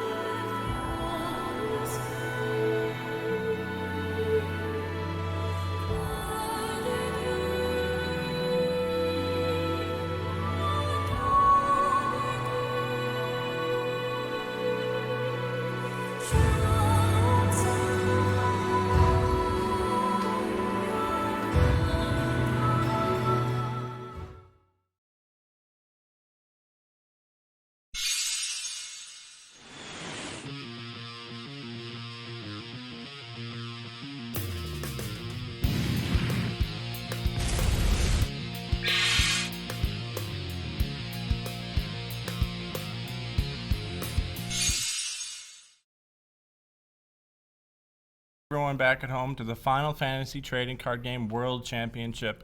I'm Rice. This Brian is Burckley. There we go. You're joining us for the top 8 game here, quarterfinals. We're going to have Ruben Gutierrez up against Joshua Freeman Birch. And for the rest of the players, I think we're going to throw a bracket up here in a little bit.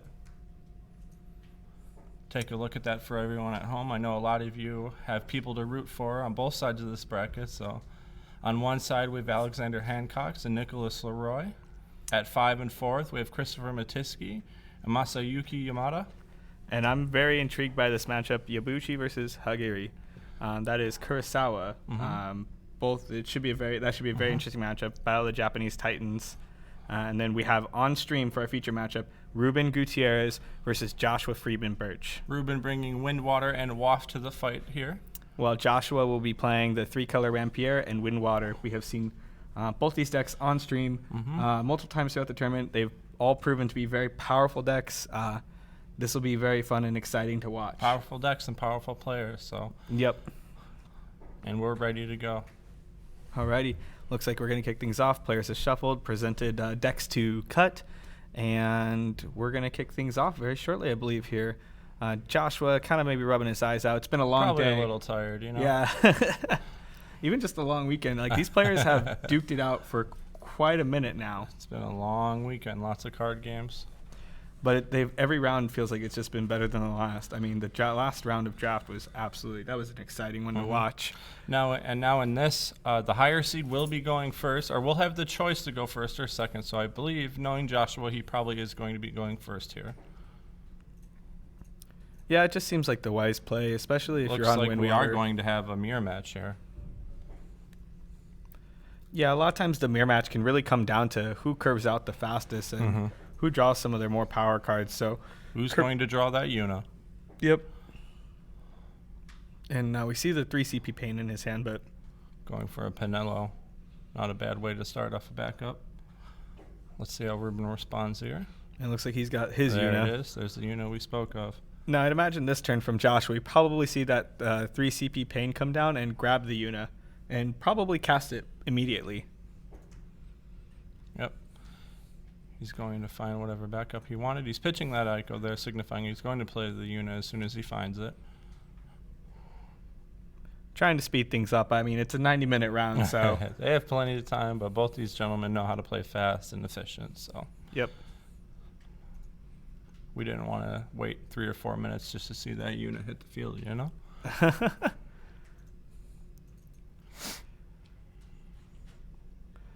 And, man, those are some very nice sleeves. I think the players, did they get those for making it? They did. They all walked away with a variety of different sleeves. I believe there's some FFT sleeves, some 11 sleeves out there. Oof. I've seen a lot. I believe the Yuna and Len, I think that's who it is. Sleeves are out there. Very nice. Forgive me, that wasn't one of the games I played, if I'm wrong. Otherwise, I nailed it. Now, JFB has a Mayone still in hand and a Zidane along with Citra. That could spell for some very oppressive turn coming up. Like if you go Zidane into Mayone, into Zidane again, that could be some bad news for Ruben. See what Ruben has in hand here. It looks like a Clouded Darkness maybe in a Yushtola.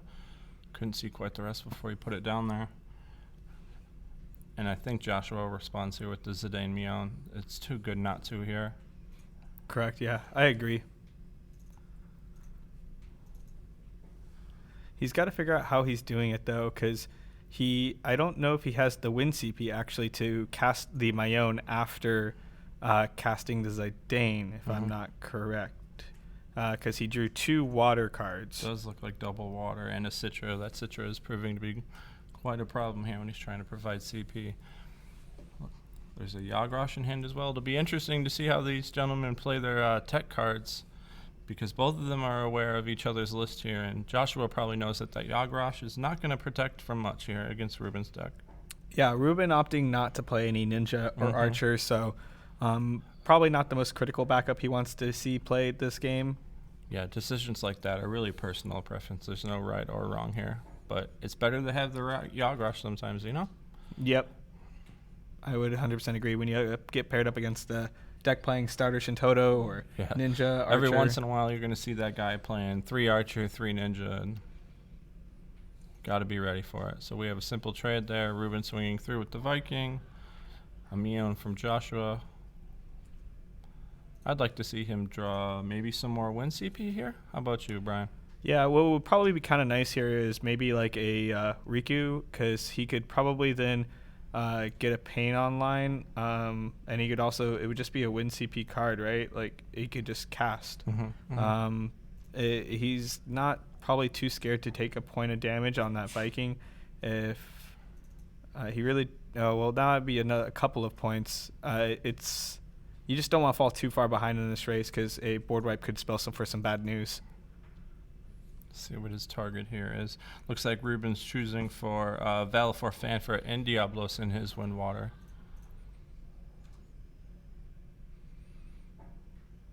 There's the win CP Josh needed. I believe that's a Valifor as well. Let's see how he responds here. Yeah, it looks like he's probably just going to slam that Zidane. I don't think Windwater has any problem taking damage here, so that's some pretty good targets in there. Let's see how Josh handles this. So there's no reason, I think, to discard this Viking. The Pain doesn't have a Riku yet, so he probably keeps those two. The Cloud Darkness is pretty scary because he could just cast that next turn, kill the Zidane, and get a couple free points. It's very fast for that card to get up to a minus 8k power here. Right, and the thing is, though, to look at the break zone, you do already see a Fina in there along with the Cloud, so Fina is probably the more critical card to hit. Playing for the long game, just thinking that there will be one less way for Ruben to really deal with a wide board from Josh. Yep. Okay, that's pretty good off the top there for EX. That Shinra will be able to find either Yuna or a Riku right here, or a Pain. Yep, grabbing a Gullwing is very nice, so that's exactly what that Shinra's going to do for him. So getting extra CP to hand is kind of nice. And I think he really kind of needed that because he, I believe, already has another Pain in hand, but... Is there a Riku in his hand? Is he hoping to play that for free next turn? I don't think he's drawn a Riku yet. Okay. But unfortunately, Shinra can't really grab that Riku. Oh, yeah, you're right. It's not a Gullwing. Duh. Draws into another Zidane. Now, one thing to note about Josh's deck, Josh likes to do a lot of the Pain into my own, into Tidus, into Chocobo. They really kind of just dig through his deck. Until he gets a Riku down, he won't be able to do a lot of those plays because Pain will not be completely online. Sure. So I think Josh's deck actually leans a little bit more on Riku than maybe some of the other Windwater decks.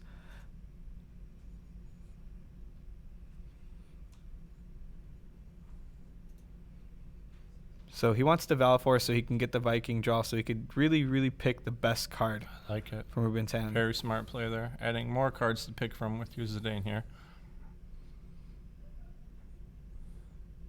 I don't know about you, Brian, but that Ash is looking pretty juicy here.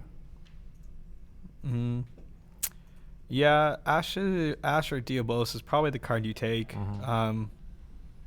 This is the strength of Zidane Riku. here. Joshua was able to know what's in Ruben's hand, and Ruben has no idea what Joshua's working with over there. And that Miona is going to allow him to play that Zidane again, and I believe that's what he's going to do here. Oh, especially if he drew a Miona off the top. Yep, and I think the reason you consider taking the Riku there is because Josh is able to now go to 4 backups to Ruben's 3. So Josh is saying that I'm fine with maybe going to potentially 5 points of damage, but knowing that he is setting up very strong for the late game. Ruben having to now draw into his backups after discarding a few of them. His mid to late game may be a little less potent. We'll see. Going for the Ash. There's Joshua. Looks like Ruben has top decked a Poramande.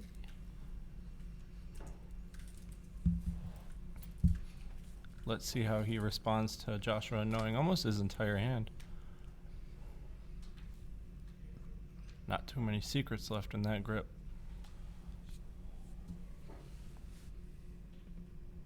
Viking. Ruben looking to draw a card here. Perhaps Ruben. Fanfred, I believe? I think so. -3 on that Zidane from the Cloud attack trigger. Citra swinging through as well. That's too bad. Neither of those were EX for Josh here. That is the Opus 10 Chocobo, someone that bounces something back to your hand and draws you a card at instant speed, a lot like Mion, but a summon. Proving to be pretty powerful this weekend in response to a lot of the enter triggers like Fusoya and etc. A lot of waft damage maybe, potentially. Yep, I agree. That card is actually surprisingly good. I wrote it off pretty quickly, and I don't know, maybe there's a reason why I'm not playing with these other players this weekend. I don't know about that, Brian. Now the card to note that Josh just drew into his Citrus, so that puts 2 Citrus into Josh's hand. There are pros obviously and cons to that. The pro being that you could slam down a Citra and stop the Cloud of Darkness from attacking. The neg being that it's a light card that you can't really utilize for CP right now. And Josh kind of needs that to really figure out a way to deal with this board that Ruben's putting out. Let's see what he's going for here. Doesn't look like he's valuing that Yogg Roshan hand at all as we expected. Yep, Pain. Looking to draw a card. Finds himself a Y'shtola. Y'shtola is probably one of the stronger cards in this matchup. Mm-hmm. However, I would say Y'shtola is one of the stronger cards if you can establish a board.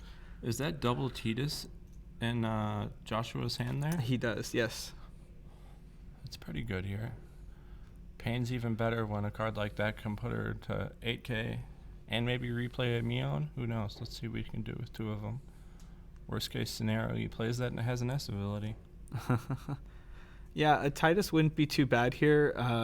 The fact that it buffs all other 10 forwards means that Ruben really has to do something before he can just swing away with his Cloud Darkness, because the forward that Cloud does not shrink would ultimately trade off with the Cloud of Darkness.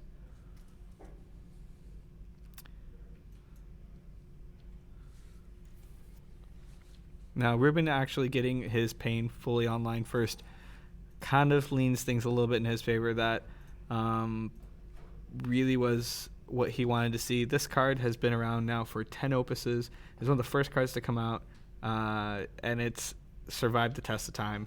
Absolutely.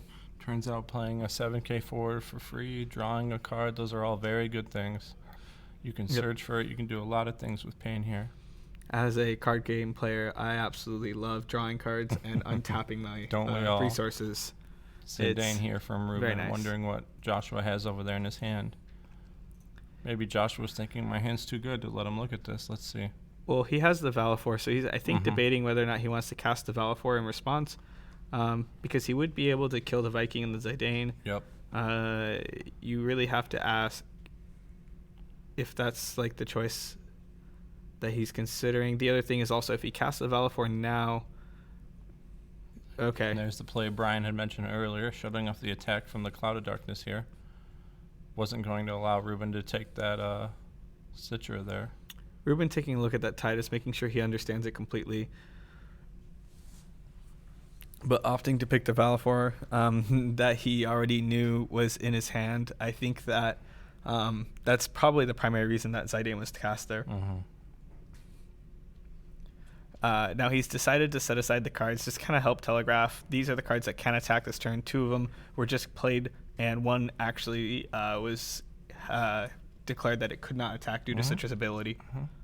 Citra coming through here with the Diablos off the top. Oof. JFB probably could have used that to answer that Cloud.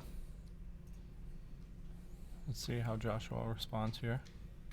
That's Riku and something else in his hand there. Yeah, drawing the Riku at this point in the game, it's just it's a so bit late. late, Yeah. I wonder what he's counting there.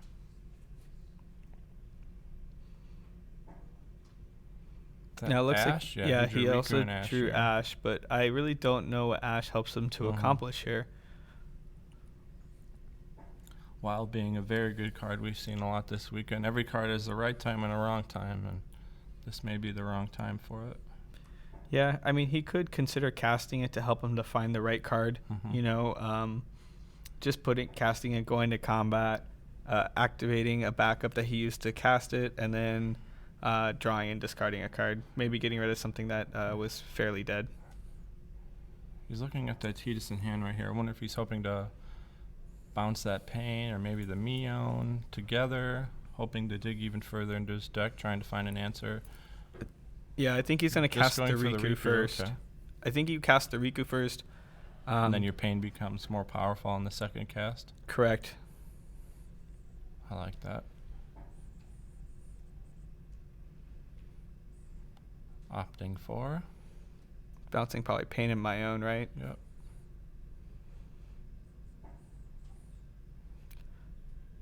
And that's good.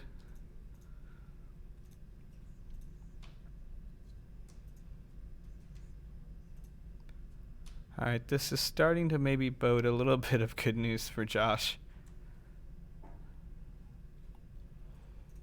Untapping all of his backups, or all of his backups that were dull. Yep, hoping to dig a little deeper there. And the pain is now 8k thanks to Titus. Playing the Mion. What's the target here, Joshua? Probably just putting that pain back to hand, Digging yeah. even deeper. I like it. Let's see. Riku off the top. Didn't want to see that there. Now you probably just discard the Riku, can recast that pain. Mm-hmm. Deeper and deeper we go into Joshua's deck. I think he finally saw a Diabolos there, which He will did. help, but I still don't know it's quite what Josh needed. It could be kind of nice because he does have also the Kuchulain. So what he could do is potentially have a line where he breaks the Cloud Darkness and turns off Zidane's powers. Maybe combat tricks something. Let's see here. Trying to get as much value out of the Diabolos as possible. Yeah, I'm pretty sure that Josh is trying to think of a way just to crawl out of this this very tight scenario. Ruben looking pretty good with 5 forwards on board right now.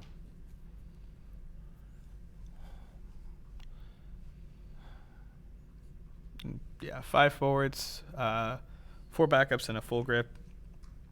You feel like you're in a pretty commanding position. Not quite sure what he has over there in his hand, but he may not care. Is he going straight to combat here? I see a 3-drop Searcher Pain, a Porum. Yeah, you may consider playing a forward here. If you can get 2 forwards out, your swing, theoretically, with Cloud of Darkness could help to kill a Citra, which would be valuable, just removing a blocker, considering that Josh is already at 6 points, so the Cloud would then trade with one of the other forwards. 1, 2, 3, 4. There's Ash Legend from Opus 10. Ash can actually... Following a Porum. That's quite a few forwards there for Ruben. That's actually really strong. Ash can turn off the Titus and make it so pain is actually no longer an 8k. Back to a 7k, sure. Yep, and it would not be able to trade any longer with the Cloud Darkness, so he would probably end up having to chump block with the pain. Josh counting Ruben's hand there. Yeah, now if you're in Josh's shoes, you probably are going to Diabolos that Cloud before going to combat, I'd imagine. It's got a pretty big target on its back.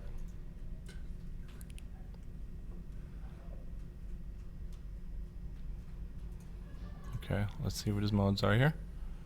1K'ing Ash, okay. Yep. That is the 2-for-1 he was looking for. Does Ruben have a way to save either of those cards? Can't quite see what's in his hand. Looks like a Fanfrit. Yeah, he still has the Fanfrit. He could Fanfrit one of those forwards away here. I think the question is that if you Fanfrit the one of those forwards away, is it really are you really able to still swing in, right, with the other forwards? Because the Porum was just cast, so you got, was that 3 other 7k forwards, but you don't quite yet have an answer to that Titus. He's going through with it here. So, but Not I think quite if you sure how he's going to swing through either of these 8Ks here. Let's see. You probably just party attack, right? Yeah. I sense a party attack here. Maybe he's signifying there. This is what I can and can't party attack with. Okay. Let's see what I can draw off my Viking or swinging into that pain. Shinran Pain, it looks like, in Ruben's hand.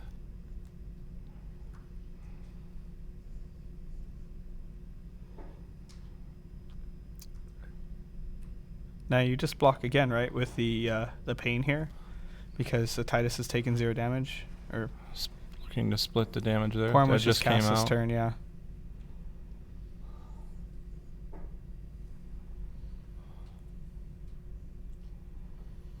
Now, I'm not too sure what Ruben's thought process is here, because you're just going to completely trade boards, right?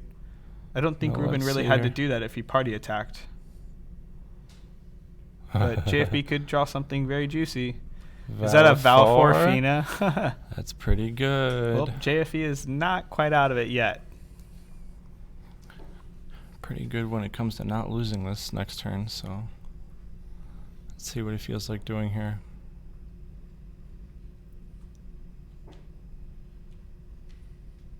You just say go, yeah.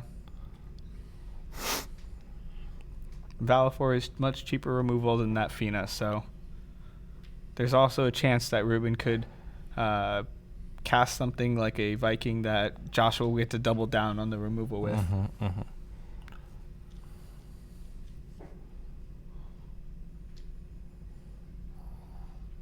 Ruben opting for activating a backup and drawing a card here. So I think in response to this, Yep. Josh is going to Valafor, yeah.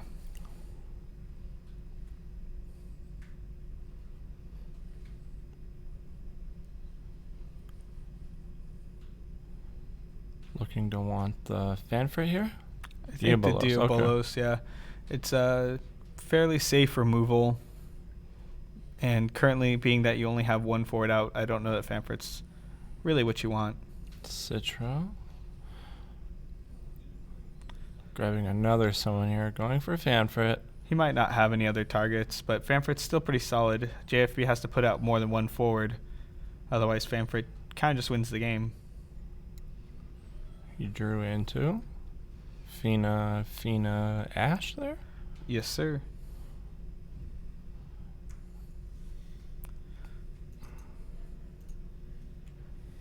How do we not lose here? Maybe... I think he's planning to draw a discard and untap that Pinello.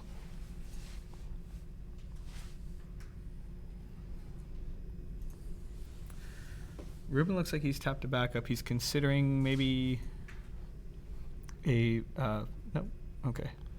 Pass of the turn there. Well, he's just going to draw and discard for the Ash ability.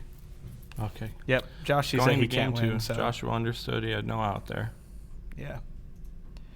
So pretty quick game 1. Moving to the next round. Looks like Josh has already chosen to stick with Windwater, or this is a hell of a mind game here to randomize that deck and then pick the other. So let's see. Ruben will have to switch to his WAF deck here, though. Yeah, I think as JFB, you're kind of just in the boat of thinking that no matter what, you have to beat Ruben's WAF deck with Windwater. So you might as well just stick with it. You're in top cut. There's no surprises here. Both players know each other's deck lists. Yep. Both of them very aware of how to go through this 2-deck format here. So what do you think Josh has to do to approach the WAF matchup? We've seen it happen a couple of times. I think we may have seen it go both ways today, where Windwater has proven that it's very strong in the matchup, and then we've seen other times where WAF has just dominated. So what do you think JFB's got to do if he wants to push to a game 3? You know, I'm not quite sure. Luckily for Joshua, he's not playing the smaller targets for the WAF burn on attack triggers like Ruben was playing with Vikings and whatnot. It'll be interesting to see when Joshua lines up his board wipes. That's going to be real important against a deck like this. But knowing WAF as well as I do, it's also very easy for that deck to come back after a board wipe. You know, you could lose 4 forwards and then play another 4 the next turn. So, yeah, I think you're definitely right about that one. And not only that, but Ruben, I mean, sometimes the WAF deck we've seen, it just comes out of the gates blazing, and you can have a hard time dealing with a deck like that as Windwater. Josh is going to have to time things very well here. Both very decent starts from each other, it looks like. I think that's a... It's a Pinella for Valifor. But I would imagine you're setting up next But turn. on Ruben's side, is that a Pelennor in hand? I can't quite see if he has the 2 CP backup. Yeah, it looks like he does. He may be questioning whether or how he's going to pay for it. Is that a girl who forgot her name? Not a horrible turn 1 player. Fire, Terra, grabbing Ifrit. That's not bad. A good way to start off hot here. This turn. Okay. Turning into a girl who forgot her name there. What's your target, Ruben? Now, why do you think Ruben starts off with the Terra into this backup? Do you think it's that he just knows that poking away at Josh is probably how he's going to win this? I believe so, yeah. He's got to get his damage in while he can, choosing Brandilis there. Hoping to find more backups off this girl who forgot her name. Pass of the turn there. No, who forgot her name? The girl. Oh.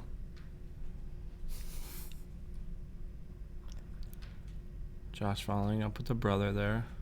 No, brother probably grabs the Pain. I would imagine that will grab him either a Rico or Yuna. It's just so critical for this deck to get a Yuna down. Your Valifor plays are completely dead without it.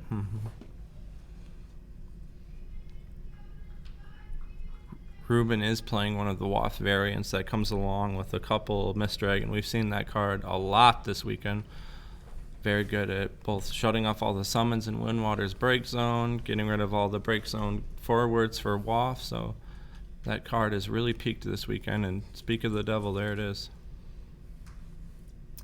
Yeah, and so the reason I think JFB decides to cast the Yagrash here is basically because he wants to be able to cast Pain on curve next turn, followed up with that Yuna. And Brandilis is going to grab the backup, immediately discarding an Earth card. In this scenario, what do you think you grab, Seguardas or Pinella? Yeah, I believe it's Seguardas. Okay, yeah, you're not in a position where you have to play defensively. I think Seguardas is the more aggressive one. Yeah, I'm not sure either of them matter here in terms of just the backup themselves, but giving that Brandilis first strike is probably a little bit more important than Brave here. Very interesting. JFB opted to cast the Stoll here. Knowing that thing can't take any ping damage, so let's see how he responds here. In Ruben's hand, it's looking like the Opus 10 Ifrit, a Rorik, a Rain, and maybe that's it. Am I imagining a fourth card? Sure looks like it. That's fire CP in his hand there. I don't think he's going to play too many of those cards this turn. We'll see. Yeah, I mean, you might consider just discarding that Rain and getting that Rorik down. Yeah, he's choosing to do that. Just so now you get some Joshua fire knows CP. what's in Ruben's hand there. Yep, it's important to get that fire CP online as quick as possible. And there he finds a Yuna. So now this is kind of nice because Josh can actually utilize the Pain to grab a Riku instead of grabbing the Yuna. So kind of completing the puzzle here for Windwater.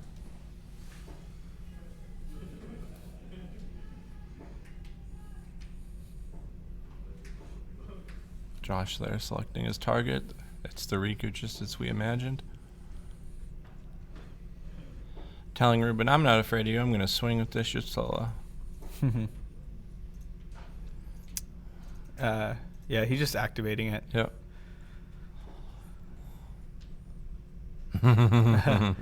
Removing that first strike from Pain. Now the Rain at this point only costs 1 CP, so he could just tap the Rorik to put the Rain into play. If he draws into another Waff character that's not already in play, he could just cast that and drop that Rain for free. And playing a 5 cost forward for free is Pretty good. 1, 2, 3, 4, costing 1. Killing the Attacking, Pain. sending 4k damage across to that Pain, swinging through. We're Pass going the to turn. flip that Chocobo and EX there, and let's see what we draw. Scholar and Shinra, that's not too good of a draw there. Not sure it matters though. Quickly moving on to our next play, probably a Titus here. 1, 2, 3, 4. Yep, there he is. I'd like to put Brother and Bouncy Brandilis. Yep, Brandos being kind of an expensive card, and Brother being able to net the pain is pretty respectable.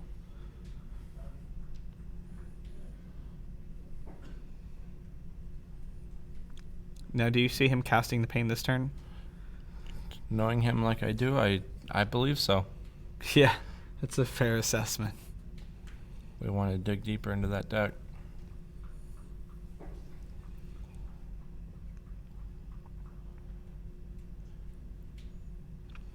He would have to go up that last card in hand, so it just depends on how much I think he values it.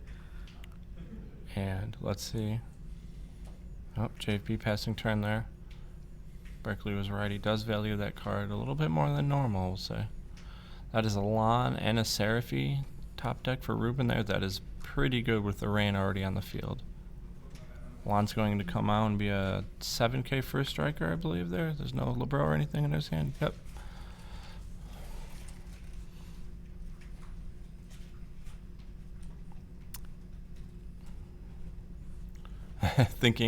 Ruben's probably thinking how painful this Seraphy is going to be here.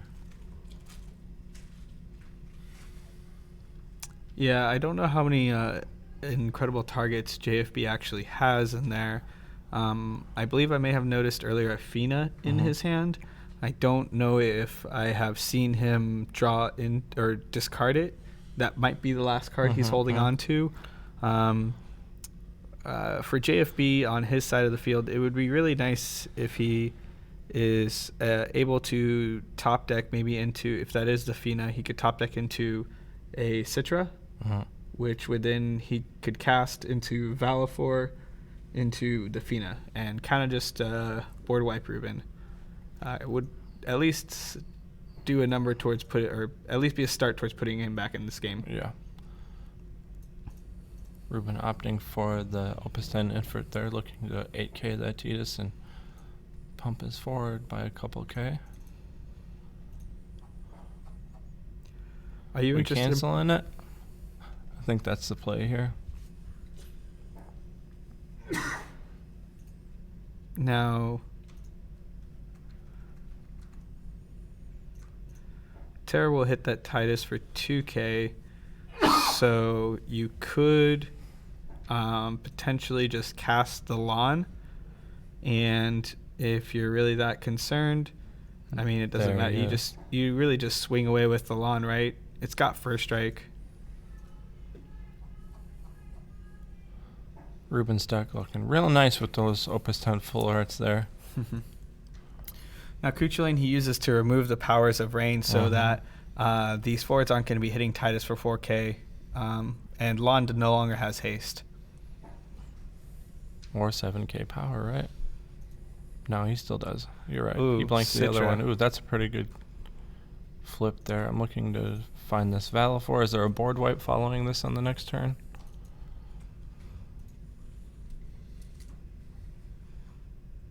Oh, and he drew into a Citra. 3 cards in hand.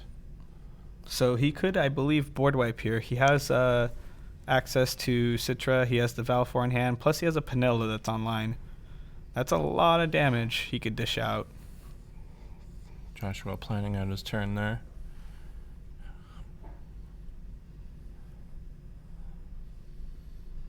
I'd like to play this Pain. Activate some backups. Dig a little deeper into my deck. Is that another Valifor I see?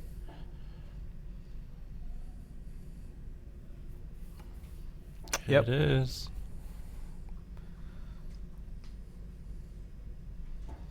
Getting back to Kuchulain. Very interesting. Now being able to cast Valifor, he'll just untap everything. JFB putting on the Windwater show here. Ruben having very little ways to interact with this. So that is now going to be a total of 4K to his board, followed by another Valifor. So We're at 7K. Now we're at 8K to his board. 8K. So every forward that's on Ruben's board would be dead. Yep. We'll just be swinging through here. Frit off the top. Sadly not an X-Burst. Now he kind of just says go. He does have a Titus in hand here for a combat trick as well as a Kuchulain, so he can actually stop the bleeding if Ruben decides to go in here wide again with the Waft deck. Ruben just building up his backups there. Looks like he will be going to 5 damage unless we see any responses to our X-Burst here. Ooh. Not an X-Burst. There's an X-Burst. Grabbing Shantoto. Okay. Threatening Joshua with a board clear there, but not a whole lot we'll be able to cast.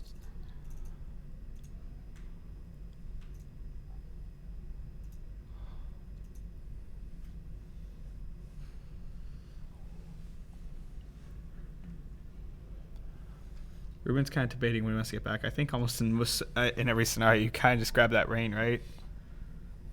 Or he chose not to. Okay. Zidane hitting the Shantoto. Yeah, okay. Seeing the Brandilis and Seraphy. And you just kind of pass here. You have access to, I believe, there's another Valfor in hand. You got a Cooch Lane.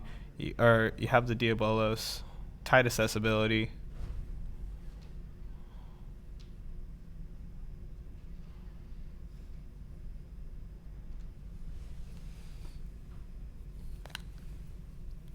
Joshua taking a pretty commanding lead on the board here. Ruben looking to bounce back with maybe Hwin or a Seraphy, Brandilis in hand as well, and another backup sadly. We probably won't see him play that this turn. He's already at 5. We would have to break that Tama to do anything like that. Yeah, he might be casting the Brandilis just to get a Waft forward out and grab the CP to be able to cast the Seraphy into 8K for a next striker forward. with Brave. It's not a bad blocker.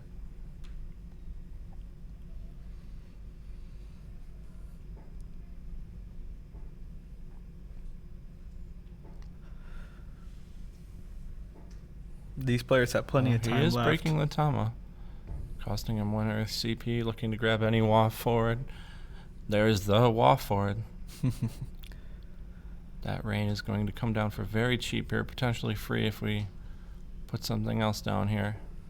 So Seraphy. And Seraphy will likely grab back a Lawn, I'd imagine.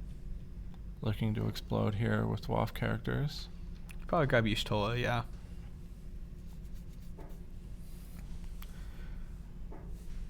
Now, I wonder if Ruben's really kept track of this, because I don't think he can go for game this turn, as Josh does have that Cooch Lane in hand.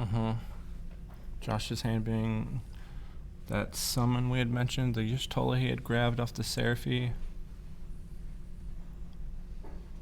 Another Tidus, a Pain. Just let me see it all, Josh. There's the Diabolos, I believe. Win. Followed by a Rain. Some pretty good forwards. Going to blank that. None of your forwards will have haste this turn. Yep. And scooping up there, knowing he's not going to be able to do much the next turn. Game 3. Yep. Ruben saw that one was kind of just slipped away from him, but he knows that his deck is strong enough to go to game 3, and he's confident probably in that matchup. Joshua bringing the 3-color Rampier list here. A little spicier than others. There's some cards that are at 3 copies that you probably wouldn't expect. There's a couple monsters maybe you weren't expecting. Talking about the Scale Toad or the Kanakumai. Yeah, I know one card that Josh has really liked this weekend is something that really we haven't seen a lot from other players this weekend. Let's talk about it. It's going to be that Cloud of Darkness. A pretty controlling forward whenever it comes in is going to take something with it. Maybe enabling that Rampier combo and getting rid of one of Ruben's forwards here. Ruben's going to have a lot of dulled forwards. You know, he's going to be swinging out a lot, so that card's looking pretty good.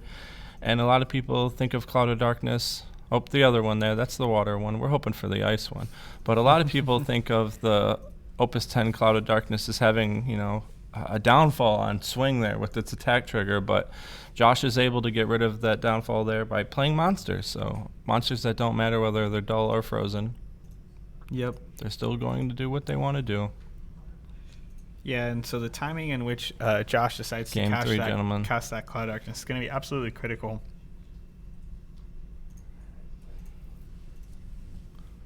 And there we There go. she is. That's right. With I believe that Amano art.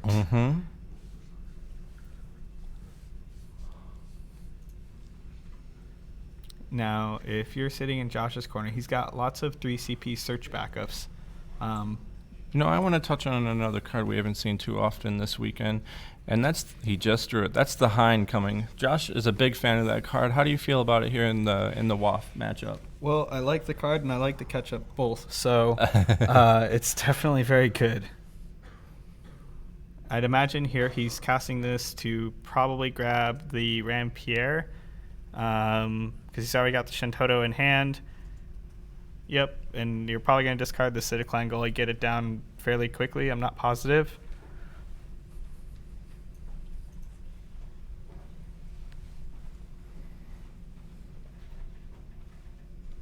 Yep, and there it goes. Looking to enable our Rampierre combo as soon as possible. One thing to note is that Hein is actually pretty good against the WAF deck. You kind of can just discard a card and call fire, right? Mm-hmm. And that's going to be most of Ruben's removal. Yeah.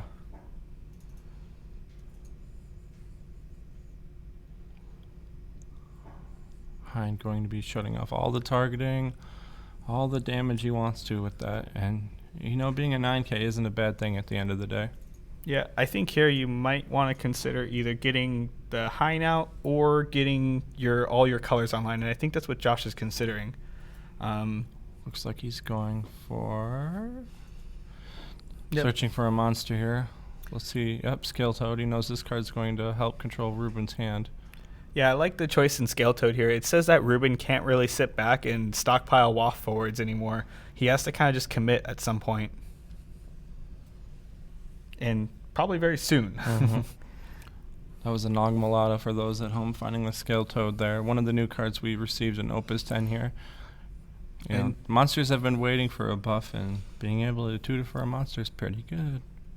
Yeah, I think it's definitely a underdog in this deck as far as like how high you value cards. Mm-hmm. The fact that it can also color fix majority of your deck is very, very powerful. It can search a monster of each element. Yep. Josh bringing an ice monster and a lightning monster and an earth monster to the table today. Brandulis here probably finding Pelennor. Yep. There they are. Not exactly the play that Ruben was probably looking for. It's a little off curve, but it's not bad. Yep. Definitely not what we want to see there. Is he doing it? And I think you just tap one. Okay. Kind of opting just to curve out as quickly I felt as the he rain. can. I was expecting a rain there. It just looked like a rain time.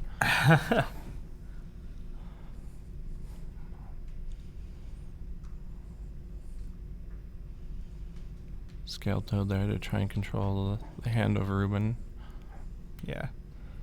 And then I think here comes the Hein. Joshua saying, please deal with this 9K forward here. A rain off the top would be not bad for Ruben here. It looks like we drew an Ifrit and a... What did we draw? Not quite sure. Ifrit, Pelennor, Nail, and Tama. Hein also being a very good card, allowing Joshua to kind of sit back and he can just dole out Ruben's attackers every turn. He can dole 2 of them with Hein every turn. But more importantly, I do think that just discarding a card, preventing him from taking the 4K damage that Rain could present is more critical. It's going to be very hard for him to deal with that forward right now. If you're Ruben, do you consider casting that Ifrit just to discard the last card from Josh's hand? I'm not quite sure there. It's a pretty important card. I'm not willing to get rid of it there for little to no value, although Ruben is playing 3 of them, so maybe he agrees with you there. I wouldn't mind playing the Nail here, and I think Ruben agrees. Revealing the top 3 cards off of his deck and drawing any forwards he reveals up to 2, and those are 3 forwards. That is a full hit there. I can never do that. Yeah. He's got definitely a choice to make now. I believe he chooses double WAF here. What do you think, Brian? Yeah, I think he could go with Seraphie and win here, and then you probably just discard the Seraphie to play the Tama, leaving you with just the win in hand. So you don't have to really lose that value against Scale Toad. He's thinking of doing Terra and Seraphie there. Maybe looking to just establish more value off gaining access to his break zone with cards like that.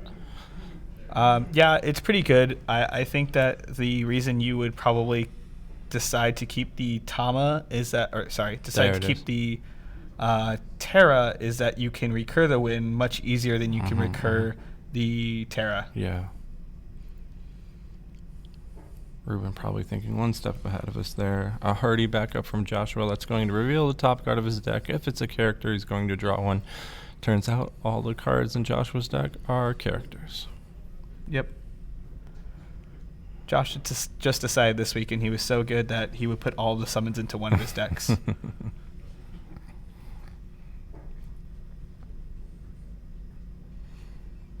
Now, Josh is set up here for a very strong play potentially next turn. He has a Cane. If he draws into Lightning CP, he could utilize the Cane to break the Rampier. And, he actually already has it. He has a Rampier in hand.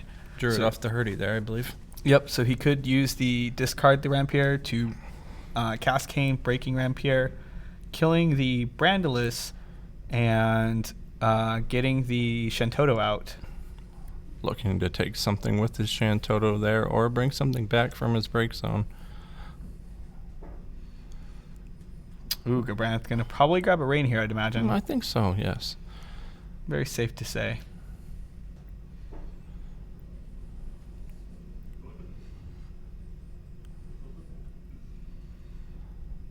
Zero cost Rain again. Everybody should be used to it by now. Lawn swinging through there. Targeting Haint. Not going to block.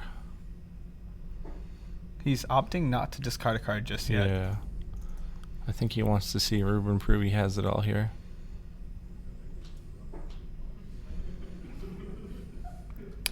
Yeah, Ruben knowing that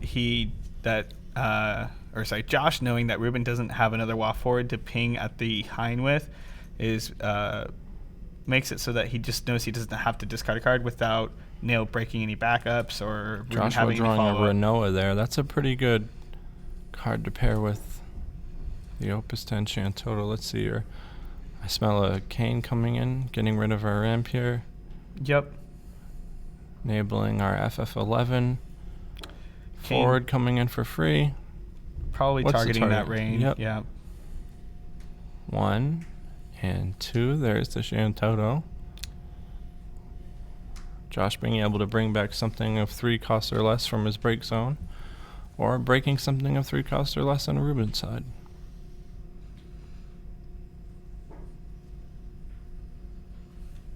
Now, if you're in Josh's position, what do you think you do here? Do you break the Lawn or...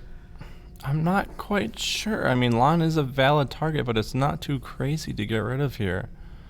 I think maybe Josh wants to build his backups. Yes, that seems to be what's happening here. Opting for that Duke, finding him a Knight. Nice. Can I be able to grab... Garland here, I believe? Let's see. Garland would turn out to be a pretty good blocker. 9k first strike. Both pretty good things to have on a forward. Now, he also has a Renoa in hand. Do you think he casts that Renoa here? I would like to. Let's see what he does here. It would end up being able to cast that Garland for free off flickering the Shantoto. Correct. Let's see what he thinks of doing here. Because what you could... 1, 2, 3, 4. Yep. Here comes the Renoa. Targeting Shantoto. Okay. We're going to repeat that Shantoto enter effect here, choosing the Lawn. I think now it doesn't leave too many options for Joshua. And I believe Ruben still has that Terra in hand. He's been holding on to it for a solid minute now.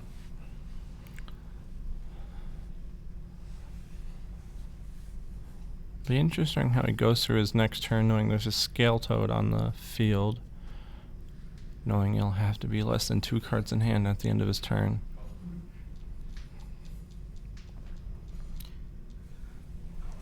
Yeah, if Joshua can manage to untap now, I think that Hein has been out for quite some time, and he would be able to just start dulling away at Ruben's forwards as he goes to combat every turn, and kind of nullifying and turning off a lot of what Waff really wants to be doing. And that is turning sideways and hitting your board for 4K every turn. We'll see if he elects to go that route here. Ruben not sure how to play this turn out. Like I had mentioned, Scale Toad might make things a little difficult here, which it does at times. And that was the right way to do it. As it puts him to 1 in hand, he will not have to discard down.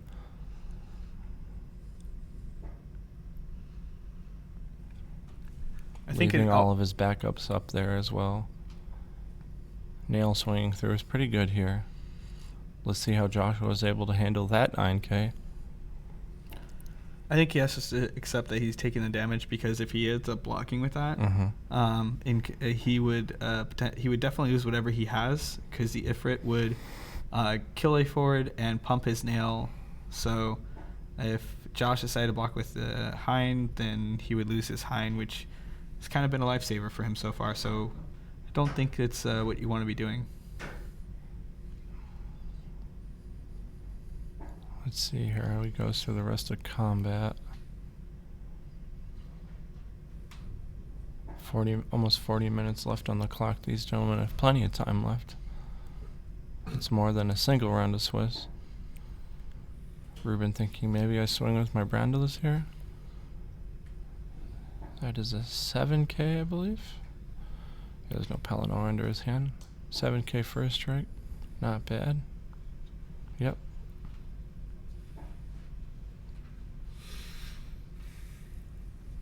Pretty bold attack here from Ruben. Let's see how Josh responds. I think he's thinking about blocking. Well, let's see here. Right. I don't think. Are you scared to block here with Hind? Not quite sure. I don't think I am, Brian. Yeah, I think. Well, if you block here, right, and Ruben decides to use that Ifrit, you just discard a card and call fire, and Ruben has now burned a card, and you've burned a card, but Ruben's lost a forward. Yeah. Josh may end up losing a forward with that Ifrit too. We'll see. Josh trying to maximize value here. Every card cast and not cast is plus and minus. We'll see here. Yeah, he decides to block. Yep, I think that's right. Forcing the Ifrit. Yep. Let me see it, Ruben. So he's going to kill the Cane and then Terra trigger targeting Hind.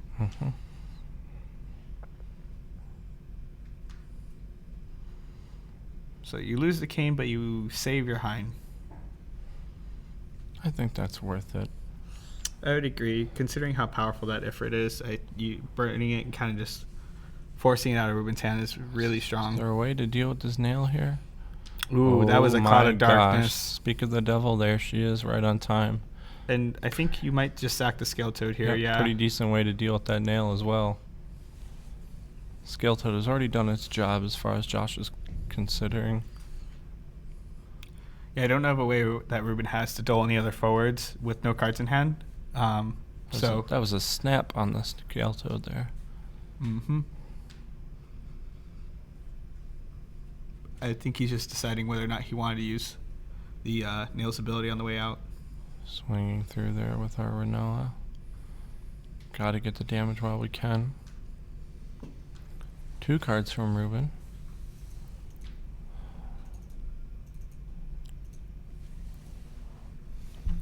Yeah, this Hind is just kind of really controlling the game for Josh. It's been his saving grace so far. Ruben taking a look at his break zone there. Wondering what's left in my deck. What can I grab?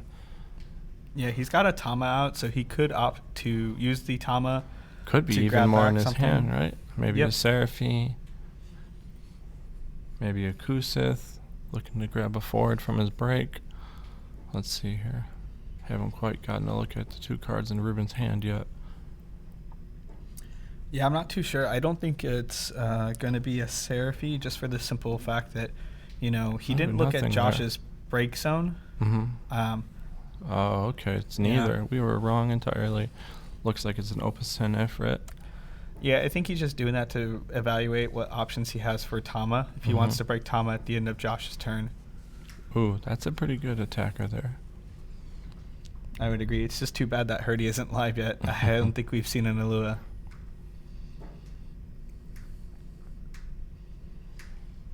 Now, is there any EX burst that could answer this hand here? Not that I'm really aware of. Sadly, that Ifrit is not an X-Burst. Yeah, I don't see any way that Ruben's not electing to play any Rabon backups, or we saw some Promptos here in the room. Maybe some Titan summons, Yojimbo summons. Yep, no Bahamut. Yeah. So. Ruben's deck electing for more anti-cards like Miss Dragon. Who wants to rely on experts anyways, huh? Yeah. Take the strategic line over the lucky line. Yeah, better lucky than good, huh? Or in this case, better good than lucky. I guess so, huh? So deciding here to swing with the Renoa, knowing that Renoa is just bigger than both of the forwards that are out right now. Believe he's going to take this here. Ooh, and there is that Kusith. We had mentioned an experts, hopefully aiming to remove a forward. Free recursion is very nice, and it looks like he's got his hands on that rain. But without any other Considering the nail also there, maybe? Nail might be the better call because he doesn't really have any WAF forwards out right now. He's got limited resources in hand. So the abilities on Nail are a little bit better than Rain here. Yep, choosing the Nail, looking to see the top of his deck. Maybe drawing a few forwards there. Maybe getting bigger, maybe blowing up some of Joshua's forwards. Nail can do a lot here. We'll see how it goes. Swinging through with a 9K of my own. Oh, Round the list there. We should very, very skilled. Very skilled. Here we are mentioning experts, and Ruben's just going to hit everyone in his deck. Searching the Pelennor there, and I think Joshua passed turn there. I'm not sure what the hand maneuver was. Yeah, I think you have to pass the turn here. Josh does have 2 cards in hand. Yep. And so, and when I CP open, so he has Heinz ability online, I would assume. So I don't think he's scared of dying this upcoming turn. I think more or less he's actually trying to close this game out on the following turn. That effort there, taking out the Cloud of Darkness while it can. Looks like an ace and Miss Dragon? Not sure what that last card in Ruben's hand is. Frit, my bad, folks. Yep, while Josh is sitting on a Lock and Cane.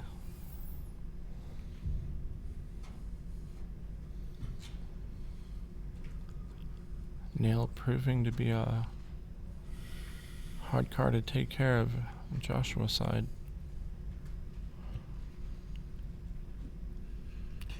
Now, if you're Ruben, how are you casting this Nail? Are you going to leave that Tama and Seguardas open to try and recur another WAF forward? I believe so. There's a couple backups in Ruben's hand. He's probably not putting much value on, that being the Pelennor and the Ace or the Luce. I think the Luce you probably can discard. Yeah.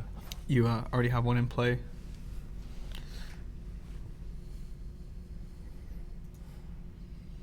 Yeah, Nail is just excellent card. Came out last Opus, and it was the box topper, I believe. The card was just great. You know, being able to add forwards to your hand effectively, but being a 2-drop 9K on occasion.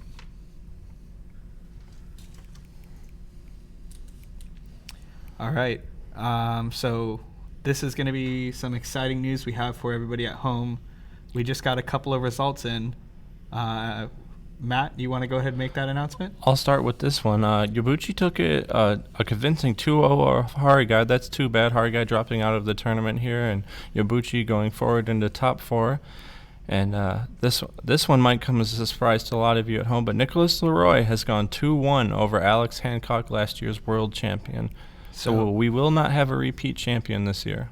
Yep, Alex having a very impressive run so far, but Nicholas squeaked into draft and then squeaked into top cut, and he took out the champ. Congrats to all of the winners there. We missed a couple of plays there. Looks like we played that Nail just as we expected, followed by the Frit there. Is he able to find a third Ifrit? He is. Okay, there is 3 Ifrits in Ruben's deck.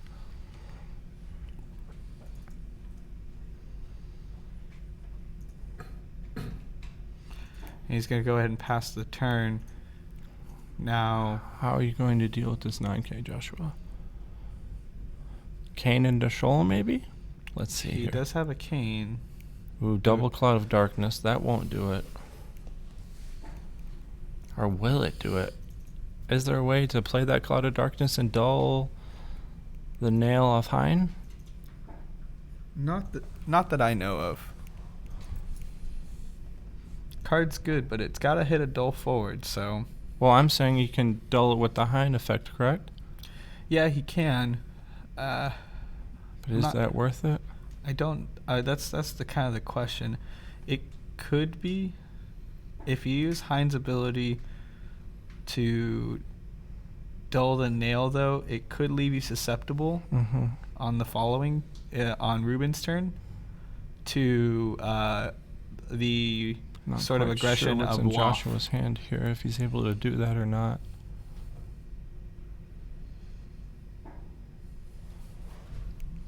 He does have 2 ice backups out.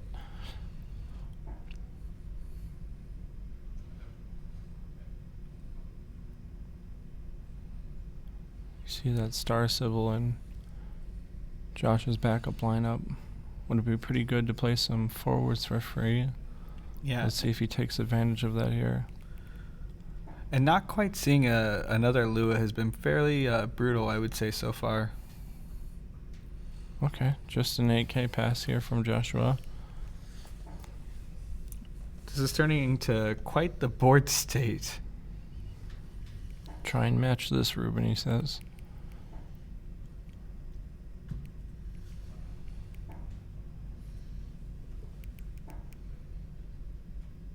Once again, now, Ruben's in a position where it looks like he's drawn a couple of backups, but this time that backup he's about to cast can find a rain.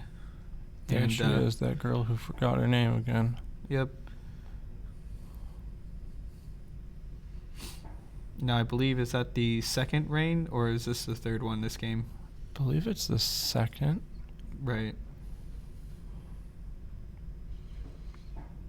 And every backup that Ruben currently has out is a Waff character, Mhm, so that's pretty good. that that rain will be free.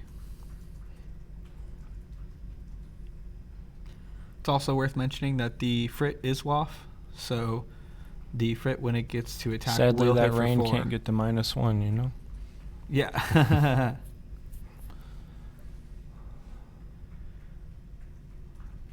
Oh boy. This could be quite the turn from Ruben here.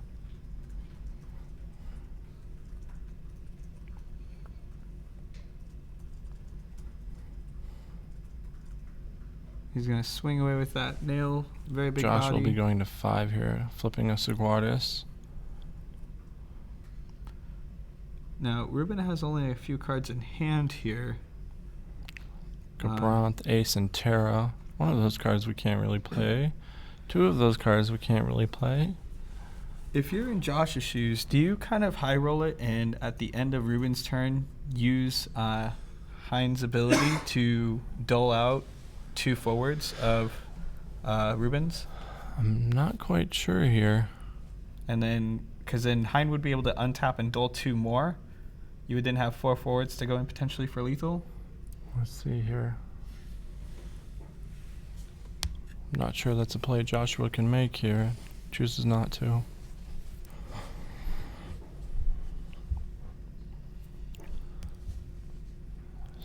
Ooh, Squall is actually a very good card to draw here. With Josh being at Ooh, 5 yeah. points of damage, Squall will get all of his abilities. I also believe Ruben has... Is that a Kana in Josh's hand as well? That is. That is a bit of removal we were hoping to draw. So Josh has the ability, if he casts both those cards, to remove 2 forwards, as well as dull freezing a 3rd. So you have an answer to Rain, you have an answer to... And he's going to be able to AK something here. Yep. Yep. Freezing that. Then I would imagine you... Dulling Rain and 8King her? You're not able to dull the Rain, because Ruben does have 3 cards in hand. Oh, you're right. So you probably just use Kana Kamui to remove that Rain. Ruben checking just how hard is this monster here going to hurt.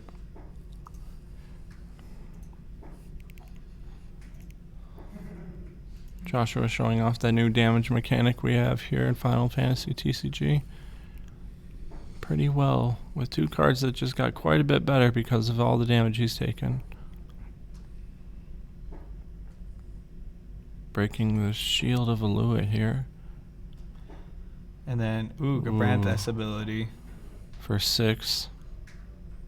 Yep. Very, very And a relevant. passive turn there. However, it is worth noting now that that is an Alua in the break zone for Josh. Hurdy is live. So if Josh does draw into an Alua, he will be able to utilize that Hurdy. The Gabranth there, though, doing 3K for each point, and then 1,000 for each point of damage, totaling for 6K. Very, very good.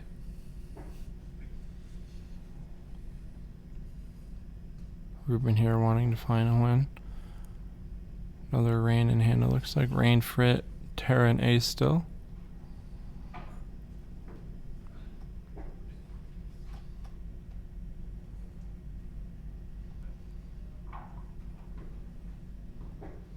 It's a pretty big card. I believe it's, 10K. 10K Brave 2-drop, not bad. Indeed. Playing the Ace, looking to 5K something here. Along with probably another 4K damage. I guess on that Shantoto. So when he goes to combat, though, I believe you just break that to kill the Rain, yeah. You have to. Otherwise, you'll be losing some forwards yourself. Negging the power on that Rain all the way to 0, just as he wanted.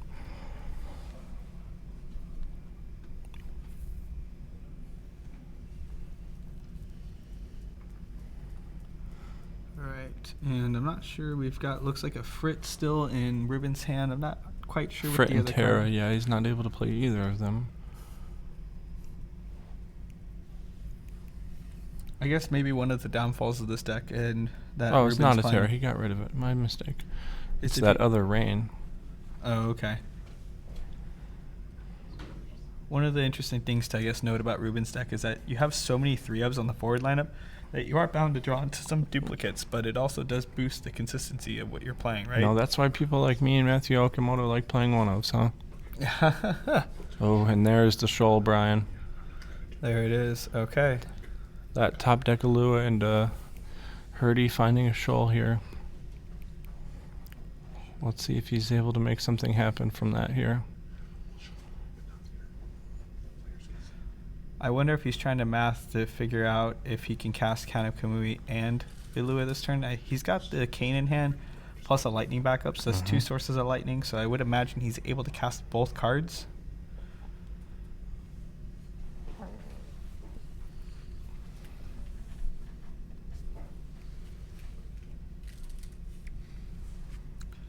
Alrighty, and we've got the last exciting news here.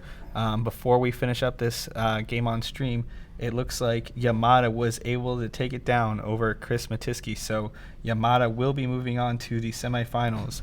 It was a close battle, 2-1, but he managed to push it to the next round. But I guess maybe back here, if you're in Josh's seat, are you trying to go for lethal this turn? Maybe. I think that's what he's trying to add up here, whether it's possible or not. You've just got so many forwards list that you're staring down. And if you just kind of missed up here once even, you're looking at lethal yourself.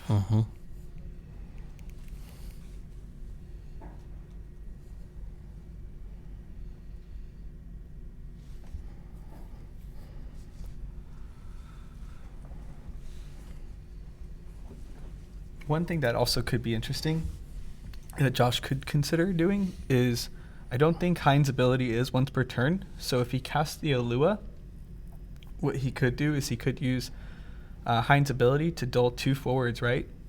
And then use Shoal.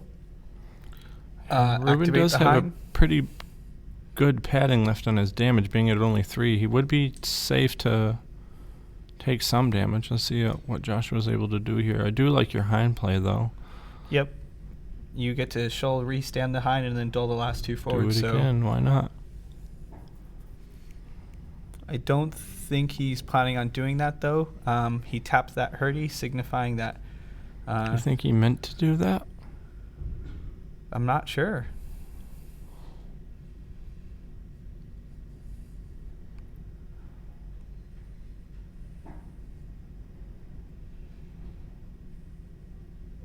Not that it matters a whole lot.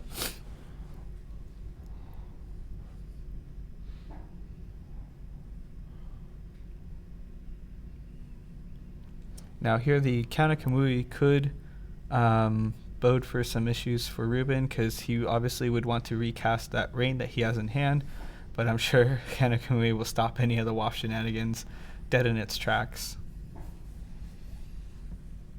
Joshua would really like to be able to do that here. I'm not quite sure he knows this other rain is in Ruben's hand like we do. Yep. However, going to combat, if you do cast that waft, I mean, you don't really have a whole lot that you're hiding, right? By slamming down that rain. Looking to 8k the Cloud of Darkness there by activating Nail's ability.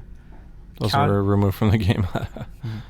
Smart also to know that the rain is still free. He still has enough waft characters in play. Looking to play that rain here, maybe, Ruben?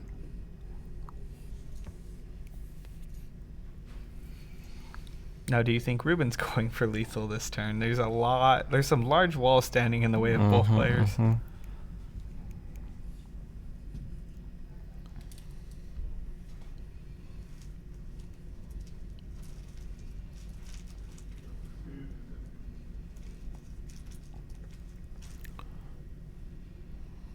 Yep.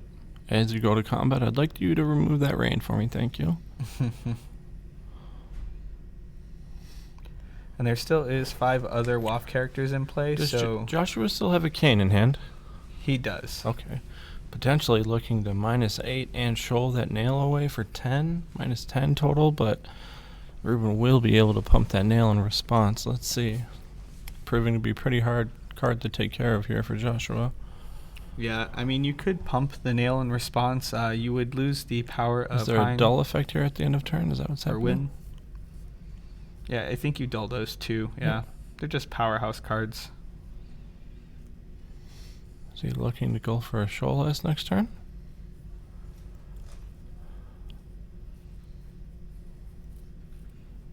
Yeah, I mean, potentially you could use Hind's ability, right? And then shoal right after. So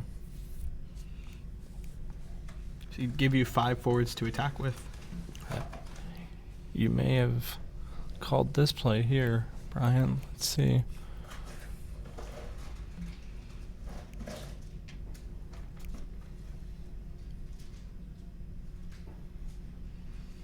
Yeah. I think Ruben's kind of deciding nil. Ooh, nil. He's blowing up all his backups. Okay, not bad, not bad. Joshua losing 2 forwards there. I'm going to swing through with this frit.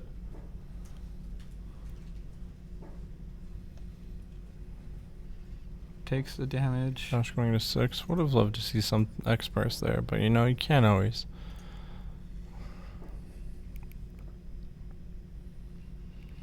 I'm not too sure I am sold on that line of play from Ruben. If Josh can get 1 forward outside of that Ilua in play, he could win the game, maybe? Let's see here. Ruben may know a shoal loses me the game here. Joshua is going very fast to his next play. Let's see what he's got here.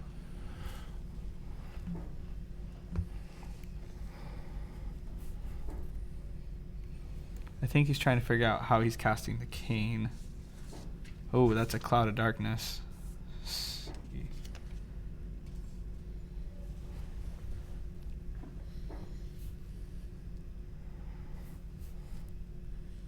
Putting those 2 Dulling down. Those 2. He's got now 4 forwards to go in for lethal with potentially. Oh boy, let's see it. Ruben to 4, Ruben to 5. Shoal S. Yep. I think that's it, Burckley. Ruben Ruben will not be Grabbing able to cast Ifrit. that Ifrit. swinging away and swinging away. Wow, And that's JFB it. pulled it off with that play you expected Ooh. there, Burckley. Hell of a game from both gentlemen there, going all the way to game 3.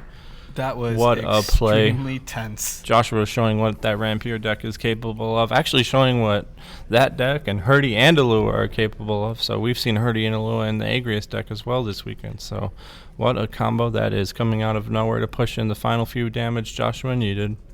Yeah, I mean, I would say the card that was really highlighted throughout that entire matchup was Hein. Yeah. I mean, that card stood the test of time. I think it was cast maybe turn 3 or 4, and it was the card that ended up winning Joshua the game on his last turn.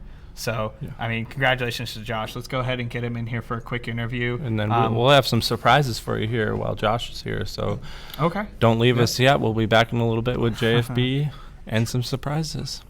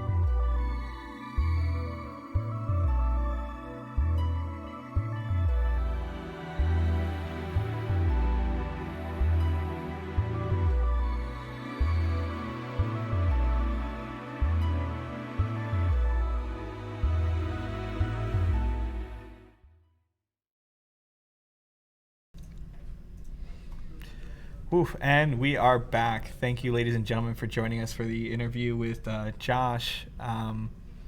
Congratulations on your win. Thank you. How do you feel about that match? That match was the best match I've played all tournament by far. That was so close. Yeah, very intense. Ruben being a solid player Yeah. and putting up, pushing all the way to a game 3, and that game 3 is probably one of the most intense games we've seen so far this weekend. I think there were 2 backups left on the field by the end. Every resource had to be used to win that game. From both players, actually intense. Yeah, and it's crazy to think that, you know, at one point, and you both were on, I think, like 3 to 4 backup, or 4 backups to 5 backups with like 4 or 5 forwards each. It was just an absolute stalemate, and then both of you just start blowing up each other's boards. That's all thanks to Hein. Yeah. Nothing punches through Hein. Yeah. It's a nail. Yeah. Nail actually chipped away at you almost every turn there. I can't block him. He's too big. Yeah. And the fear of Ifrit pumping him so he doesn't have to use the backup as well. That was too much. Yeah, that's one of the things we talked about. That Ifrit put also seemed like it put in quite a bit of work in that game. You had to play around it almost the entire time. Yeah, very scary card. Definitely. And so now, I mean, we saw the play there at the end. What was going through your head in trying to set that up? Because it looked like you were kind of setting it up for there for a couple turns. For so many turns. Yeah. I was working out what was left in my deck. There were still 3 for Sawyer in that deck, you know. Oh yeah, There were actually, still 3 wait, for Sawyer. you do play that card, right? Mostly because I had the Hurdy early on. I was trying to work out how I was going to win. I was like, wait, I've got Hane. There's 3 Lures in the deck. I just need to slow this down to a stalemate where he's just getting in with the nail each turn. And then try to set up a turn where I'm able to dull on his turn with Hine. My turn starts dull, shoal, dull, kill. There you go. And yeah, you got there. It worked well, so super about. impressive. And now you've got your match coming up in the next round. We've got the bracket, so let's go ahead and check it out. So you're going to be going up against Michitaro Yabuchi. And if I recall, that is going to be a mirror match. It's going to be a pure mirror. Same Yeah. 50. Same Yep. 100, rather. Yeah, you guys are going up against each other, same 100 cards. Now, what are you looking to do in this matchup? How do you think you're going to squeak it out? I don't know. I mean, Draw he's well. a really good player. Yeah. So I guess I have to draw better. Yeah, I mean, he beat Hagiri, and Hagiri's no joke either. Yeah. So, yeah, I mean, every player here is deserved to get to the semifinals, and this is going to be... This top 8 has been so many big names. In the top Yes, yeah, it's very impressive. So, well, good luck to you in the semifinals. Thank you. But I'm going to need it. It's going to be that close again. I think my heart will take it to the final. oh my goodness, great. Well, what I would like to turn now to the players at home. We've got a bit of a sneak peek for everybody. Very excited. We're going to go ahead and pull up onto the screen a new card from the new Opus, and we're going to discuss it with Josh. Oh, he's back. Yeah, so we thought we got rid of him just recently, but this card's coming back, but it's coming back as it looks like a different element. Now this is going to be Dadaluma. It's a 2 CP fire forward with 8k power. Category, that is a category 6? Yeah, martial Dadaluma, artist. 6. So its effect is going to be when Dadaluma enters the field, Dadaluma deals you 1 point of damage. So a little bit of a con there, but at damage 3, Dadaluma gains Brave, and Dadaluma cannot become dull by your opponent's summons or abilities. So very, very big forward there. Well, it wouldn't be a fire card if it didn't come with a con. You know? But overall, how do you feel about this? it's another FF6 forward in fire. Yeah. Fire's been the weaker part of FF6 in fire, right? So it's good. Yeah, I definitely agree. I like the self-damage. That can be really useful because the 1 CP Belias a lot of people play, but sometimes you don't quite get to the 4 damage to use the haste. Yeah, I actually do like this card. Although the 1 point of damage does prove to be a little bit of a con, I think it's pretty good in the sense that you can use it to turn on cards like Cloud much earlier in the game. Yeah. So I think that actually, we saw in some of the Japanese lists, they were liking the new Bahamut, right? Or the older Bahamut that dealt you a point of damage for similar reasons. 10,000 damage, man. Yeah, that's exactly. a lot. And now being a forward that potentially has Brave and is 8k for only 2 And CP. in a relevant category. And in a relevant category is very, very potent. Yes. So I think I'm extremely excited to see this card. You mentioned Fire Ice. Do you see it popping up in any other decks? It's a rare. That's going to be amazing in draft. Yeah. You have less resources to play with in draft, but every big body counts. Yep. So Every big boy. He's the biggest boy apparently. Oh yeah. Look at that artwork. Oh yeah. That's really nice artwork. He's got a little smile going on as he's sniffing the flower, you know. Oh yeah. Very buff dude, as a matter of fact, as well. Kind of like the old one. I think he may give you a run for your money. The flower would give me a run for my money. Alrighty, Josh. Well, congratulations. That was a very exciting card to get to read off there. Stay tuned because I think we may have a couple more hints and secrets to reveal. But Josh, congratulations on your win. Best of luck to you in the semifinals, and we'll see you later, hopefully. Thank you for having me. Alrighty. Thank you. Congratulations again.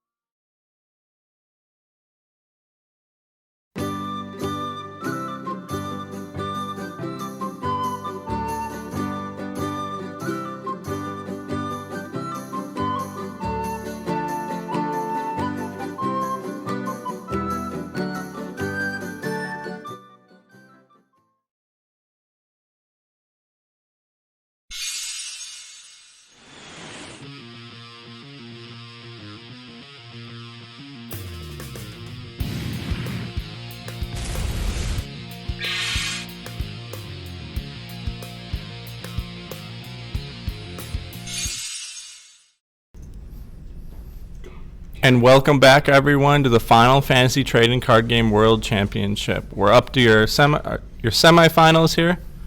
Oh, thank you. We have deck list coming in hot here, fresh off the press. So back to how I started here. We're up to those. We're up to the semifinals. Burckley, carry it from here. So congratulations to the players who've managed to make it this far.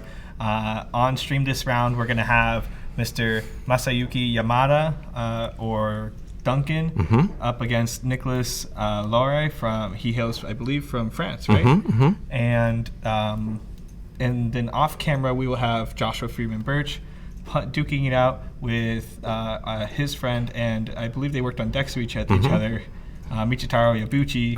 I asked them, and it's up to a 99 card mirror match. There's one card different here. So. Oh wow, really? Yeah. Interesting. Okay. So that will be a very interesting one. But we're going to get the exciting matchup, though. I don't believe we've had Masayuki Yamada on stream yet today with a constructed deck, or this weekend at least with the constructed deck. So it'll be very fun to see him with his decks for the first time. Now, we do have, though, Nicholas Laure. He did, I believe, play once already on stream with his constructed lists. So it'll be interesting to see what he can do to take down the Japanese Titan. It looks like the players have shuffled up, dealt out their hands, and they're just about ready to get started. So best of luck to these guys as we get started here. Let's have a good one. Yep. In this matchup, you want to talk a little bit about the decks and what you expect to see? Nicholas on the left there is bringing Windwater and Waft to the table. Looks like he started it off with Waft here, and let's see what Kaka has. I see some Earth cards. Yep. So I think this is actually probably a fairly solid matchup from Mr. Masayuki Yamada. The Shantoto we mentioned earlier being a definitive powerhouse card for him. Starting off strong with 2 backups.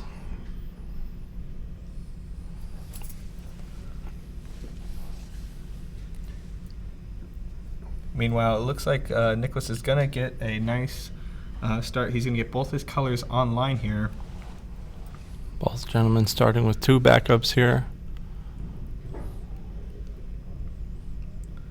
I'd imagine we maybe see that Norshtallen come down. Yeah, pretty good card.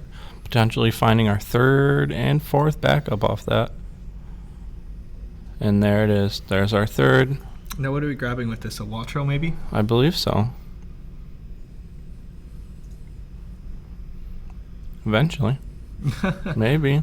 I'm pretty sure he plays it. We're going to double check that, though. Oh, there it is. Now, this list is very interesting. We talked a little bit about it. One of the spiciest lists we've seen all weekend. Yeah, I would very much agree. He opted not to play the Waltrill here. Why do you think that might be? Probably valuing the cards in his hand right now. Doesn't feel like getting rid of them and going down to so few in hand.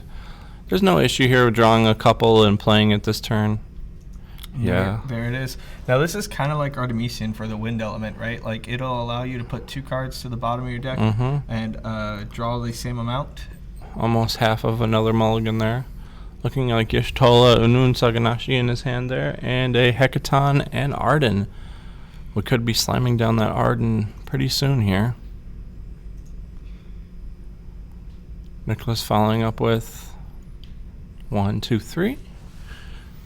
There's that girl who forgot her name again. Now, I've forgotten. What does she play for?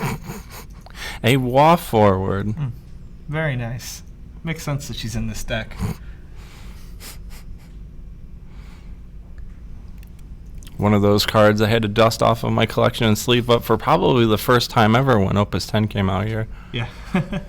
I think we were all doing that to a handful of Waft cards. Yeah.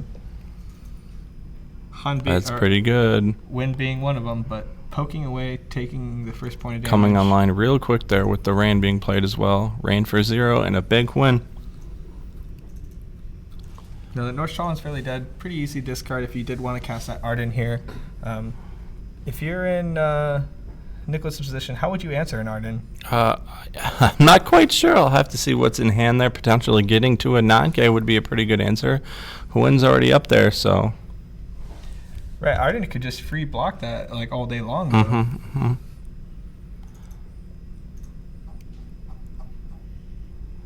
Yeah, I think that would be a fairly scary card. If you're in a Nicholas position, you kind of just have to Shintoto Yeah, it you away. definitely don't want to see it this early. My guess is that Shintoto probably is one of the few answers that Nicholas is running. Yeah. While being a 9K is normally, or being a 10K is normally good against 9Ks, Arden's got some text on him that's going to say that doesn't matter here.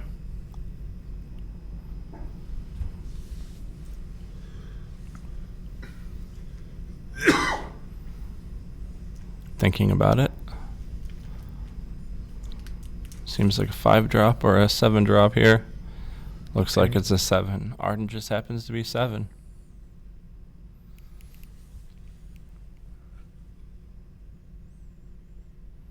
Thinking about it a little further here. Oh, Yashtola, okay. Yushitola is also a very good card. Looking to maybe protect that Arden, yep. Yeah, I mean, I would imagine one of the other things to consider, right, is that Yushitola doesn't take any damage. We saw it work out very well for Joshua. When Damage from summons or abilities. Summons or abilities, yeah, correct, sorry. So we saw it work out very well for Joshua. The fact that Yushitola can kind of just sit on board for most of the game, because a lot of the removal that WAF has, it just does nothing to this card. Ooh, Yesmat. That's not a bad card to be flipping up experts there. I think there's probably a reason a lot of gentlemen are playing 3 this weekend. Hoping to maybe cast them or flip them off the top of our deck when we take damage just like that. Goodbye, Rain. That's too bad. Man, that was quite the flip, though. Yesmat has a handful of modes. It's one of the many modal cards. Makes sense that it's a Mobius card as well. So we saw that trigger right there, the choice into break a 5-cost forward, being that Rain. But it does also have the ability to break a monster or activate all the characters. Just seemed like the opportunity to break Rain there was probably the most relevant. Yep, and the fourth and final ability Yasmat has is being a 10K. Yeah. What an absolute unit. That is a very, very big forward. But it's justified that it does cost 9 CP to play, so. But knowing Yamada's deck, he's able to play big cards like that and protect them very well, playing cards like Unsa Ganashi, protecting them even further with the Yushitola we see here. Yep, and the now is this this could be the turn that you decide to cast that Arden. I mean, he did draw Daga, which is a very good card in this deck, but I don't know that Daga is doing a lot in the matchup, right? We see 3 2-cost backups. There's Arden.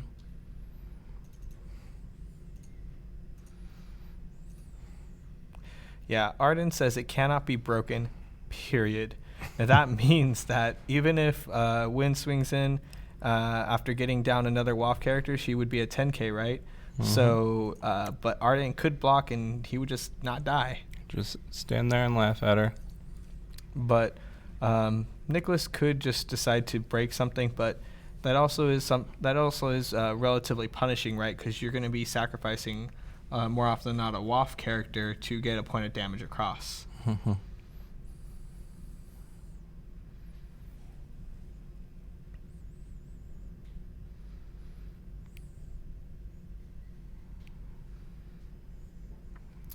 Alrighty. Nicholas deciding to, looks like, cast Terra, grabbing himself a Hecaton Kyre. It'll be interesting to while we talk about, we talk so much about Arden, it does have some downfalls, leaving Nicholas open to remove any character he wants to shut off Arden blocking for the turn. So at some point today, we may see that. And here's one Hecaton followed by another Hecaton. Yep, Arden going to fight that Win. Good. And Win is currently only a 9K, so Arden would beat out that Win, saving the Yushitola.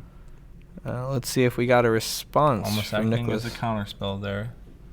Nicholas probably thinking maybe I cast this Mist Dragon here. No, I think you're giving up too many cards. 4 CP Mist Dragon is not that great.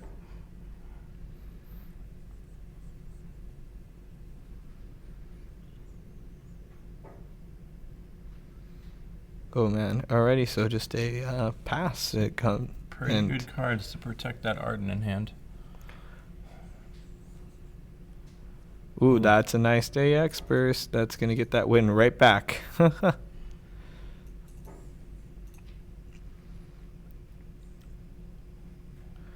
Gabranth Now, finding something big. Let's see here.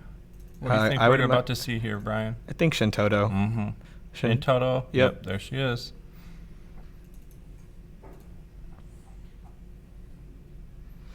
Yeah, Shintoto is just so strong, especially because I would also imagine at some point that Yamada would like to cast a Jito Marujito, getting back some of the Hecaton and the Diabolos that we've already seen discarded. Maybe even at Alexander, but the Hecaton Kai primarily just would be very useful in board wiping Nicholas over and over again.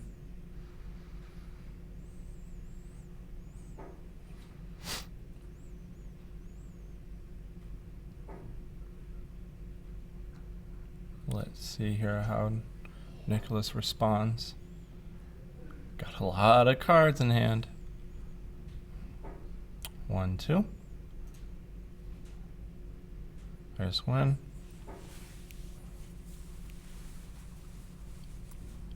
Not quite as big as he wants her to get yet. Not that it really matters matching up against that Arden right now. I mean, all he's got to do is cast that Rorik. Yep. Rorik's going to get back that Rain.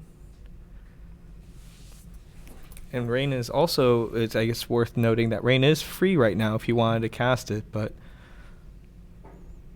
let's go ahead and see what he decides to do. And there she is. Mm-hmm. Now, do you sack a character to get that, to see if you can get a point of damage across with Win? I'm not quite sure here. Yeah, okay. He feels the need to. Maybe he has another girl forgot her name in hand, hoping to replay it, or just not caring at all right now, understanding he needs to get damage in while he can. I'd imagine after that, there's really not a lot Nicholas can be doing. Yeah, let me just see a pass of the turn. Yeah. Nicholas probably has no issue playing off of 4 backups here, so putting damage as priority number 1 in his game plan here.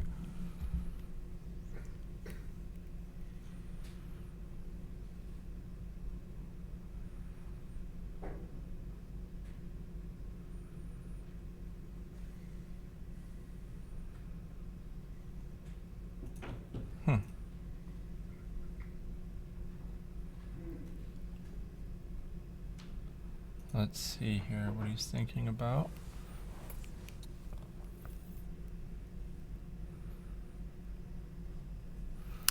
Yeah, what's interesting here also is that every one of these forwards that's on board currently works very well with Shantoto, because Ishitola does also not take damages from your own forwards. Yep. So maybe we just consider this a Shantoto deck. Forget about the rest of the cards in here. It's building all types of walls and protecting them.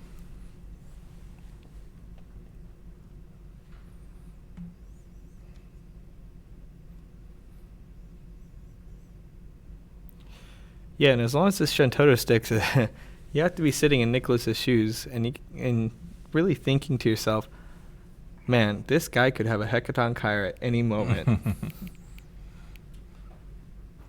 Fortunately for Nicholas, he is holding on to a Mist Dragon. I think that's going to be a card that would be relatively critical, right, when dealing with a Hecaton Kyra. Not too bad of an answer for any of our opponent's summons.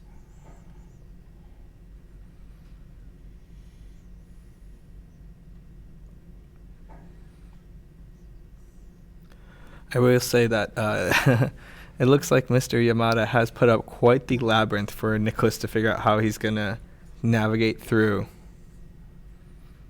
Yeah, I can't blame him. Not sure how I would get through this myself either.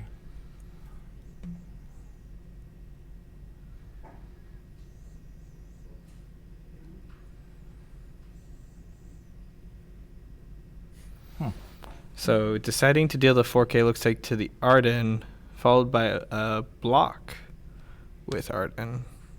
I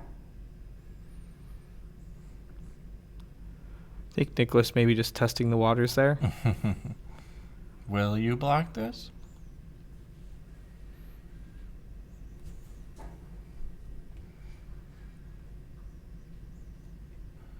Brandelis with the follow-up there. Finding our Pelinar. Hoping to get back to 5 backups. Yep, there it is. One knight for another.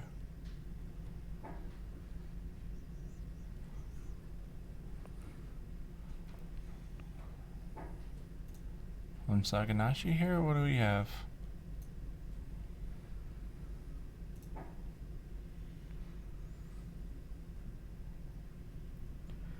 He's got quite a bit of cards. He's Thinking about playing a. Whew. there we go. I'd like to make these forwards even stronger. What a deck here being shown by Yamada. Ooh, casting a Star Sybil, discarding 2 very good summons for it. I'd imagine he's gonna grab. Uh-oh. That does not look very good. Definitely very scary. Looks like he's It's going happening? to use it. Yep. Oh, wow. Nicholas probably having to read Shantoto and her S here.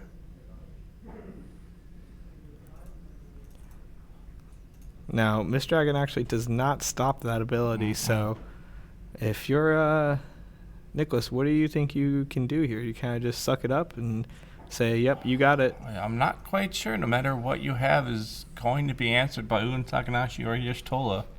Yep. And now it's been a minute since we've really seen this card, so let's go ahead and read off what it does. When Shantoto is dealt damage, deal the same amount of damage to all the forwards other than Shantoto. If a forward damaged by this ability is put into the break zone this turn, remove it from the game instead. So effectively what Shantoto did here is it used its S ability, deal 5,000 damage to all forwards. So every forward on the board took 5,000 damage, including Shantoto. Shantoto then triggered its own ability on the top to deal another 5,000 damage to the other forwards, therefore dealing 10,000 damage to all forwards And Nicholas removing controlled. them from the game. And breaking every one of them, removing them from the game. What a turn there. Definitely a power play.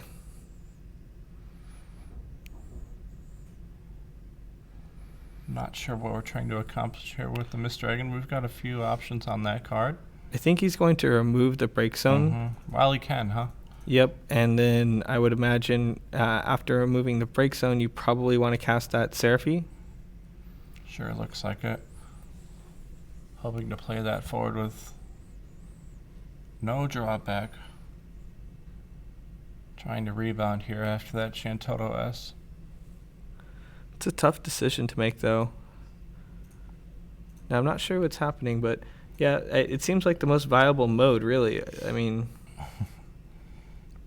Nicholas probably not sure how this card will help him here, other than enable Seraphy into more forwards. Let's see.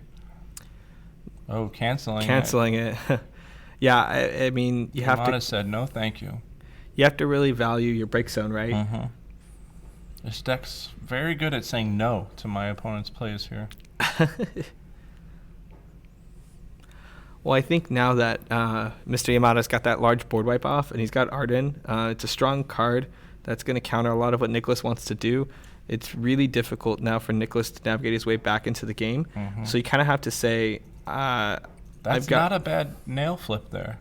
That's pretty strong. But I think you have to say, I've done what I want to do. I've got 2 powerhouse forwards. I don't know how you're dealing with them. And I've got Un Saganashi to protect them now, too. I may not need the Shishitola anymore. Nope. But I would like to keep my break zone.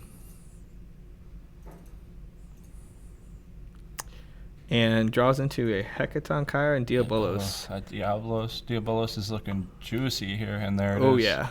I'd like to break that for free, basically. He's going to probably bop his opponent for 2 points.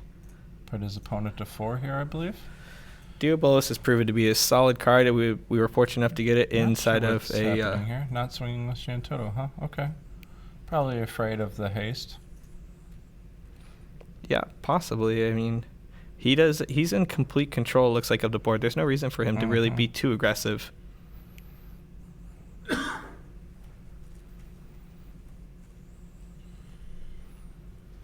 Oh, man, is that double Hecaton Kyre he's sitting on?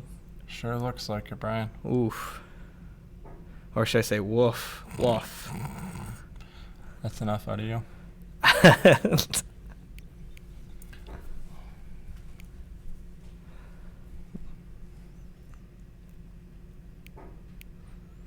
Now, at least we might be able to kill the Citra here. Do we even attempt to do that? Let's see.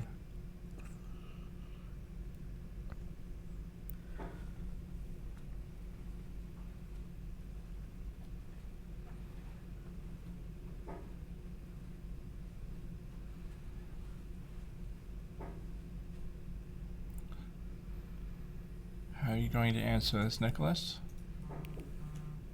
It was kind of interesting. He chose, so what he could have done here is very interesting.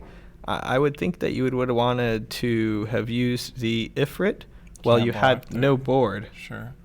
Not risking losing anything. You could have Ifrit the Shantoto, right? And see if Masayuki wanted to use the Unsanashe. If he did not want to, you could have finished off possibly with Pelennor, right? Yep. Choosing to try and push through the win there, turning off Arden's chance to block. Yamada having to block with his Citra there. Not having to, but choosing to. Another Y'shtola from Yamato. Yep, just going to swing Block. away. Fight spell. We going to open up our own fight club here with these hecatons? Sure looks like it. It sure looks like it. Oh, maybe not. We are. Yep, and then we're going to protect our own fight spell. Yep. Whew. You gotta be careful, Rice. I don't think we're supposed to talk about Fight Club.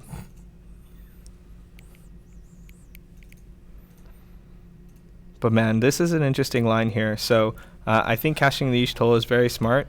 It stops any kind of comeback right from Nicholas. The Ifrit would have been a nice card that could have helped to save. Not quite sure the why Nicholas. we're removing both there. Yeah, yep. Explaining how the damage works here.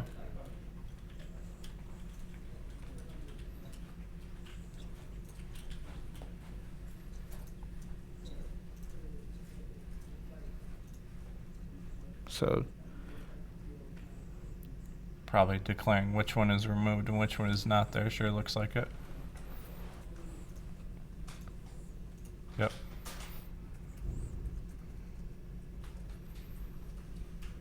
Pelennor, yep, there we go. Gonna finish off that Shantoto. We have to get rid of that while we can. Yeah, that's definitely crippling Nicholas's deck. So now Nicholas can hopefully get back to the good old strategy of just slamming down wall forwards and punching for damage. I mean, that's really what Nicholas has to do if he wants to close out this game. Mm-hmm. Knowing that there's two Shantotos in Yamada's break zone is pretty good. Yeah, I think this is a nice opportunity for Nicholas to try and crawl back in. Let's see if he's able to pull it off. I know there's a Nail, a Lawn, and a couple of Opus 10 efforts in hand. And a Terra.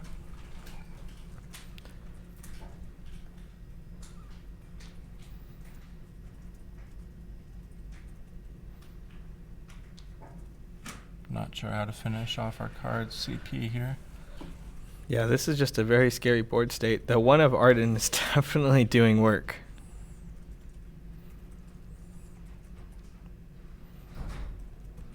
Terra going to go ahead and pick up back a Mist Dragon. Going to remove that break zone. I think he's going to be... Canceling it. No cancel? No cancel. No cancel. All right. So now it's important to note that Masayuki Yamada did have a minor out, so that minor is now will no longer be able to grab back any of those Shantotos. Mm-hmm. So Shantoto S ability is effectively done for the remainder of the game. Mm-hmm. Not sure how many times we're able to pull that off multiple times a game, but it sure would be nice. Ooh. Arden swinging through again here. And that's a Gabranth. That's 3 out of 4 3 out of 4 experts. Yep, better lucky than good, would I say. That's definitively exciting for Nicholas, I'm sure. But Masayuki Yamada did just draw into a very fun card, Gigas. Yeah. A 4-drop 9K. Yeah, Gigas would is be pretty good at blocking. I believe Gigas is a Theatra monster. and is a 4-drop 9K. Ooh, another EX boost. Oh Why my. not? Draw all the cards. Yamada giving him permission to draw all he wants, EX burst all you want. And there comes that Gigas, yep. So Gigas can attack, but if you do so, it will not be able to activate during the next active phase. So you have to consider and calculate when you're going to go in very precisely if you don't have a way to give it Brave or untap it. Yeah, maybe it's just going to operate as a blocker here. Being able to dodge most of the waft removal is pretty good here. Yep. I would imagine it also works fairly well with the Shantota, right? You look at a lot of the forwards that Yamada decided to bring to this deck, and it kind of plays around the Shantota, right? Mm-hmm.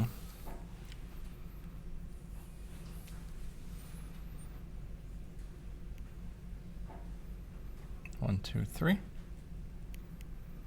And there goes Reagan. So what are you getting back here? I think it has to be a rain, right? There's not many better options here. He's moving Hoping fast. to rain into Lon here. I want to get some damage in while I can. Oh yeah, and he's just plugging along. He's definitely got some. He's definitely got a plan. He's gonna try, I would imagine, to sneak some damage through here, at least while he can.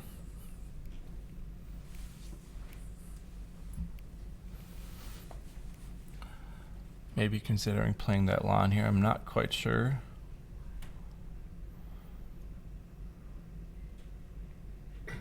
Nicholas choosing to go the 4-drop Phoenix route with this 4-drop Phoenix route with this waft list. Yeah, I'm a pretty big fan of the 4-drop Phoenix. I do like the card a lot, being able to recur cards like Frit and Lon. It's very good. Even just a Seraphy is also very potent.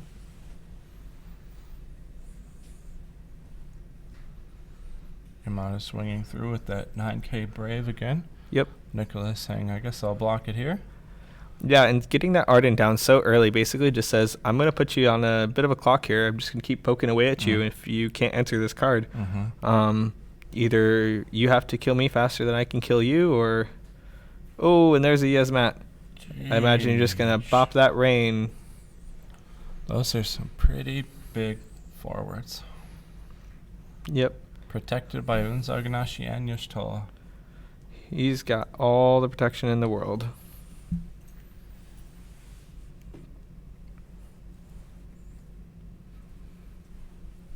Now, I'm intrigued that Mr. Yamada didn't just instantly decide to break that rain. Why do you think that is? I'm not quite sure. That would have been the target on my mind.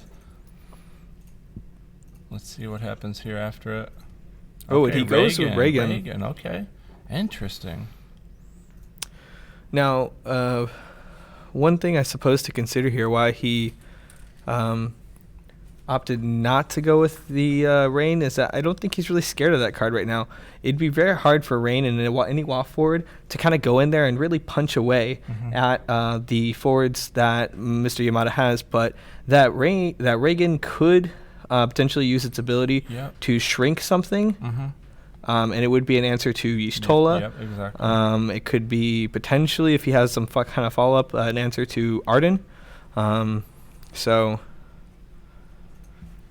Nicholas looking to Hekatan his rain into... there it is. Oh, I feel like every man. time Nicholas has a Hekatan, Yamada also has one.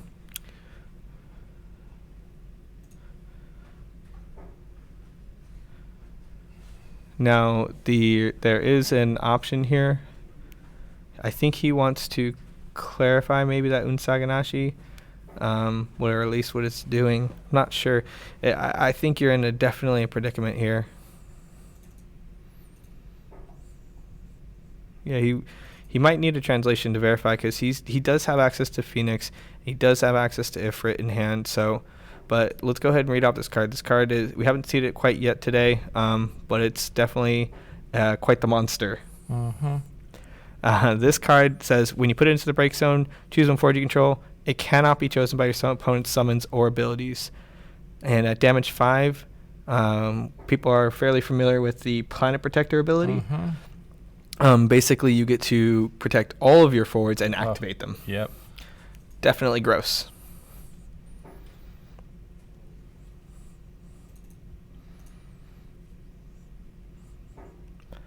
Now deciding to deal 8k, more likely than not to the Yesmat. He could even follow it up with a Phoenix. Canceling the but Yasmat. gonna go ahead and cancel it. Yep. The Hecaton does resolve, getting that rain off the board. So Nicholas does have that Shintoto. Now that he's cleared that Y'shtola out the way, he could see if he can figure out a way to cast it, right? Wouldn't be a bad idea.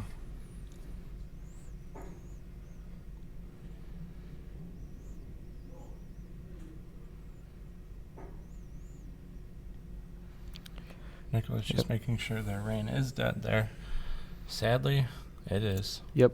Y'shtola is able to cancel the entire effect of the Ifrit, so rain does not gain the plus 2k.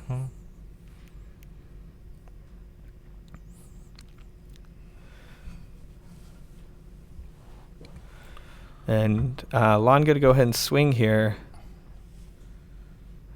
Alrighty, he takes that damage. It's a Diabolos. Very good card. Now,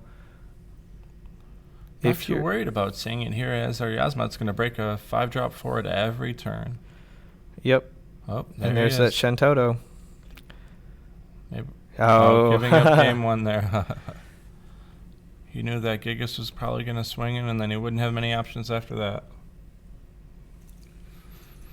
Both gentlemen probably looking to save some time there. Yep. I'd imagine only an hour left for 2 more games potentially. Yeah, so now do you think Nicholas is going to stick with this deck? Knowing Yamada's other deck being WAF, I'm not quite sure how interested he would be in the mirror. I think you roll the dice and do take the mirror match there. You don't want to run Wind Water up against WAF as far as I'm concerned. Maybe you try and get the most out of your WAF deck here if I'm Nicholas. Yeah, and I think that no matter what, you have to go WAF versus WAF, and from at least what we've seen on stream, Nicholas seems to be very comfortable with the WAF deck. So, if he feels like it's his more favored deck, if he feels like it's his strongest deck, he probably would want to take that and use that to push to a game 3. Yeah, Nicholas missing some cards that are good for Wind Water against WAF. Mostly the Kukulane we saw earlier from JFB, the 1-drop one, being able to shut off rain whenever you entered combat.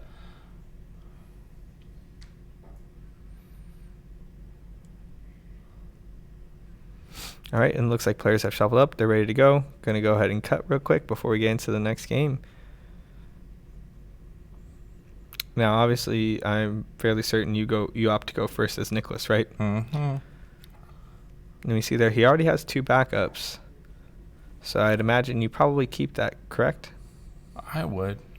Only downfall being one of them really isn't a WAF character, but, a backup is a backup. 1. And 2. There we go. Similar start, I believe, to last game.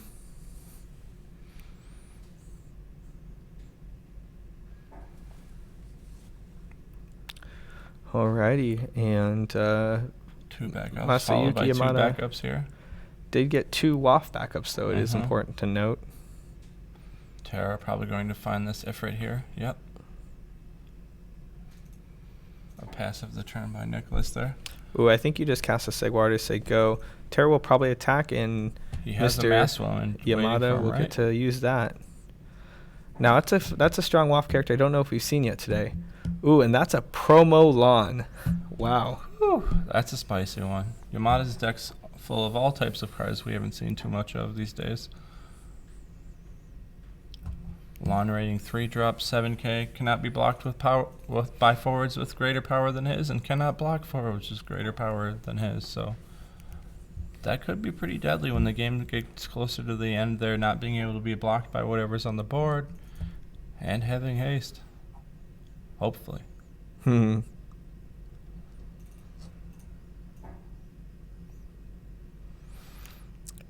But I think Nicholas is kind of starting off. He wants to be the aggressor, so it's a pretty relevant start for him, right? Like if you can, I think what he's trying to do is I'd imagine trying to set up for a power play, and maybe in a turn or 2 here where he just slams down a handful of WoF characters.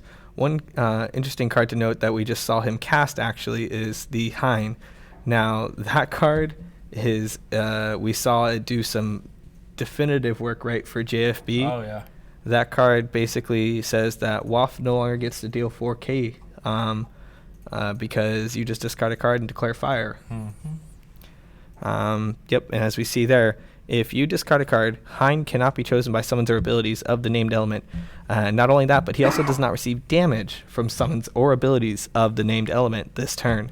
So definitely doing a forward that, or definitely casting a forward that is extremely potent versus the WoF deck.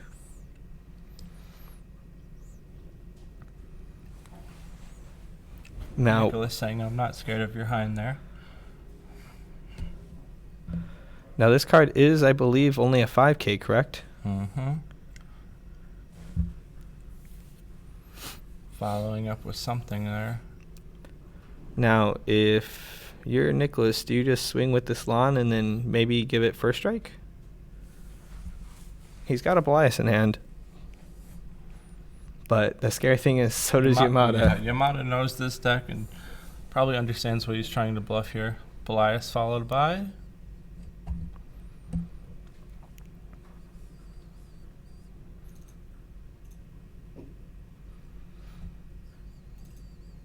Belias. So that's a trade there. Both gentlemen drawing a card off of that. Yep. Nicholas has so many cards in hand.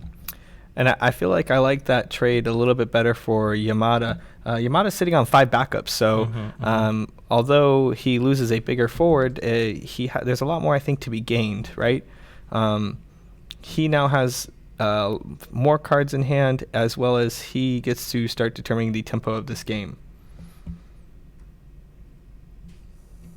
And he just slams down another Hind. He is playing too. That's what I was trying to verify over here. Maybe that's why he was so eager to block there.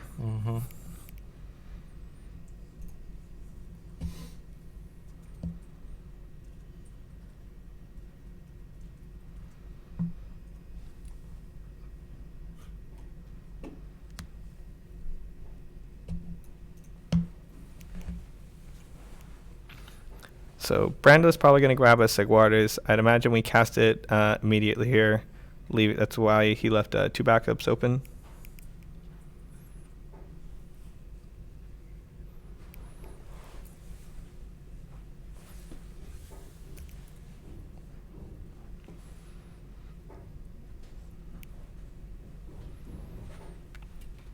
Yamada drawing a Brondolus of his own there.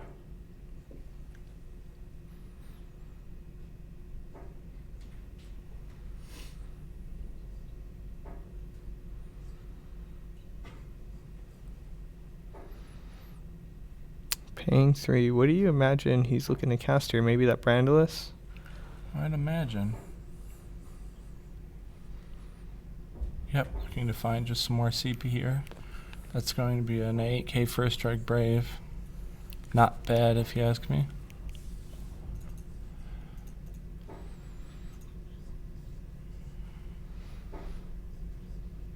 Yep, and then we're going to slam down that rain. And here's that power play turn we were looking for.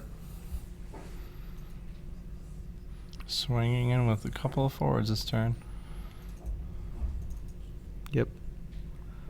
Let's see how Nicholas is able to bounce back by that electric turn there by Yamada.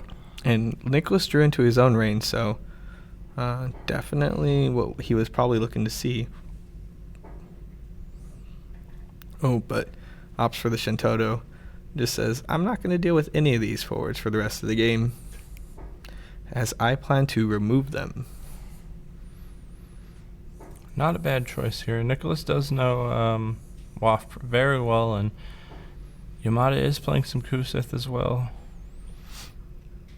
Now, what a nice guy, Yamada. He decided to break that Shintoto and say, you know what? I think I'm going to give you this space for another WoF backup. A spicy one over there by Yamada. That is Heretical Knight Garland. For most of you at home that don't know what that card does, it's going to be a 7-drop 8K Brave. On enter, it's going to break a 4-drop or more CP backup. and he chose Y'shtola there. Very spicy card. I don't know if we've seen it played on camera at all this weekend. It is in the room, though. It's got some pretty good targets in the meta right now.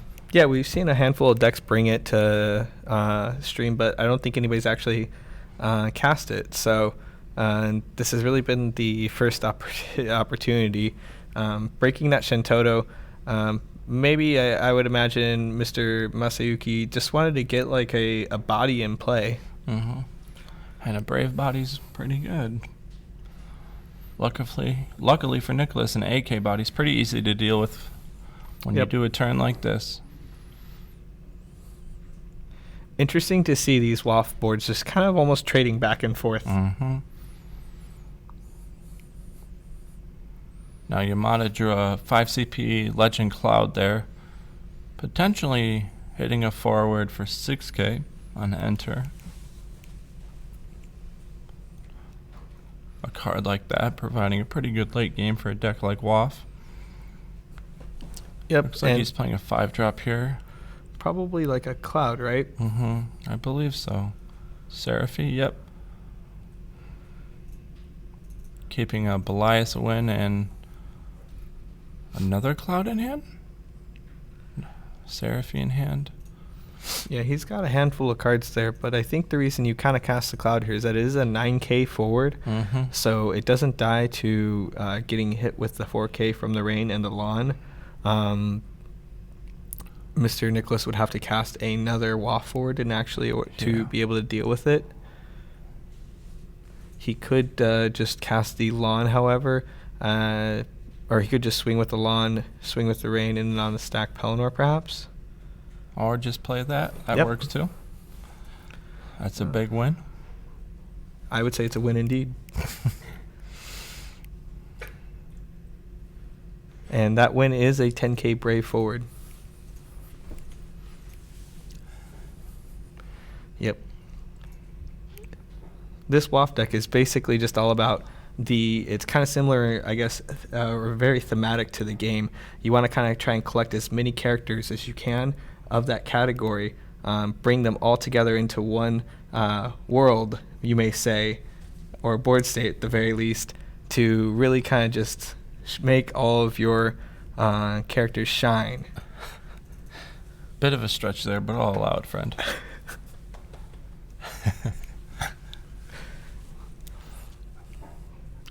I mean, I'm pretty big on themes. I never played the games, but... Yeah, that was good. That was good. The people at home don't know that.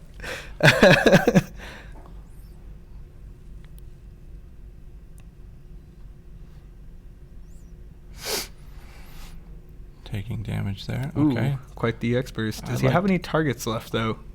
I'm not... He's just going to take the free shuffle. He already knew they're already gone. Why not? Any shuffle's better than no shuffle. Already going to hit that cloud for 8k now, after already punching it for 4. And the question is, does Yamada have a response? He does not have Hecaton card because it's in the other deck, so the cloud is dead. He goes to 5 damage. Not looking to remove cloud there because luckily he has another one in hand. Now that card that hit damage, that is a selfie. From Opus 2. Yep. Very different from Seraphy. But the Japanese seem to like that card quite a bit. We don't seem to play it quite as frequently here in North America, but it's very good when you're an aggressive deck. The only downfall to a card like that, buffing your forwards, is that it costs 2 fire CP as opposed to maybe 2 colorless CP or a fire and 1. Who knows? Yeah, I mean, and you can see right now that would be a little bit maybe of a detriment as Mr. Yamada has out 4 Earth backups. Yeah, there are a lot of spicy one-of tech cards in Yamada's list, Selfie being one of them.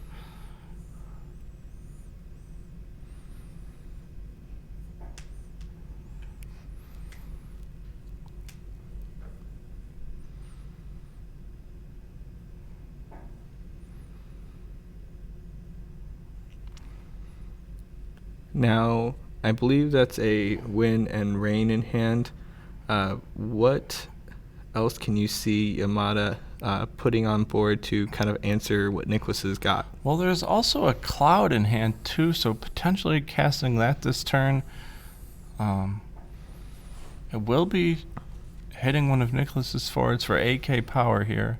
Yep, and that 8k damage, sorry. That would be enough to kill the rain. Mm-hmm. Assuming Nicholas doesn't have an Ifrit in hand. Yeah. Orbital Eyes, I suppose. Yamada does know Nicholas's list, so he does know there's potential for a counterplay here. Could be what he's considering here. In fact, I almost definitely know that's what he's considering here. Otherwise, I would have slammed that card. Yep, there he is. Yep. It's a critical moment. He wants to definitely make sure he's counting cards, not taking a misstep, as if he can close this one out here, he will move on to the finals. So he's definitely a calculated player. And it looks like, ooh, that is that promo Lan in hand.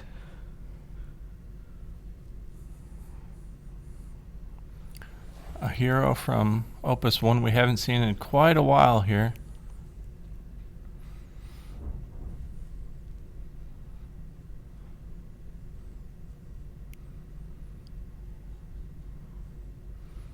There's a lot of cards, it seems like, being counted right now by Mr. Duncan or Yamada.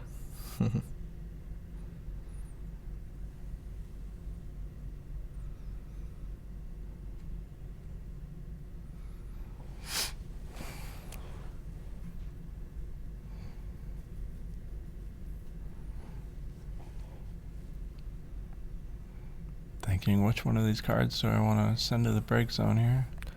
I think the struggle is slowly starting to become for Mr. Masayuki Yamada that he does only have one fire backup. Having only one fire backup is really straining that resource for him.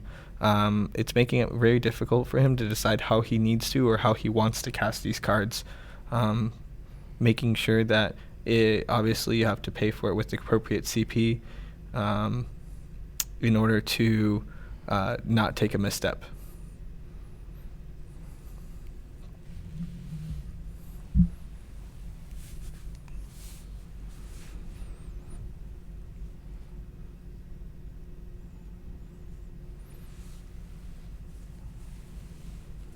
Seem to be making some progress here as to how we want to play this turn out.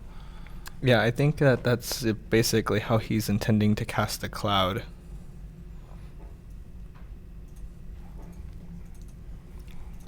Seems like the right route, if you ask me. Leaving up both Earth and Fire CP off the last two backups. And I believe this is Cloud here. There it is. Cloud will be... Oh, he's going to hit the win. Very interesting. Okay. Rain comes down for free. He is going to be looking to play that Lan and win here, I believe. Yep. That's the only other way I could see this working out for him, as we chose win off the Cloud enter. What a backbreaking turn we're trying to amass here. Okay. Yamada could go up to 4 forwards. Nicholas down to potentially 1 here. Doesn't look like he's going all the way through with it. Okay, and with a pass of the turn. Now, if you're Nicholas, are you thinking maybe about breaking that Tama? I'd imagine you have. I think I saw a Luminous Puma in hand, right? So I don't know if I see a lot of reasons to really cast that card. Or break that Tama, I should say. I'd rather be on 5 backups to effectively cast the Luminous Puma. Now, I've just been slid some very, very juicy information. Rice, would you like to tell the people at home something? I'm not sure I want to. We've got some more results of the other top 4 match here. Sadly for those at home, it looks like Yabuchi has taken it over 2-0 over Joshua Freeman Birch. So Japan is going to grand finals here. Kurosawa taking it over Josh. Evidently very convincingly there. Would have been a complete mirror match down to 1 card against both gentlemen there. I guess maybe that one card squeaked it out, gave Mr. Yubichi the edge. Now, while we were discussing that, sadly, while we were discussing that, Mr. Nicholas decided to break the Tama, get back a Seraphy, and then he drew for turn, and now I believe he's going to map out his turn. He's already pushed Yamada to 5 points of damage. If I was him, I'd be mapping out how I can win this turn. Luckily for our friends at home in Japan, this could end up being 2 Japanese representatives in the grand finals here. Let's see how we can iron it out.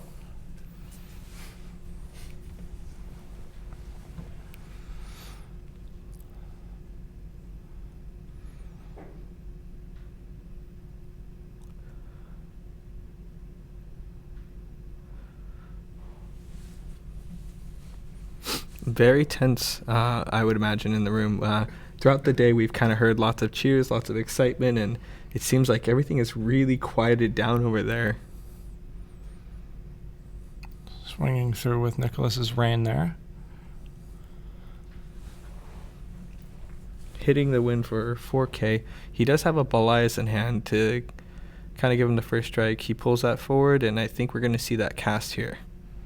I believe Yamada has one of his own. Not worthy of casting here, though.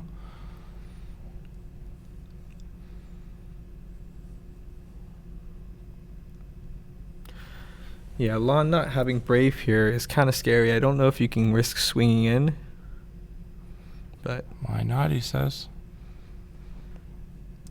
7K first striker that pinged Cloud for 4, I believe, there. Yep, so if he blocks with Cloud, Cloud would die. If he blocks with Rain, I'd imagine you just use the Pelennor ability, and the Lon would win the combat.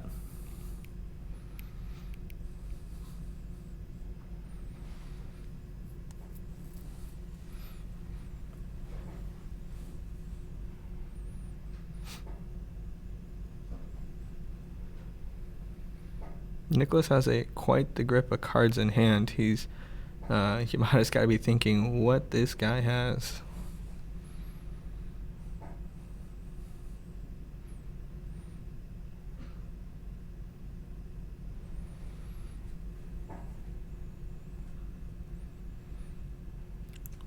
Block there from Yamada. Now, I think you could just use Pelennor, correct? As long as a 7K for a striker. Yes, sir. And then, boom, there's that Belias. It is important to hit that Belias there. Let's see if it works out for him, taking the other Belias out of Nicholas's hand earlier. So Lon would be an 8K to Rain's 9K.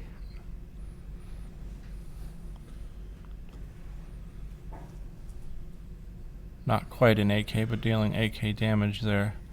Turns out first strike isn't that great when both forwards have it. And there comes the nail. All right, let's see. We're going to high roll the dice. That's 1, 2, 3. A complete Oof. whiff on nail. I know how that feels, sadly, for Nicholas. Major oof, Captain. That may have swung things slightly in favor of Yamada as he draws for turn. Card advantage kind of swings over to him, but that nail is definitely a scary forward, being removal on a forward at any moment. I believe Yamada has one of the 1X cards he's playing in his deck. Now that would be Prompto. I also believe he has his own nail, it looks like. Yep. What do you think, Brian? Are we about to see a nail into Prompto play here? Are we going that deep? I don't know if you can cast Prompto. Oh, you mean like nail break backups to cast Prompto? Whoa, you want it really in. He's got to draw forwards, though, in order to be able to do that. Let's see here. Hopefully Yamada's nail does reveal some forwards off the top. Nail's pretty good when you draw 2 cards off of it. I would certainly agree with that one. Yeah, 2 nails, okay. Why not? All right, so let's see. 1 draw, 2 draw. There we go. That's all he needed. So now he can break 2 backups to break that rain and put that Prompto into play, breaking the nail. What a turn. I felt it in my bones.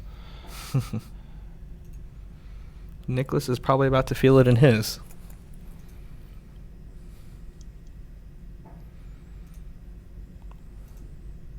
Maybe Yamada is worried about deck out here. Brian, why don't you go over Prompto there for the people at home? A lot of players may have never seen that card casted. Maybe there's some FF15 fans out there that have seen it. Yeah, I mean, I'm sure Nicholas knows what this card does. He has. I'm sure everybody in that room does know. Well, Nicholas is cosplaying as Ignis, and Yes. so this being a fellow 14 category 15. card, 15 category card, when Prompto enters the field, choose one forward your opponent controls, and break it. Mhm. If your opponent controls 4 or more forwards, choose one forward your opponent controls, remove it from the game. Yep. A nice EX burst. He would have liked to have hit it earlier, but still a pretty good card to cast here. So we're Maybe seeing, on the next turn we'll see. Yes, sir. Maybe never. And we are seeing him use.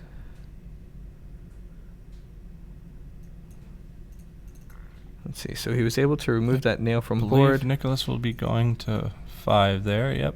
Yep. And there's the Prompto, just as I expected. Draw Yep. and draw. Yamada and I must share some part of our brain is.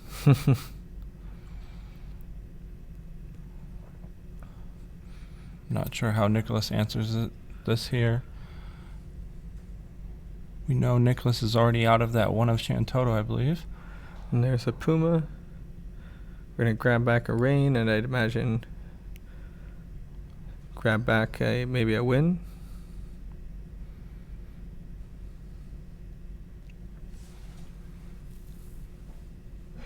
Oh, Shantoto. Okay, not bad. I had mentioned that Shantoto just a second ago, and there it is again. Quite the recovery from Nicholas. I'm wondering what deck count is for either of these gentlemen. We know Yamada had paid attention to it earlier. Yep. So Nicholas definitely he cast that Puma, and he definitely tilted his head back and went ho ho ho ho. Yamada here saying deal with this, Cloud. Yeah, when you're on low resources, sometimes a very large forward such as Cloud is kind of hard to answer.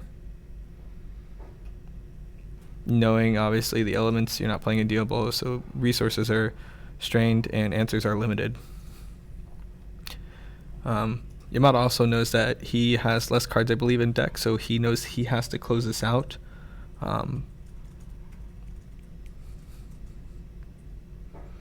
Hopefully sooner rather than later for him, at least.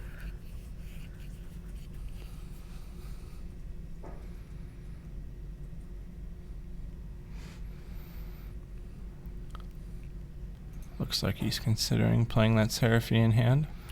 Ooh, a swift pass of the pass. turn there. Nicholas will be going to 6, I believe, here. Now, Nicholas does have, I believe, a Seraphian hand. So Yamada has to choose his turn very carefully. But if he gets back the Rain, Uh-oh, is that it there? Rain would be able to give haste. Oh my gosh, what a Oh, rebound and here win. from Yamada. I believe that's it. Shaking Yamada hands. takes it. Very well done there off the Seraphi. Whew. Congratulations to Mr. Yamada. He will be going up against Yabuchi in the finals. Yep. Wow. Both representatives of Japan. We've seen them play this game for years. They're both Titans over there and over here, both household names. Yeah, and definitely a congratulations to Nicholas for making it this far in the tournament. He represented France very, very well. I know he was proud just to make it this far. Yeah. Both Both him and JFB did very well this week. I'm very proud of both of them. Yeah, so definitely. And they will be going into a bronze match while the finals is going on.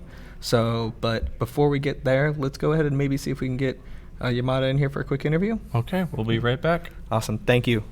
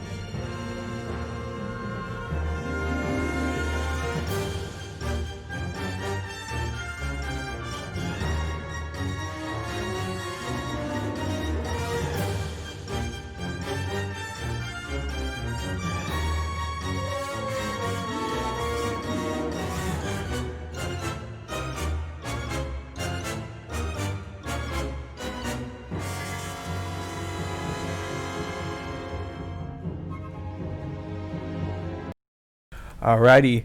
Welcome back to all the viewers at home. We've had an incredible weekend so far of cards. Before we move forward, though, into our finals, I'd like to congratulate Mr. Masayuki Yamada on making it this far. そうですね。最後の試合に入る前に今回また山田さんをお迎えしてますけれども、改めておめでとうございます。本当。Okay. Now, that was an incredible semifinals to watch. How did you approach that matchup? 今回すごい準決勝すごい熱戦というかすごいバトルが繰り広げられましたけれども、どのようなアプローチでこの試合に臨みましたか？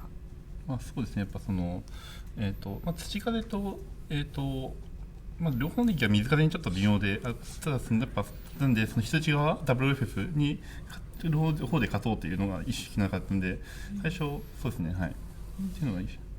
So we had the earth wind deck as well as the water wind decks, and I think I leaned on that earth wind deck with the double aces. Okay. Yeah, I mean, that deck seemed like it was very favored versus the WAF deck, right? So being that Shantoto is able to have very easy board wipes, stopping the recursion of the World of Final Fantasy deck. 確かにそうですね。結構ワールドファイナルファンタジーデックよりもそういう土風とかの方が多分ポピュラーだと思います。特にそのシャントットがそのボードをきれいにワイプしてくれるので、そのワールドファイナルファンタジーのカードをストップするにはいい戦略なんじゃないかと思います。確かに。シャントット only use. We love her. A lot of people at home do. Yeah, I know it's definitely a main staple character. So now we're getting closer and closer to the finals here.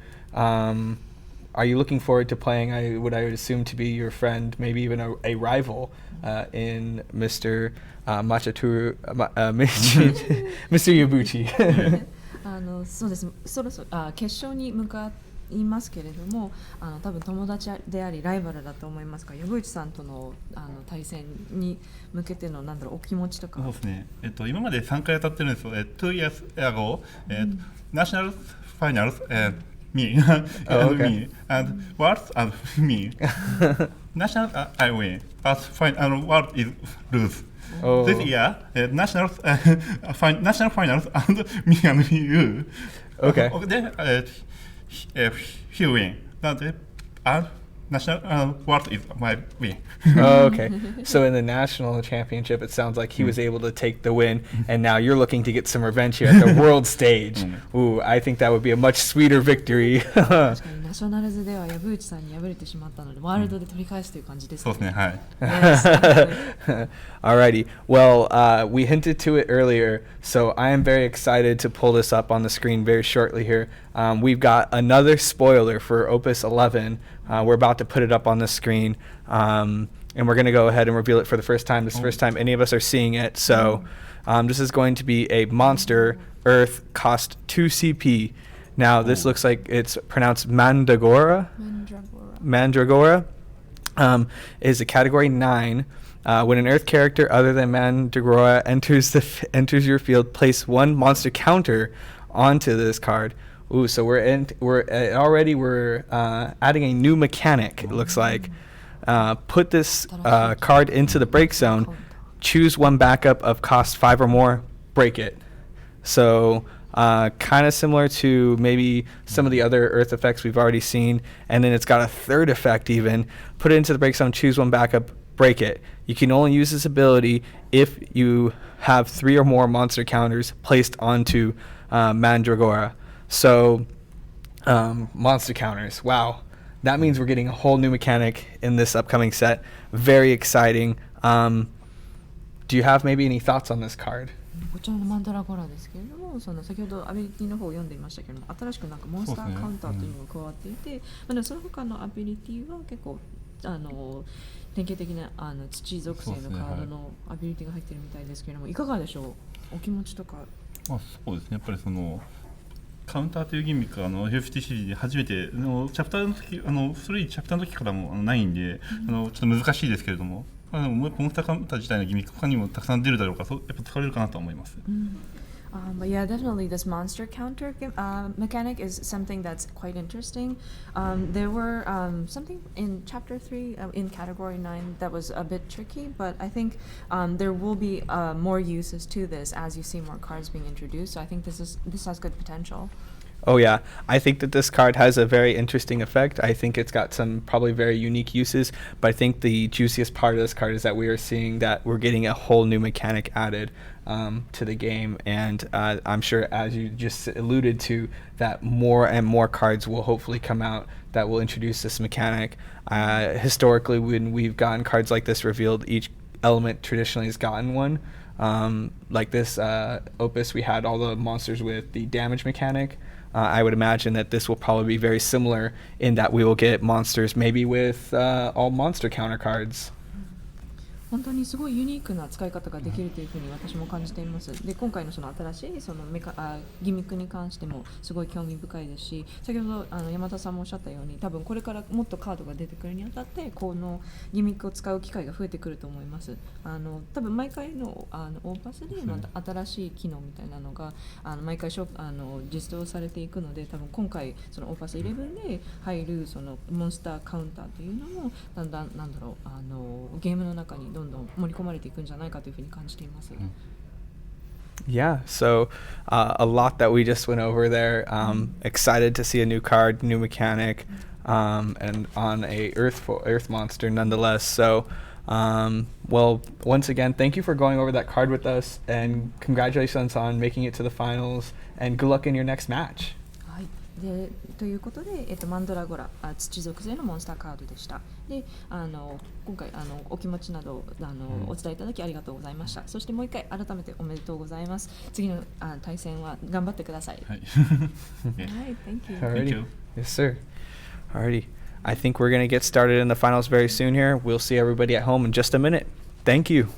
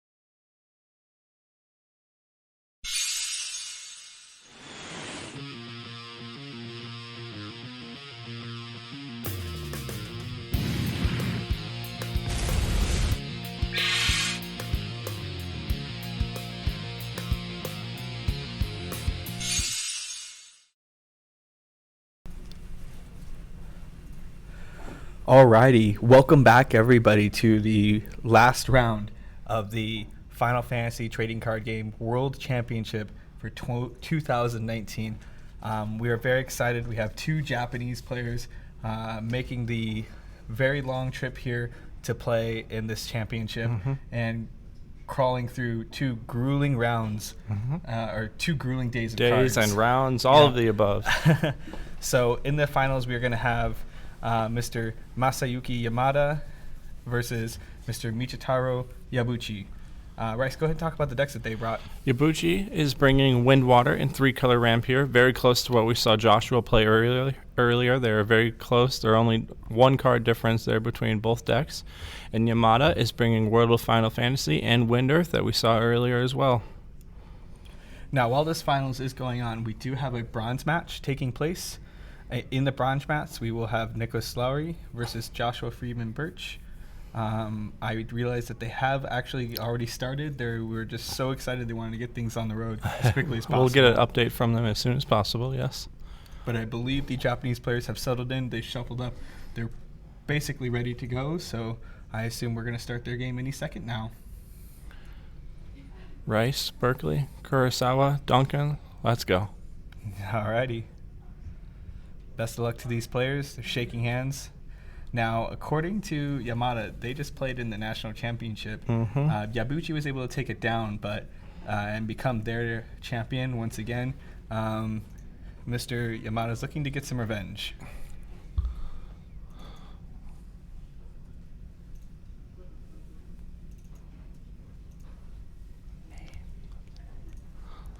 Looks like our names are on the wrong side here. Names and pictures. We'll get that flipped around for you as soon as possible.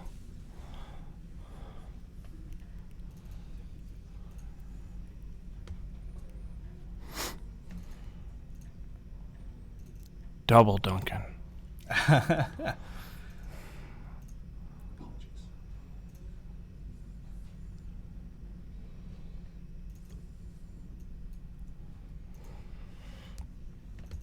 Alrighty, and a Ducal Tana here. I imagine he's going to grab that Earth backup. Looking for a Seguardis here, yep. And there it is. Passing over the turn to Yamada. Let's see what he's got.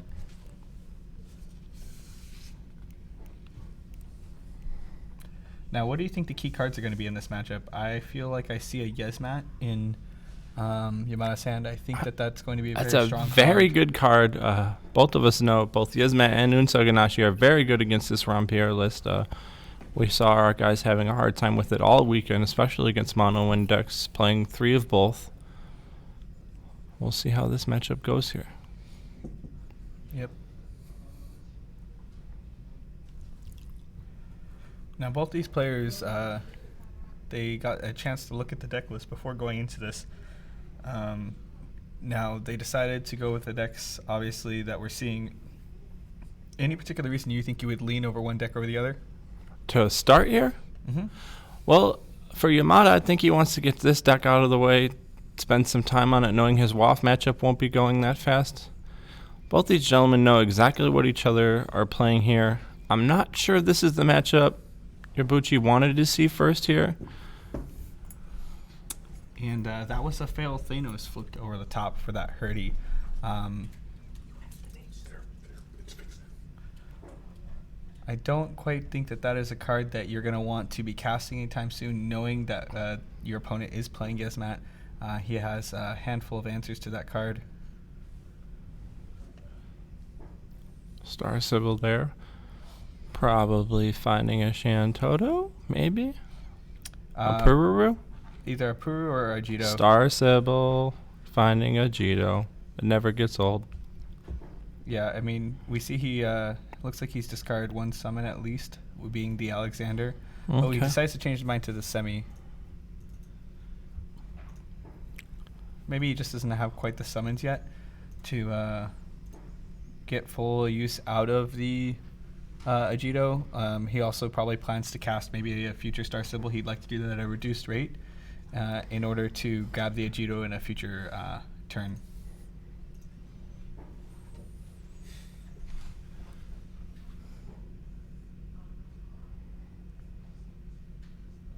Let's see what kind of follow-up Ibuchi has here. A star symbol of his own. Now in this scenario, I think you just grabbed the Rampierre, correct, and pass. Mm-hmm. Hoping to get that combo online as soon as possible. Yeah, both these gentlemen here playing just that. The gentleman's game looks like starting things off, curving out. Both of them have a lot of combo pieces to put together here. Ooh, Doga. There's a card we haven't seen yet.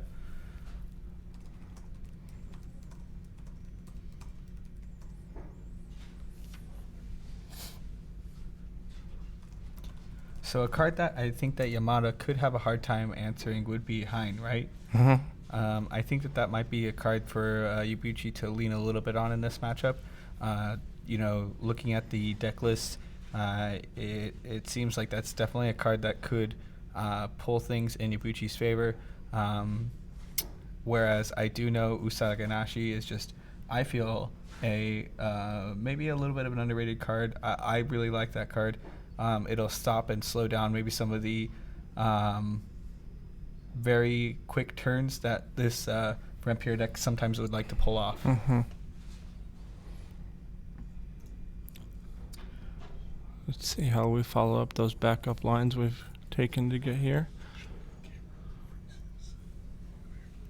Also, staring down that Daga, knowing that you have a Star Symbol backup is kind of scary. Gabranth, maybe finding a piece to enable our Rampierre combo here. Shantoto, just as I expected. There's a lot of backups for him to choose on the other side if he so chooses.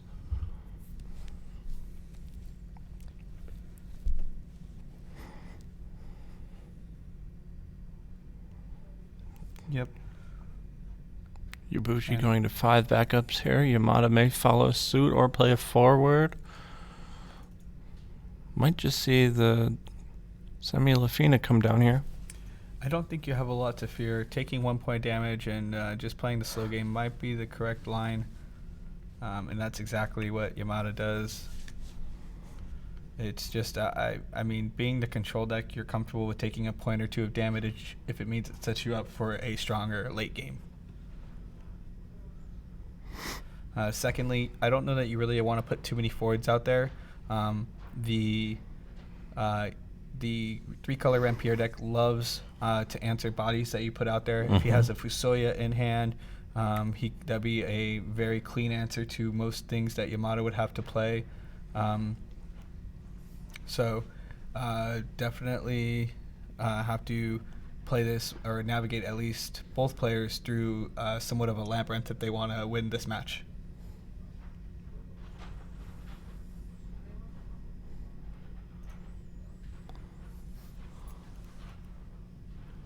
There's that Ejido and Dam which we saw earlier. See what the follow-up after the combat step there was. Another card that we saw earlier that could actually help Yamada out quite a bit, and we see it on top of the break zone there, I believe, is Gigas. Would we, like we mentioned earlier, monsters are a good way to dodge enter effects. Just going with the Veiled Thanos seems pretty safe. A hard card to deal with.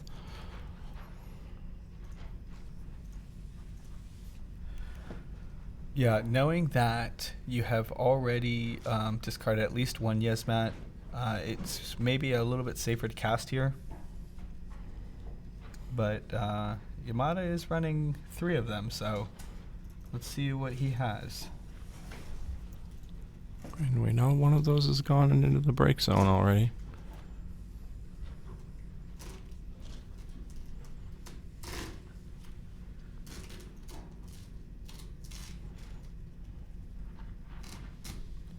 Now for turn, I do believe that Yamada did draw into an Arden. So Arden is a reasonably tough card to answer, as we saw, I believe, in the last round.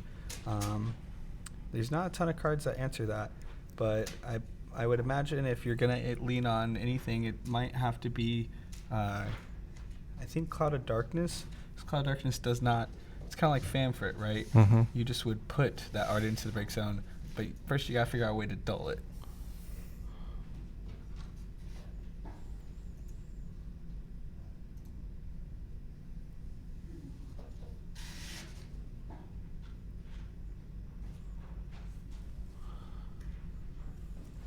Yamada casting the Diablos there, getting the Doga trigger, trying to get Hurdy out of there.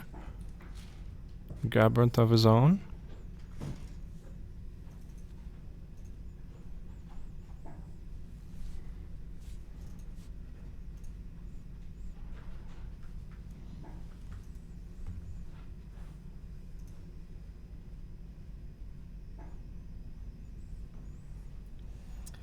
Another card that can help answer something like Arden would actually be the a new common from this set, the Kana Kamui, right? Once if Yamada is able to push on damage, that Kana Kamui can answer the Arden. It can also answer the Shintoto forward very cleanly because it's going to reduce power and not deal any damage.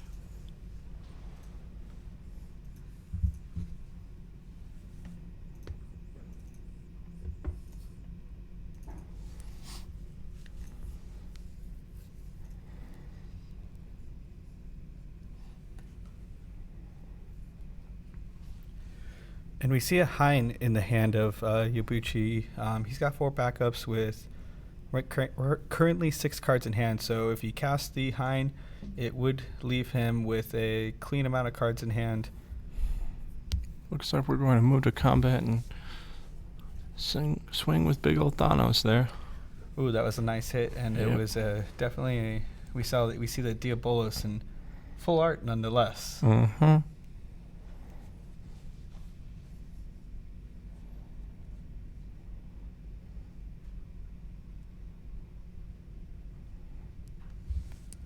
Gonna go ahead and trade Gabrants.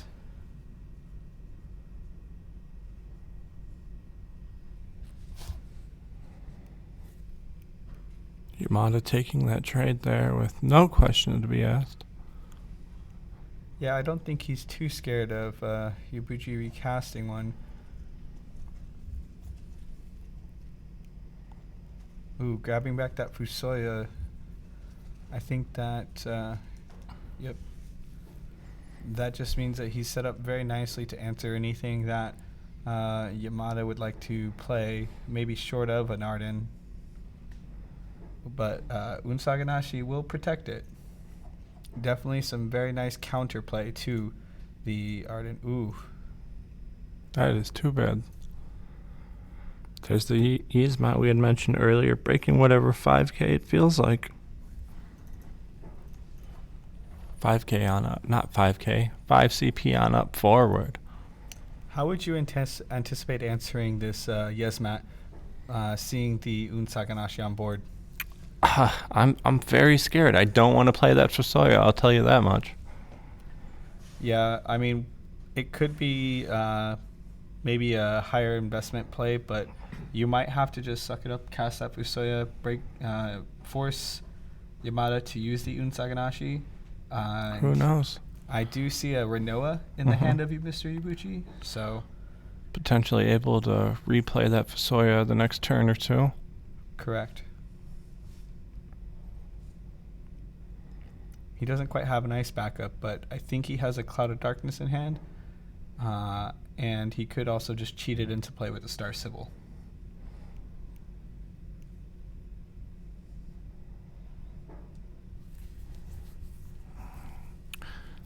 Yabuchi sitting there wondering, how am I going to deal with this dragon?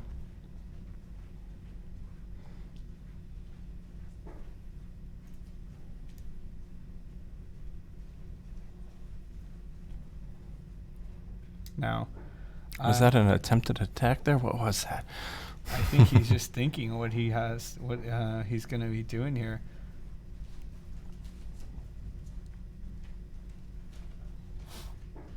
Kind of just adjusting his cards.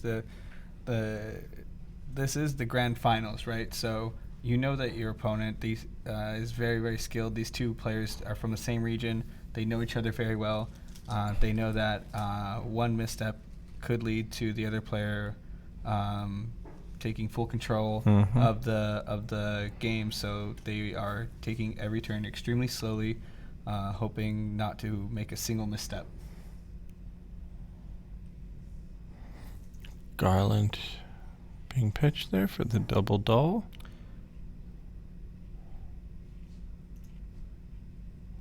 Not quite sure he can. Yeah, so I think what he's going to do here is he's going to Star Sybil in the Cloud of Darkness. That will allow him to break the Rampierre and the Yezmat. That's a pretty good play there. It'll drop Shantoto, breaking the Unsaganashi potentially. All right, Yabuchi, not a bad turn there.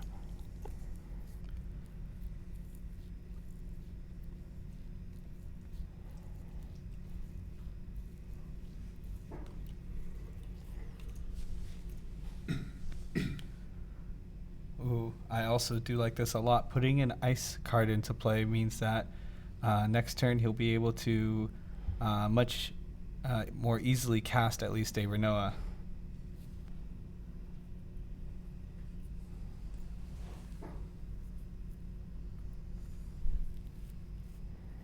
Yamato was able to break that Hurley a couple turns ago with the Doga. Guess what? It's back.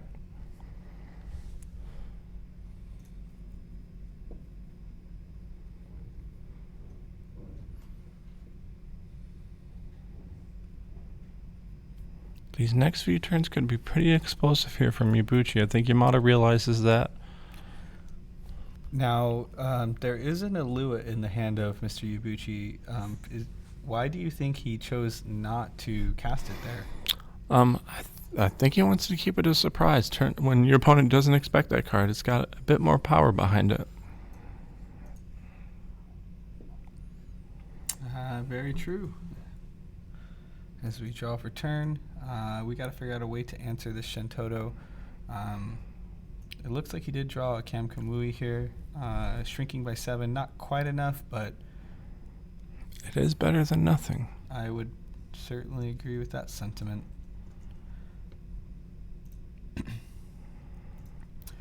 Mr. Yamato also doing a strong job at playing around that Cloud of Darkness. When Cloud of Darkness attacks, it will force Yamada to dull freeze 2 characters. Now, Yamada currently has 3 characters active, so he would be able to leave up his Shantoto and block that Cloud of Darkness, effectively saying to Yabuchi, I probably can't swing with this card just yet.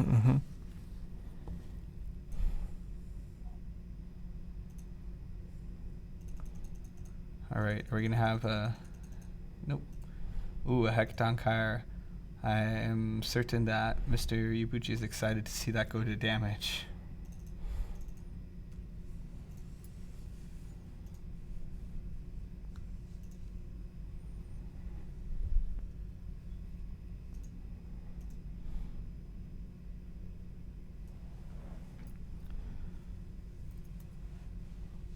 A good way maybe to answer the Shantoto could be a cane into a shoal, perhaps. He'd have to see if he would be able to resolve the cane first, though, I would imagine.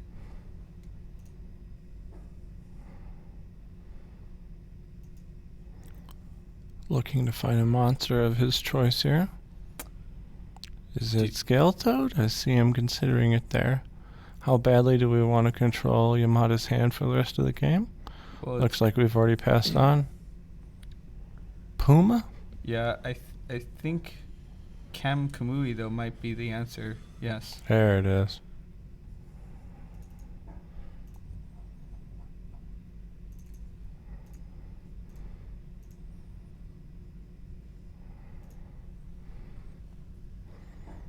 One of the Opus 10 cards we've seen a lot this week and really putting on a showcase here from almost all the players that have casted that, both in Constructed and Draft.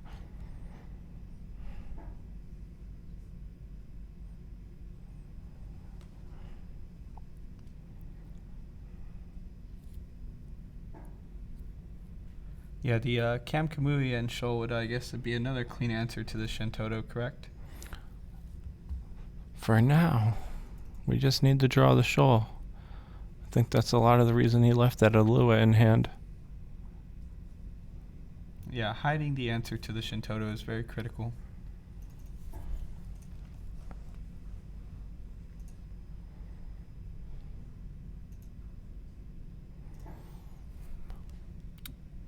Alua is definitely a very powerful card. Came out in Opus 5, has remained a staple in the game ever since. And all types of decks at that. Yeah. Everything from Mono Lightning to 3-color, 4-color decks.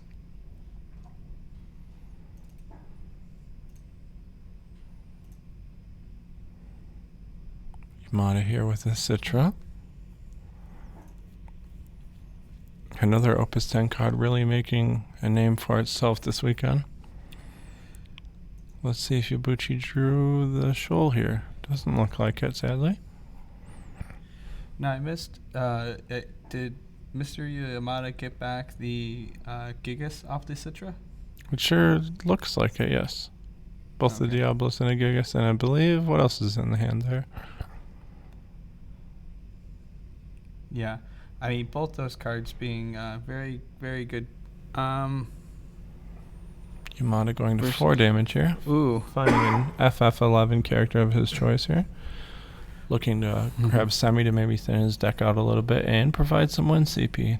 Not a bad idea. There's a solid target. Not. Psych, I'm going to get this card. The special ability of Shintoto is now something to be extremely scared of. Something to note, though, Shintoto, if she chooses, I believe, to use her ability to deal 5,000 to all forwards, Yabuchi could respond right with that Kamkamui, and that would make it so the Shintoto would die to its own special effect, and it would not get the second trigger for 5k. However, the Unsaganashi once again could protect that Shintoto. What a card, folks.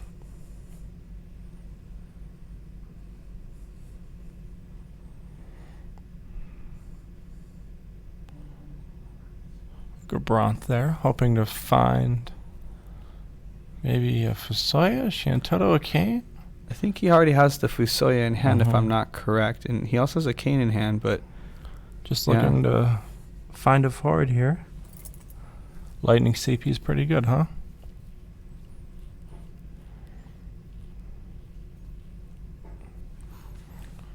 Potentially looking to Kane Kana Kamui. Who knows? Now, I do like that top deck a lot. The second that... Okay, so he's going to break Shintoto and break the Duke Tana, removing the lightning backup from Yabuchi's board. Doga getting a bit more value here as Yamada casts even more summons. Yeah, I like that a lot as a target because you know that he grabbed the Cane, right? So if you'd like to cast that Cane, now you won't have the lightning backup to be able to do it anymore. So thinking maybe a turn ahead of Yabuchi. Yabuchi probably not looking forward to casting a full priced Cane here.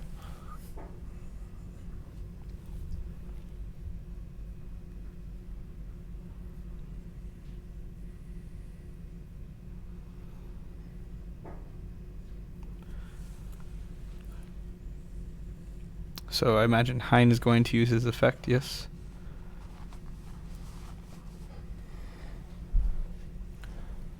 Not a bad idea there from Yabuchi.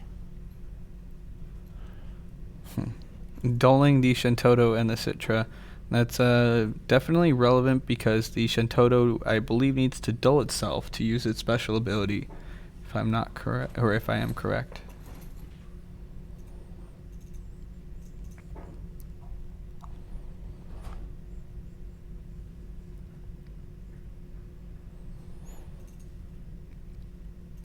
Now, I believe he has a Yojimbo and Yishtola in hand. I would like to see that Yishtola come down in order to protect the Shintoto, especially since it would also not die to Shintoto's own effect. And we see that on screen that it's dealing damage in order to remove all forwards off the board. Yishtola not taking damage would be kind of a nice way to protect it, and I guess it's protecting itself simultaneously.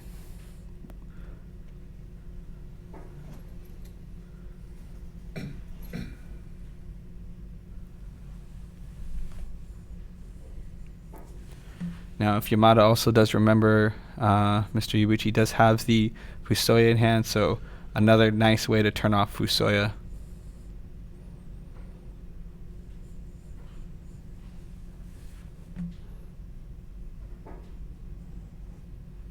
Passive the turn there. Oh, and there it is, folks. That is the second Alua draw on there. Could enable a shoal, who knows? Definitely would be scary to go in where I think Rice with an Alua. If you have 2 Earth backups up on Yamada's side, he could have something such as a Hecaton Kyre to respond with. Looks like there's a Yojimbo over there. Yep, so maybe not quite a Hecaton, but definitely going to put in some work if decided to. I wonder if Yabuchi realizes there may be some play around it and he'd want to get rid of that Y'shtola first before blowing the Alua and her special.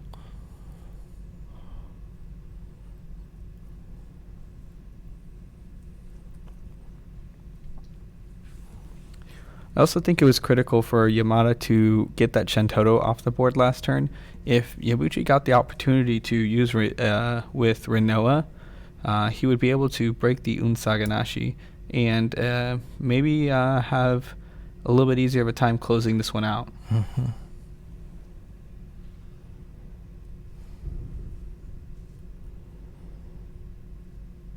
Yamada with 5 cards in hand there.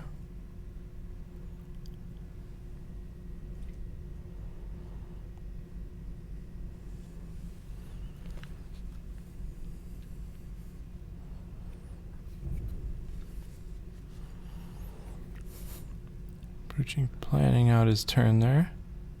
Yeah, when we see Yabuchi scratching his head here, he's got quite the wall in front of him.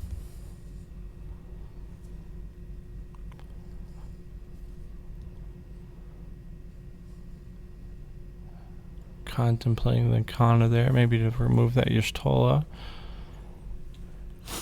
Or attempt to, at least. Kind of ease up on the protective cards Yamada has been able to surround that Shantoto with.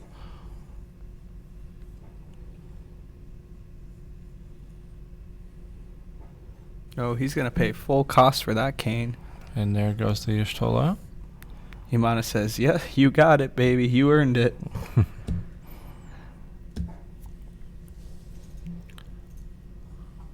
Yamada could be taking lethal damage here if he didn't have an answer. Yeah, we see Kane on the screen there. It's important to highlight that Kane does reduce the power of a forward by 8k, so it is able to kill that Y'shtola as Y'shtola prevents damage, but not loss of power. Mm-hmm.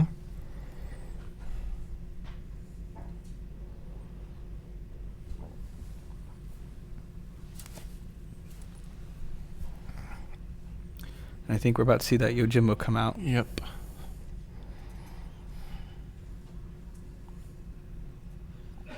Maybe the bigger brother of those Hecatons we saw earlier. Signaling the Doga trigger off that as it is a 4 CP or higher summon. Yep, and I think we're looking to break that Hurdy. He doesn't want to see any Aluas coming back from the break zone. I don't think Yabuchi has dropped one yet. I believe he has both in hand, but regardless, that's quite scary.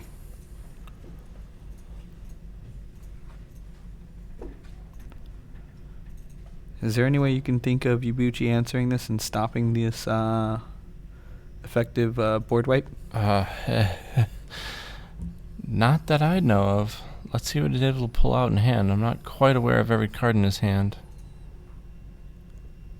Anything he does is going to be answered by the Unsaganashi.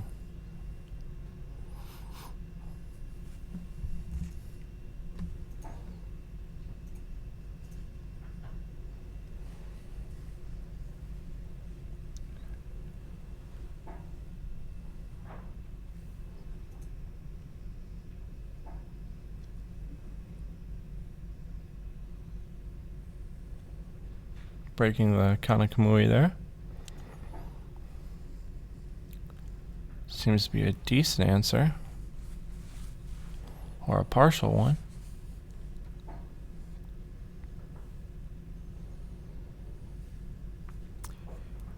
Sure, sure. Not bad, not bad.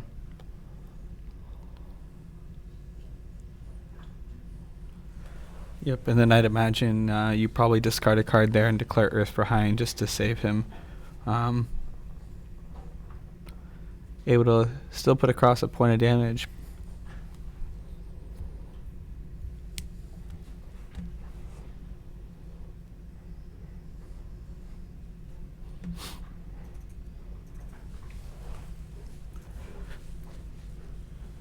Yamada definitely seems to be kind of whittling away at the resources of Ibuchi. Ibuchi has managed to put him to 5 points of damage, but if Yamada can play this as controlled and tempered as he did the previous round, he might be able to sneak this one away from Mr. Ibuchi. It's looking like a Gigas and a Citra in hand along with a Minor. Some pretty good cards to progress our board here.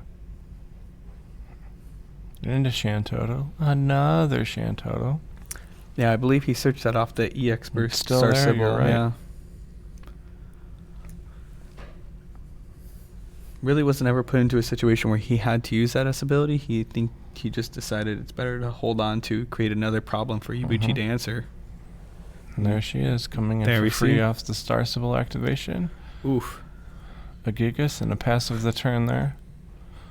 It's a couple of 9Ks. And you've only got one, he says. So we draw into Hurdy and Kanakamui there.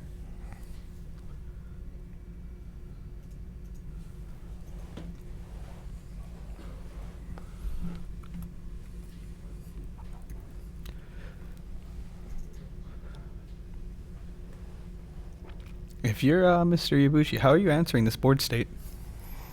Not with the cards in hand right now. I'm trying to get some value off that Kana. That Fusoya, we haven't had a good time all game to cast the Fusoya thanks to that Uun Saganashi and Shantoto not wanting to take damage. Or maybe even rather being content with taking damage. Yes, that's true, that's true.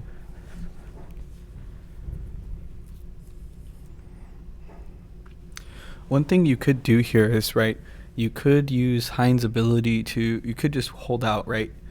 Use Hein's ability at the end of Yamada's next turn to try and dole out the Gigas. Push a couple damage in and potentially. Shantoto. Important to note, he still has those Luas in hand, so... The Uun Saganashi is also online now, so it will be able to activate the Shantoto and Gigas here. Maybe we try and force in Saganashi here. Let's see.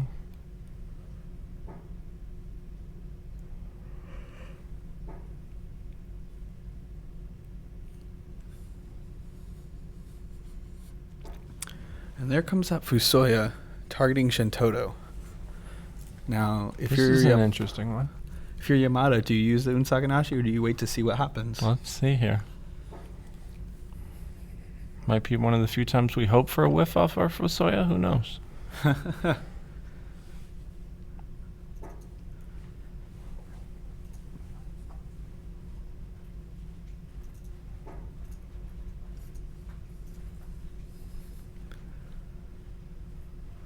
Fusoya with some absolutely amazing art there.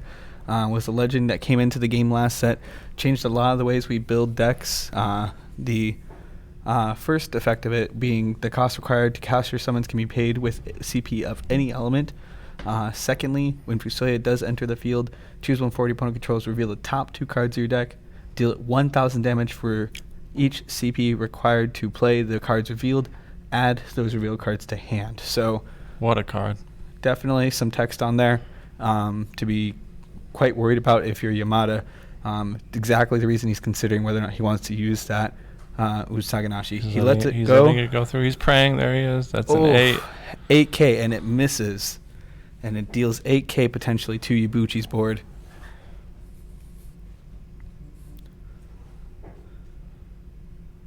However, The Fusoya will die, but he has to consider whether or not he wants to protect Hein.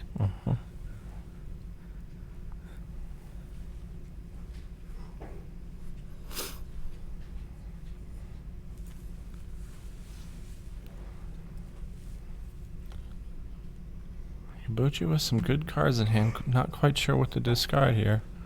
If I was Ibuchi, I would really think I was hoping to draw a lightning card. If he was able to draw into a lightning card, he'd be able to cast the Lua and use Shoal, which would finish off the Shintoto.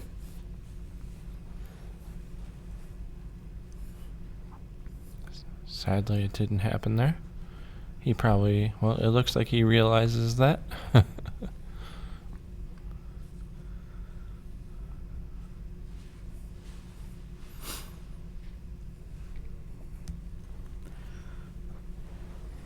Now, sitting in Mr. Michitaro Ibuchi's position, what do you think you're doing here?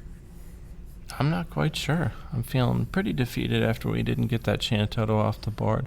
Hoping to draw into some more Alua, ways to play our Aluas here. In terms of Yamada's side, I'm feeling pretty good that Fusoya ended up just offing itself and drawing a couple cards.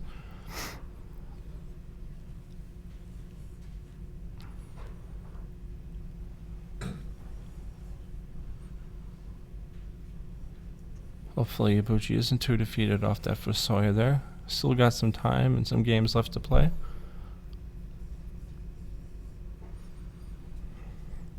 Looks like we're going for a 3-drop here. Yeah, that Yishitola that Yamada just drew into could be definitely a card I would be interested in casting. There she is, adding a little bit more protection to our Shantoto. Ooh, followed by a Citra. Perhaps grabbing back a Hecaton or Diabolos, maybe Yojimbo. Who knows? I think if it was me, I might grab the Alexander. Alexander's nice because it's a different element card, right? So one way you can kind of play around that Hein on the next turn is you can utilize the Alexander to target Hein. If he just chooses to discard a card, he could then follow it up with casting the Hecaton in his hand, forcing Ibuchi to decide whether or not he wants to discard another card. And Alexander that reads discard a couple cards here would be pretty good, huh? I certainly agree.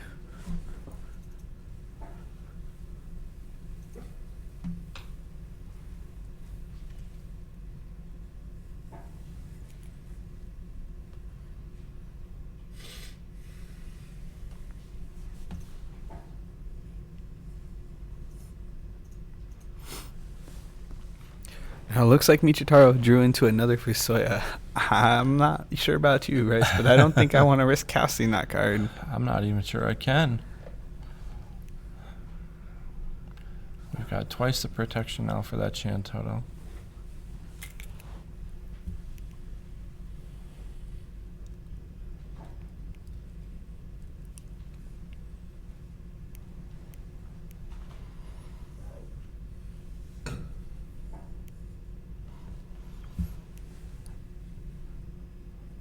That Cloud of Darkness in hand isn't looking too good either, as Yamada has no dull forwards. Paying 6 for the Shintoto. If you're Ibuchi, what are you looking at breaking here? I'm not quite sure. There's a pretty big target on the back of Yishitola. Maybe the Unsaganashi, yep, as I thought. Yeah, I would say that's probably one of the bigger targets. Getting a lot better now that Yamada has taken more damage. Right. And does a lot more than just cancels something. It will be activating all the forwards on his side. I think it's also good timing, right? Because the Citra's already on board. We see one ice backup left open by Mr. Ibuchi, so he could be looking to pay the one ice CP plus either ice or lightning from hand, using Hein's ability to duel 2 characters. We saw him do it in an earlier match. He could be looking to do it again.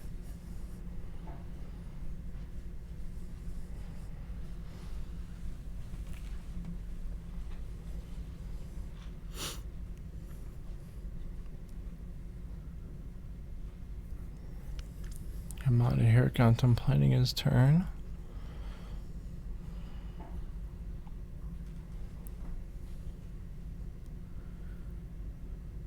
Okay, we're going to go ahead and cast that minor to grab back Star Sybil maybe? Yeah.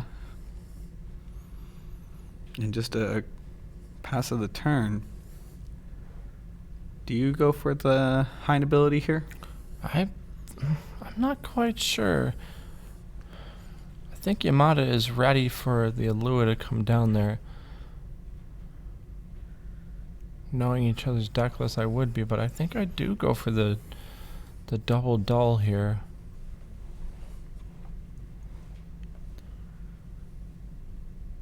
Yeah, I mean, the only thing Yubuchi knows about Yamada's hand right now, I believe, is that Alexander, which I can't imagine he's too scared and the of. backup he grabbed Duff Minor, but it's not going to do a whole lot.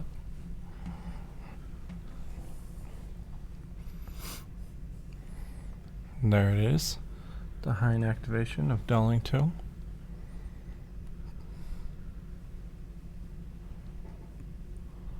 Now, the forwards controlled by Yubuchi are much larger than the two that are not dulled, so the safe play could also just be to attack, right? Sure seems like it. Oh, that's 3 Aluas in hand. Oh boy, that's pretty good. Luckily for Yubuchi, he has taken 0 damage this game. But he also has 0 lightning CP to be able to cast those Aluas, other than more Aluas. It's too bad. What are we looking to do here, my friend? Going for the double dull again. Are we looking for an Alua play into we are? Oh boy, let's see it. I'd imagine this is probably where we see the Hecaton come out. I think we have to. And it'll be Shintoto taking on, I imagine, a Shintoto.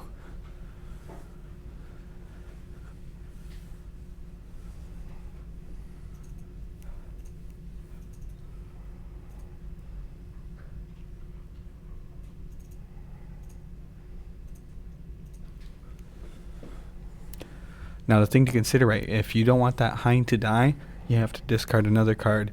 And if you're interested in getting in any kind of points of damage this turn now, you're going to have to use up that shoal. Do you see yourself doing something like that, Rice? I think my hand's been forced here. I have to make a play.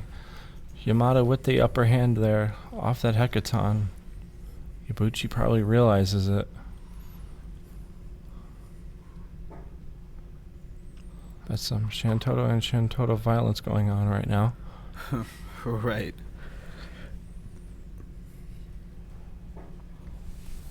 Okay. Just going to let it happen there.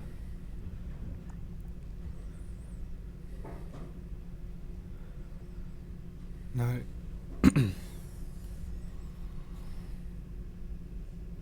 Now, because Shintoto didn't live through that Hecaton, I don't think it gets to use its trigger ability, if I'm correct. That's what it looks like. Looking to activate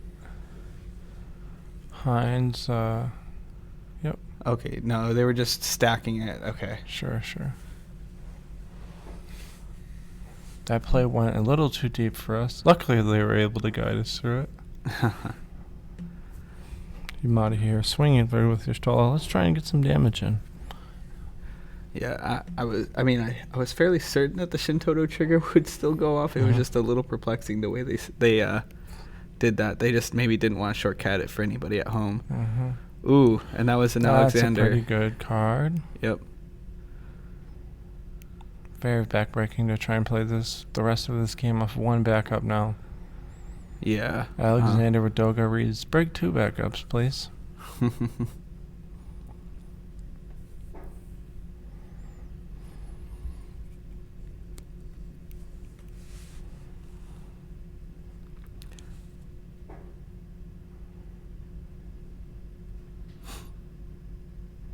Really straining the resources of Yubuchi here.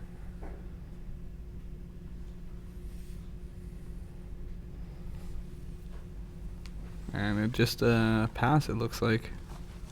Down to only one of each backup and forward. Very ouch.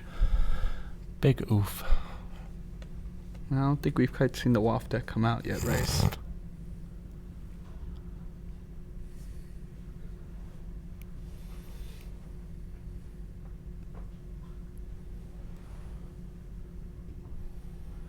We're gonna minor. What are we looking for there, Burckley? A Shantoto? Yeah, that's certainly what it looks like. There she is again. And then, is that just a pass of the turn? Sure looks like it. Choosing not to swing with that Gigas there. Maybe going for deck out. Yeah. Doesn't seem like he's going to get to 7 damage here. Yeah, Ibuchi doesn't have a ton of cards left in deck. I think if I'm correct, I count 6, so only a couple of turns left. So Yamada just is thinking maybe I play these last few turns extremely controlled, and that's how I plan to win this one out.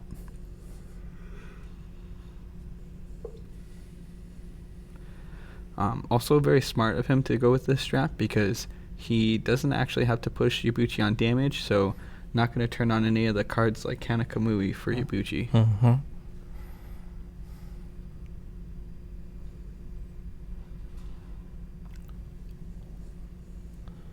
Feels like this whole game we were waiting for that shoal to come through and possibly win Ibuchi the game, but Yamada has had an answer for him almost every step of the way.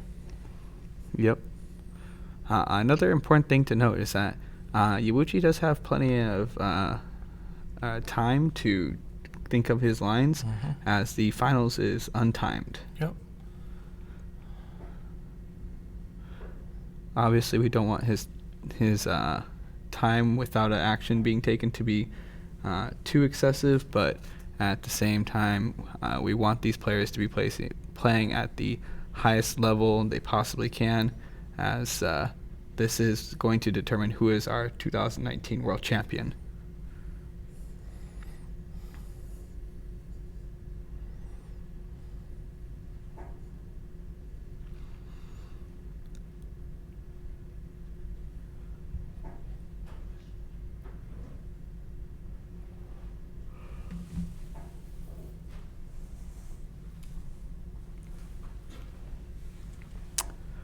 I guess if there is any bright side for Ibuchi, Doga doesn't have any more 4-cost or higher backups to target. 3-cost or higher. Oh, I'm sorry. 4-cost or higher, someone, but yes. We've got enough value off that backup. It has been putting in quite a show here in this matchup. Indeed. And Seguard is proving to be more powerful in proving to be a powerful card outside of the World of Final Fantasy deck.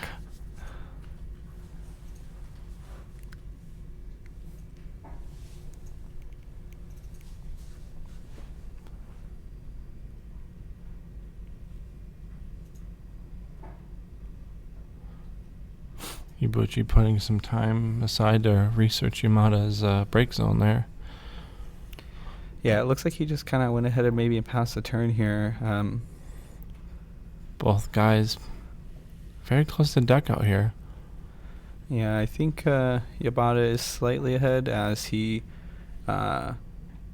just drew for turn. So then if he passes to Ibuchi, Ibuchi will have less cards in deck. Simultaneously, if Yamada just deals 1 point, 2 points of damage, he kind of locks this up maybe.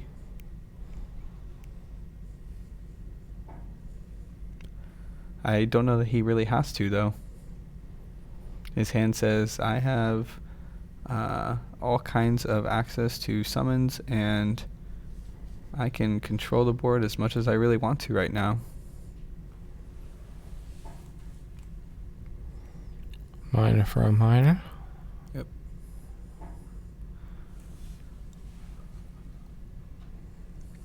Five cards in hand, just deciding there, I think, to play the econ game.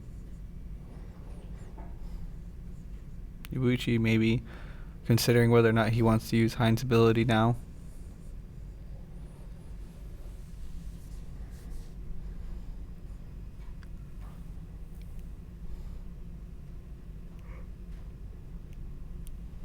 Yamada with a pass of the turn there. Yep. Ibuchi with what looks like only 4 cards left in deck. Means Yamada does have the lead with 6 cards left in deck.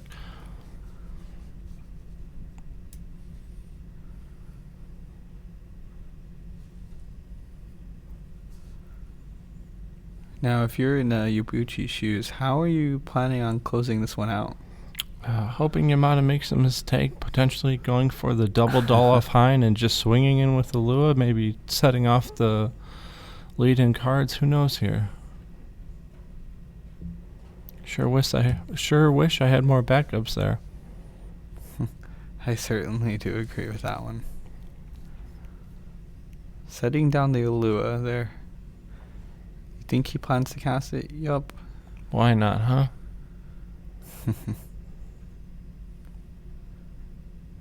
Oh, and just passing the turn. Do you think Hecaton? No? Okay. Ooh, Unsaganashi.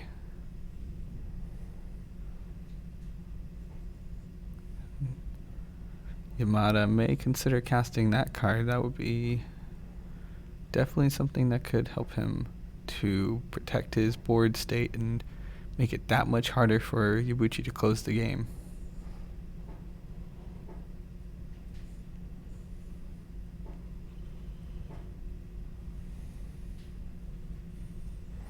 Yamada swinging through there.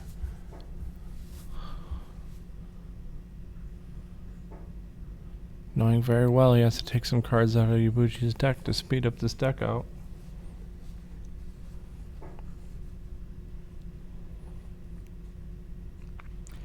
Yeah, well, I think he also has that Yesmat in hand, right? So he could potentially cast the Yesmat and activate all his characters after this. Mm-hmm. That would be extremely punishing as well. Some pretty good blockers there. Believe that's what's happening here, Brian. Yep. Activating characters.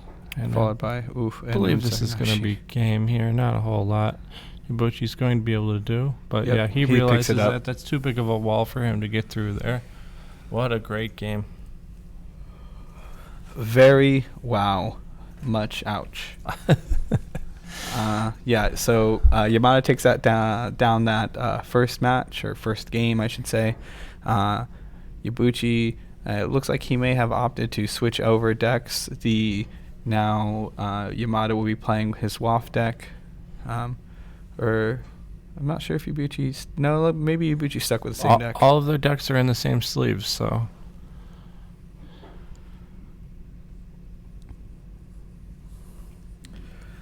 But yeah, if Yamada can take this next game here, he would be our champion. So, putting a little bit of extra pressure on Yabuchi.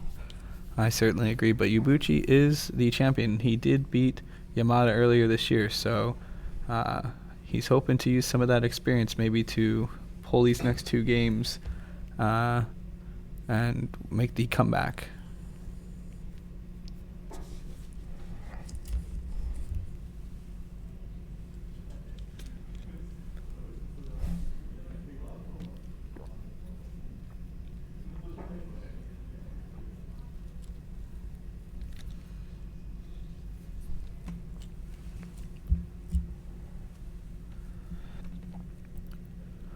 Alrighty.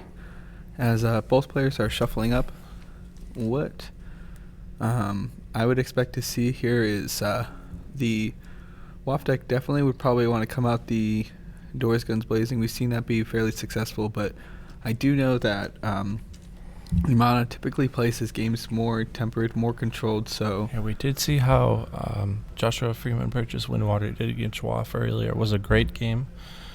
And Yabuchi is playing that exact same list, so let's see how it plays out this time. Well, not the exact same, but 49 cards the same. Very true, and he draws a 6 for turn, so he will be going first. And let's see what he has. And so he did stick with the same deck. I see a few of those cards in hand, like I believe a Kanakamui and a Renoa. Oh, and definitely not the start we'd like to see. He's got 2 Renoas, 2 Kanakamuis, I believe, and a Star Sybil. Oh my. You know, a 6 CP Star Sybil isn't exactly what you want to see, but Sometimes It's it may not be. terrible. We'll get by with what we have to. Finding the ramp here. Going to 2 backups. Now, if I'm Yamada, not only am I kind of smiling seeing that rough start, but I would be very excited to Match your backups with my backups. at a much He's more got 2 more economic. 3 CP backups in his hand too, so he could go to 4 next round or next turn. He also has the Heian card that proved to be very powerful in that matchup, or that last game, really. Card that's proven its worth all weekend, that's for sure. I certainly would agree with that. And there's a lock, and now we are completely color fixed. There's the backup. It looks like that's what he called, so he will grab that Sid of Clangoli, possibly next turn search out Nalua. That's not bad. That's pretty good. Both guys just building up their backups here.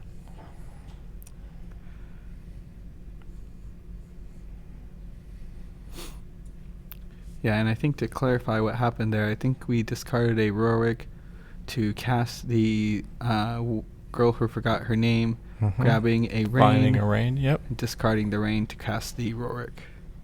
Or at least a second copy of Rorik still in the hand. Grabbing back the Rain.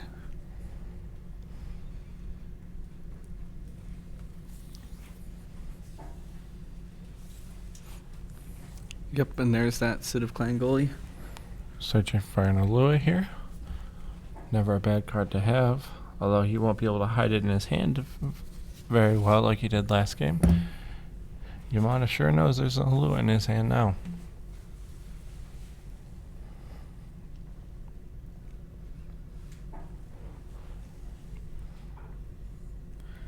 Ooh.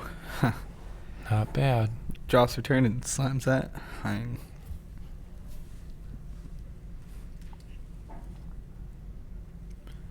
Now, how are you looking to answer this card? Hein? I don't know. Let's see here. Any of the cards in his hand, he's just going to be able to discard and stop that. May just be looking to build his backups here, hoping to match the strength of Hein eventually. Maybe, potentially. Is that a cane in hand? He does have a cane, yes. Maybe you cane it, forcing the discard. I'm not quite sure here.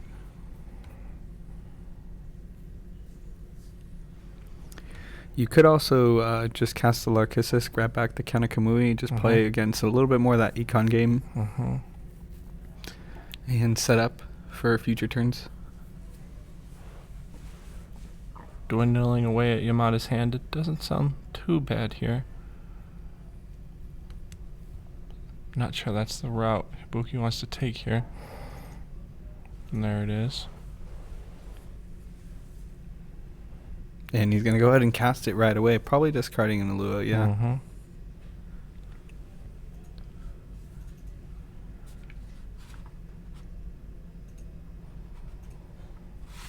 Now, he does have to be very careful because Yamada is playing Mist Dragon in his list. If at any point he wants to remove that break zone, he very well could do so.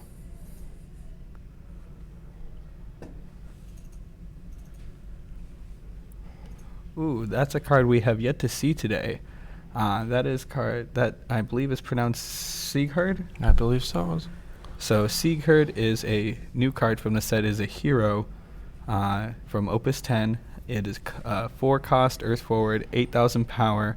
I believe it says that whenever he would take damage, he takes 2,000 less damage. And whenever an Earth Forward would take damage, it takes 1,000 less damage.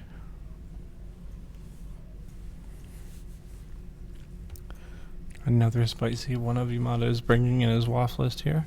Yeah, I think the card is very good. It helps a lot in the WAF mirror matches. Definitely. It also is probably pretty good right now against this Fusoya in the hand of Yabuchi. Although it is rather susceptible to a cane. And there it is. Followed by, I'd Here's a imagine, the Rampier Shantoto. combo. Yep, Shantoto. My choice is Rampier, hoping to do the combo again.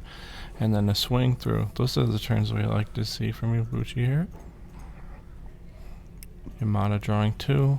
Drawing a couple of backups there, both a Pelennor and a Selfie. Has a Huen, maybe a couple Mist Dragons in hand, and a Rain.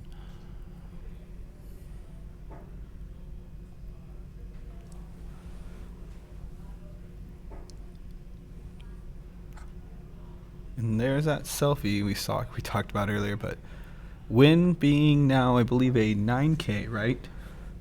Being that he has more than 3, yep. being that she has more than 3 World of Final Fantasy characters joining her on the board. Yep, one more, and we could see a Brave. Brave and 10K.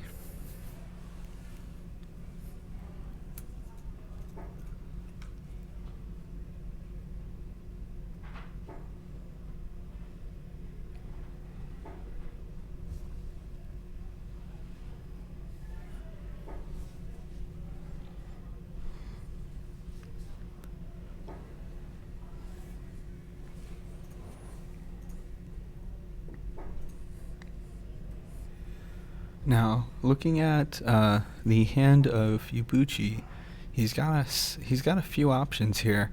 I think I might consider casting the Fusoya right now onto the Win, or just to see if you can get rid of something, right? The potential to remove a forward and draw a couple of cards is pretty good here. He's moving straight to combat, swinging with the Shantoto there. That's 9,000 power. We won't be seeing the second high in this game anymore. A little bit of a sigh of relief potentially from Ibuchi.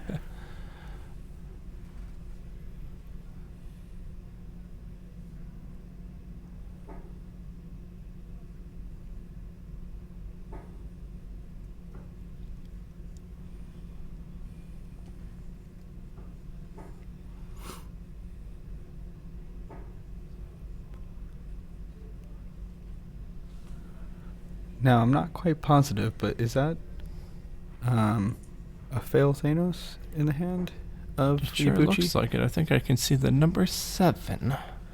Fail Thanos has proven a couple of times today to be very good in the matchup versus the WAF decks, as it negates that damage that the WAF forwards are able to do.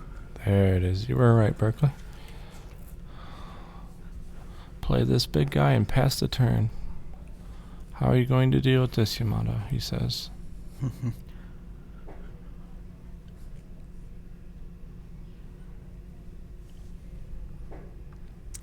One way to deal with it is just to swing away with your forwards, right? Yeah. I mean, the only thing to be concerned about is that kind of Kamui sitting there. But Hein kind of laughs at that and says, I can play around that card. Yep. Looking to play some haste forwards here, maybe, Yamada? Or just swinging and dealing some damage. Well, that gets the last World of Final Fantasy character out needed for Han to be a 10k Brave forward.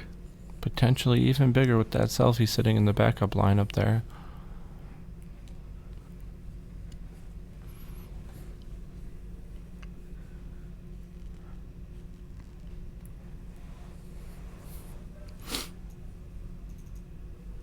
I don't see a lot of ways really for this fail Thanos to be removed outside of combat from the list. I mean, even the Belias you can't really use, because I believe Belias would have to target that fail Thanos. Fail Thanos is a pretty big magnet when it comes to summons, abilities, all of the above.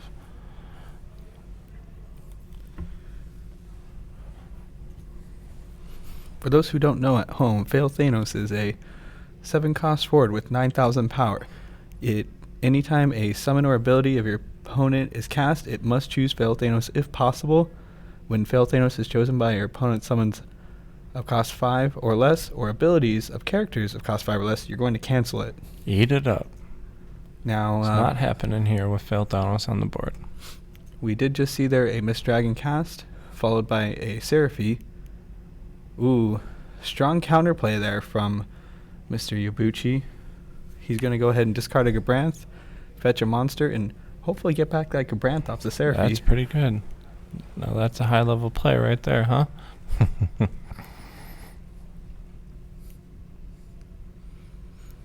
But Yamada does have a second Mist Dragon, and you have to kind of question, is it worth casting here? I personally don't really think so, but who knows? Yeah, he decided not to.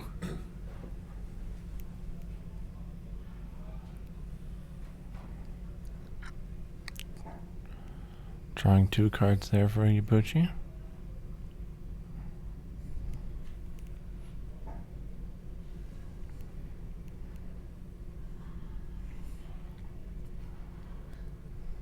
Now, Renoa on to the Kane would be a nice answer to Rain, but I don't quite know that Rain is an issue right now with the Failfinos sitting on board. Yeah, I would not say so. I really think that the biggest issue presented right now is that Hein.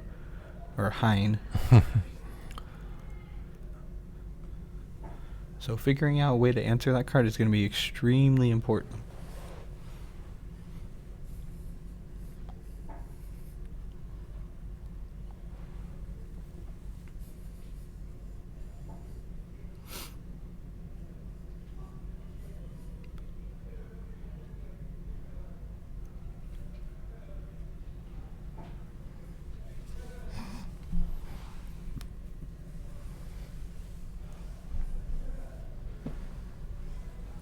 Now there's a few options from Ibuchi.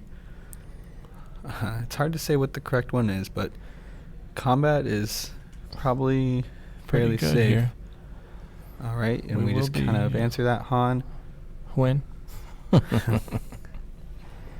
You're right, that Shintoto did win combat.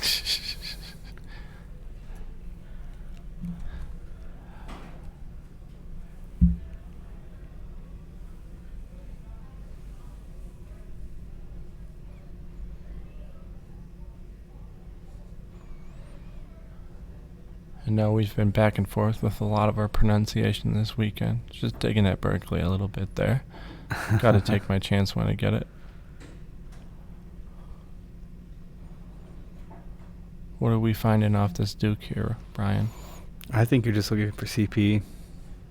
Honestly, you want to get to 5 backups, so if you're put into a position where you do decide to cast that Fusoya, targeting that Hein, it is a little more efficient.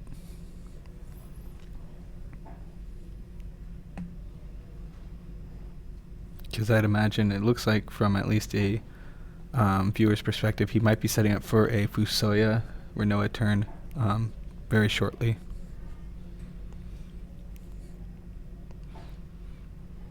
I'm swinging again. Mm-hmm.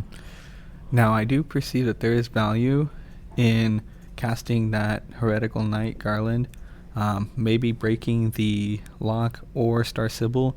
You would potentially lock Ibuchi out of Earth or Ice.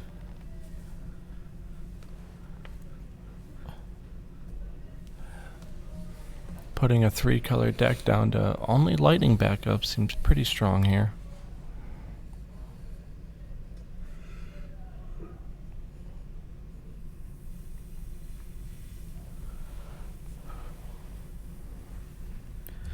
The nice thing to note about that selfie is it does somewhat help to negate a combat trick from the Alua. Although the Shoal would reduce his forward's power by 2k, the selfie can also buff it back up. Mm-hmm.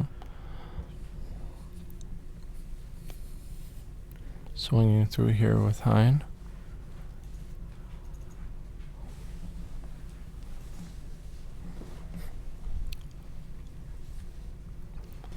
And there it is. We hit that Star Sybil.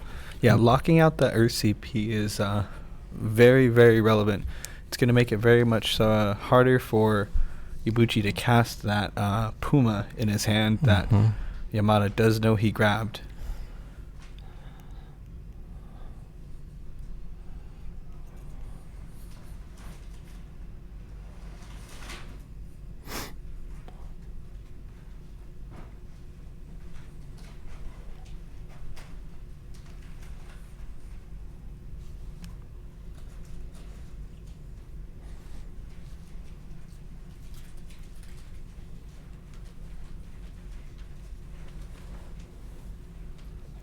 Contemplating his turn here.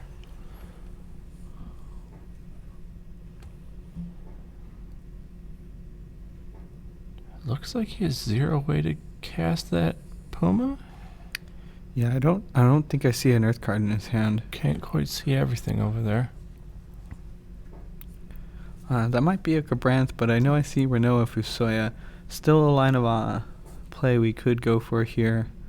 A little risky because it's a higher investment now that you've lost that Star Sybil. And if you whiff here, it could spell for some bad news.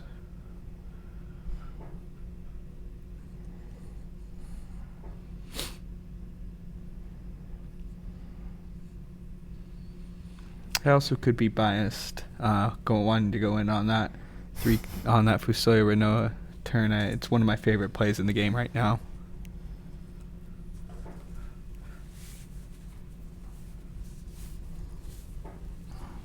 What are you hoping to target here on Yamada's side with that Fusoya if you were to play it here, Brian? I think you want to get rid of the Wind and the Heretical Knight Garland. Like we said, the Fel Thanos sitting on board. It's not doing a whole lot because it makes it so the Rain's not doing a whole lot.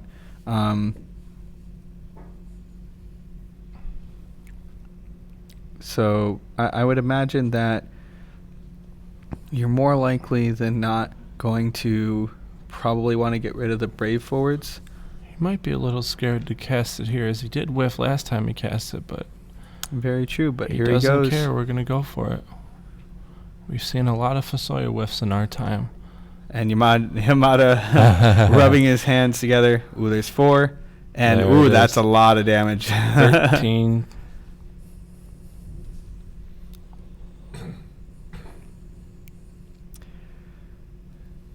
Sometimes you have to develop a little bit of that courage if you want to become a champion, right?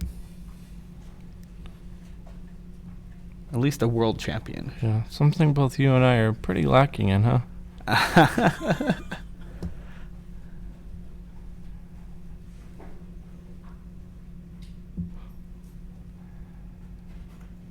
No, it took a lot of courage for Brian and I to come up here and commentate for you guys. Thank you for all sticking with this. Yeah, thank you all very much for boosting our egos just a little bit, listening to our voices for endless hours, it feels like sometimes. I'm tired of hearing Burckley's voice. I don't know about you guys. They may be tired of hearing my voice, but I can never get over it.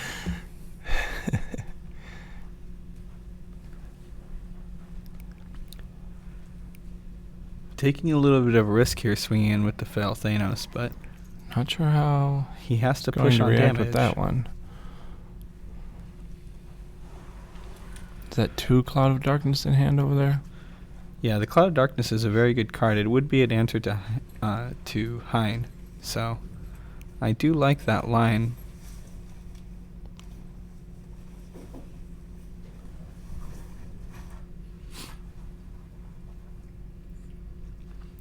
The question is, what do you sack, really, with the Cloud of Darkness coming out? I'm not quite sure what we have in hand. It's probably not the Rampier here. Maybe the Duke, hoping to replay it later. Well, if it was, if I was to sack anything, I might consider the Larkissus. It's done its job, it feels like, already. Yeah, you're right. It is the lowest power forward. It's not doing a whole lot right now. No reason to lose a backup. And there it is. Yeah.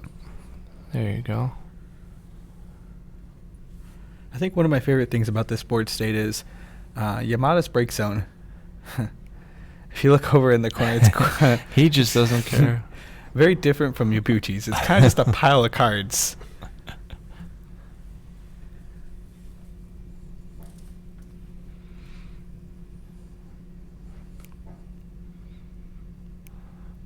How are we looking to deal with this board? Fantastic question. I'd be quite concerned if I was Yamada. Maybe we aren't even looking to deal with it. We just want to play some cards.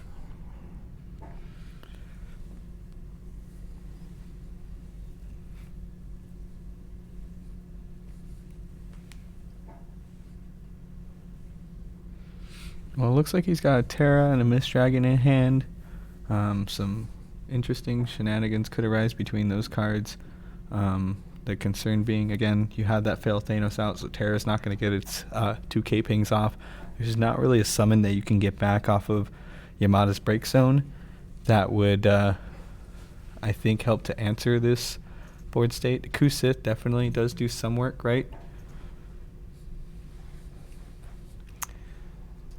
Oh, he's going to get back the win. There we go.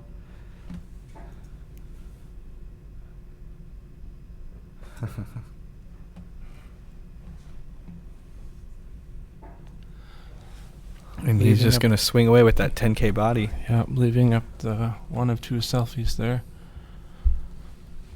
Are we having to replace the sleeve here? Sure looks like it.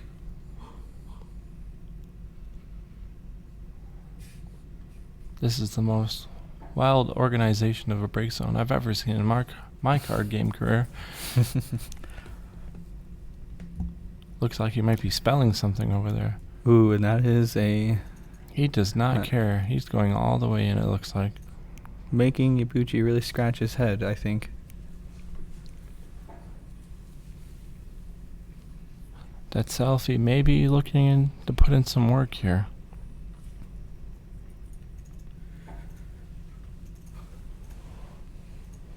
Well, I think what really is the power right now is actually the Brave on these two forwards. It makes it so you're able to take advantage of a card like Selfie because you can continue being the aggressor without a whole lot of drawback other than having to discard a fire card out of your hand. Yep.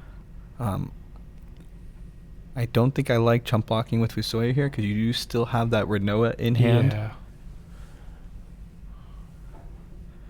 Fusoya has a bit more potential than Renoing the Cane there. As we see, he did selfie it there in the attack. At least that says you have to discard a card, right?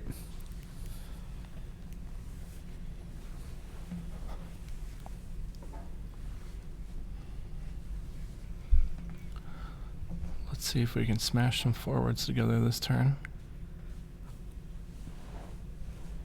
And I think another thing that I'm very impressed by with both these players is no matter how much it seems that one player answers the other player's board, the other player's always ready for it. Yeah. And they're just slamming down more and more forwards. They definitely both know how to maneuver through both these decks, both the ones they're playing and playing against. Yeah, I mean, if we look at this current board state, we've got more forwards out than backups.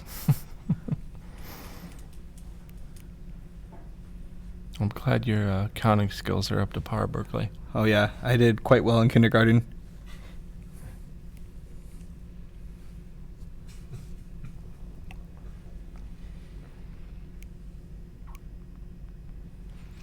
Now, Yabuchi does have access, it looks like, to the shoal in hand.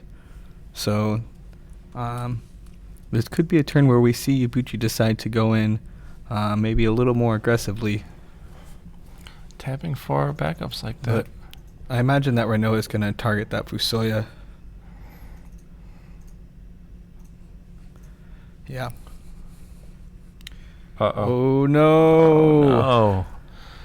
That was almost the worst case scenario for this deck. Oh, boy. Brian, what did that add up to for those that don't know? Oh, according to my kindergarten math, that was 5,000 power. Now, while Wynn does read 5,000 power, she's actually a 10,000 power forward because of her effects that she gains from all these WAF forwards being on the field and WAF backups.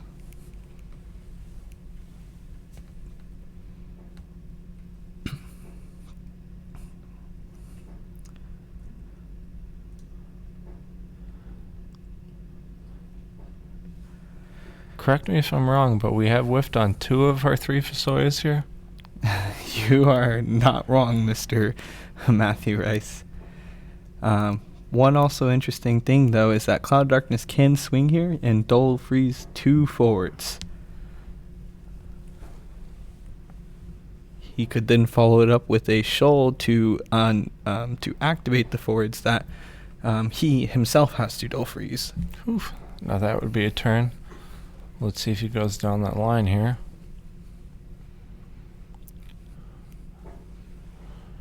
You know what, Burckley? You're pretty good.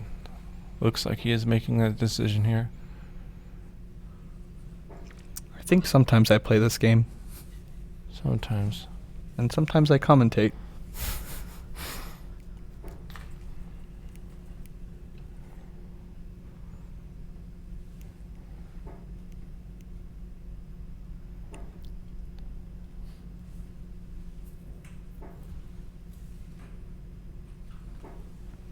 Now, if you're Yamada, what 2 forwards are you going to choose to dull I freeze? think it's one of them is going to be Terra.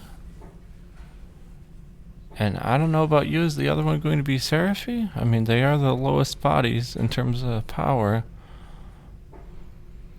There's one. I think I agree. The concern is I almost would like to maybe protect my Rain and chump block with Seraphy if I get pushed into that scenario, but I could see it there.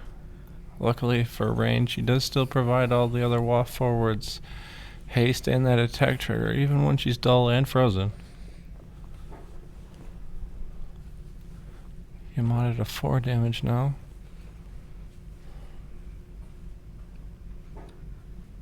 and we see Ibuchi really trying to press the advantage that he can gain off of this shoal.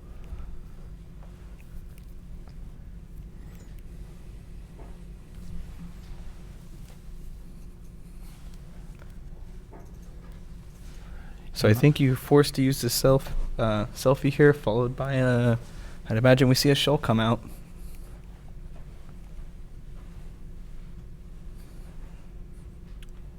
However, if I'm not correct, that is a Pelennor backup, so he might be able to finish off the Shintoto. No, that's a Guardus in the back there. Apologies, I don't read Japanese.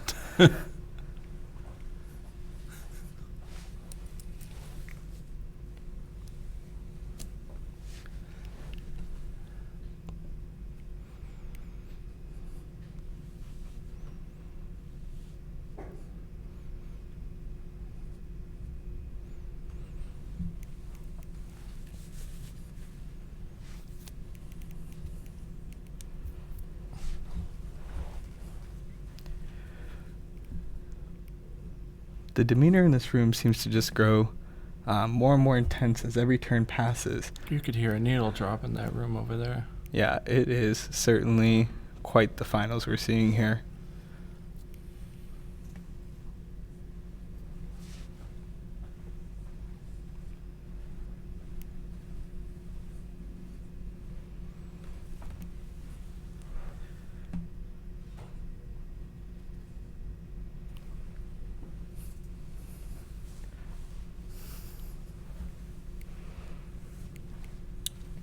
Looks like we're starting things off with a garland there.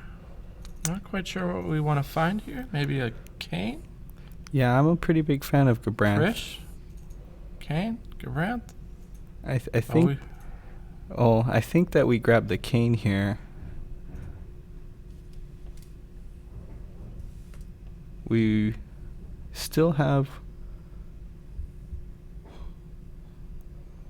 Even if you kill that rain, you would still have 5 WAF characters out for win to be a 10k, so...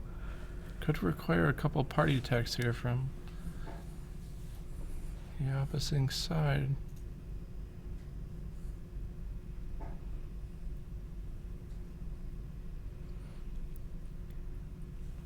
I feel like Ibuchi's running out of space here to put down forwards.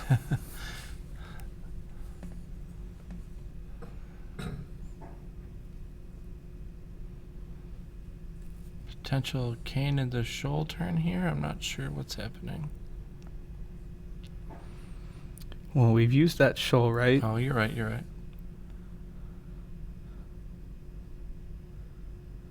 Yamada could still want at some point to cast a Hurdy, right? Because he could want to gain access back to shoal.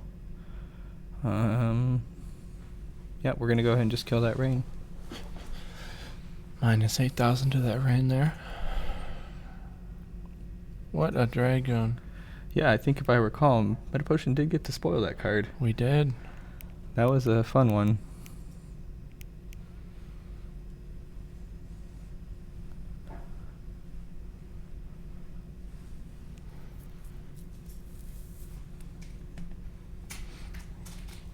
Now, do you block the Cloud Darkness here? Or you take the point? I think I'm comfortable taking this one. We'll see.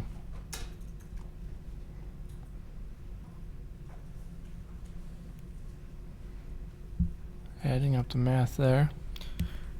Yeah, I think we're just verifying the power of when, if I'm Yamada, I don't want to walk myself into any misplays. Oh my, Prompto. We're going to go ahead and get that fail Thanos off the board real quick. Oh man, that's we're awake now, ladies and gentlemen. All right, that got the blood flowing a little bit. Prompto just entered the field, chose one forward that Yabuchi controlled, and he removed it from the game. Wowzers. That's why we were playing that card, for that exact situation right there. Oh my.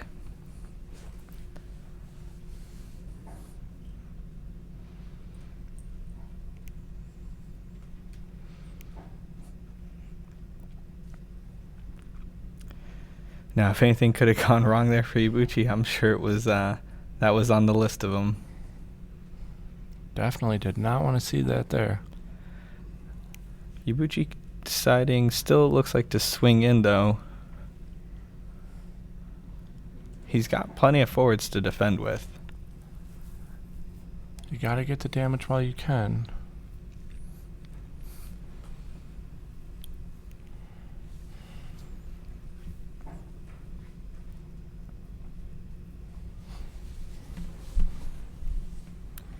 Going for the block there. One block. Taking damage. Ooh. Going up to 6. Another EX burst. Tying this game at 6 and grabbing an EX burst. That's going to be pretty brutal there.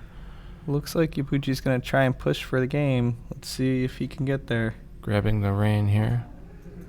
Yep. Yeah, okay. Oh, yeah, I think they got it. They gave it up. Okay. Wow. I knew what was going to happen there.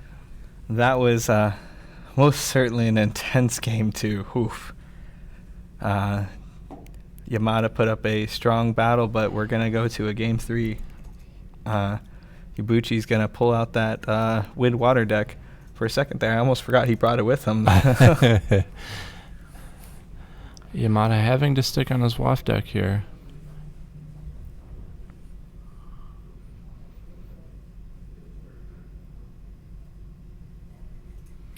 It looks like both players are going to opt to take a quick break here after that very long and very intensive game 2. I think we're going to take a short break just as well. Give the players an opportunity to catch their breath, maybe go to the bathroom, catch a drink of water. Recover from that Prompto flip there. Yeah, definitely. On the bright side, Ibuchi doesn't have to cast any more Fusoyas, so he won't be whiffing anymore. We're going to be back in just a couple minutes here. Once the players settle back down, we'll see you in just a minute or two. Thank you very much.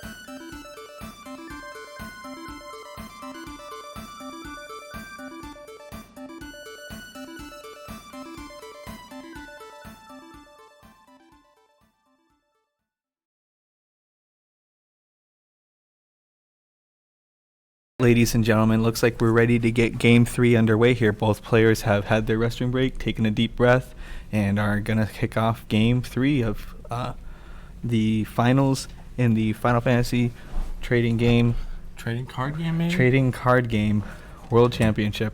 Oh my Rice, it has been an incredibly long day. Whew, there are a lot of people in that restroom. I'm back. This is an exciting one. Maybe not the most ideal start there with the Yagg Rush. Yamada seems like he's definitely taking a lead on backups.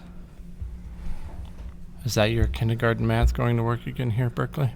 Oh yeah. A+ is all around, boys.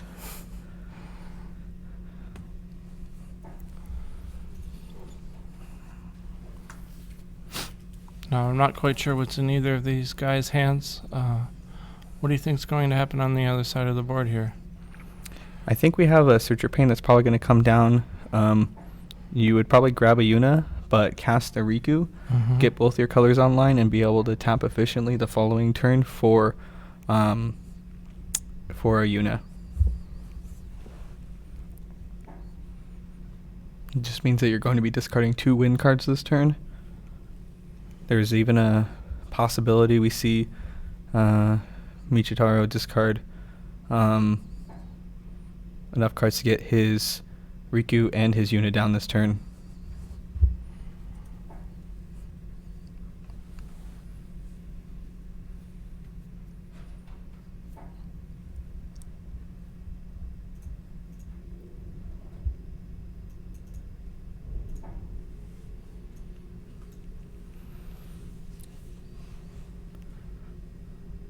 Oh, gonna opt for my own here. Very interesting.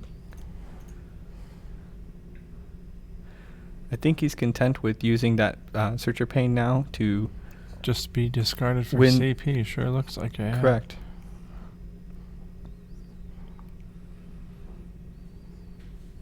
If I know this Wind Water deck like I do, they love drawing cards. Don't we all?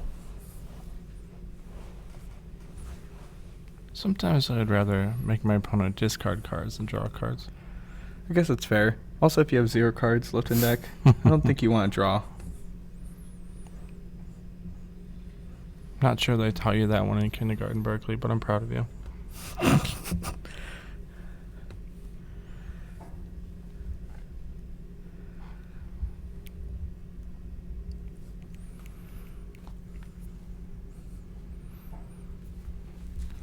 Now, aside from probably casting that Yuna here, what do you think Ibuchi's got planned this turn? I think I see a Y'shtola in there. That's never a bad forward to play at any time, really. Except maybe when you control one already. Okay, yeah. Yuna and pass. Especially against this deck, right? We've seen it several times where the Y'shtola helps the Wind Water deck get through the early game as...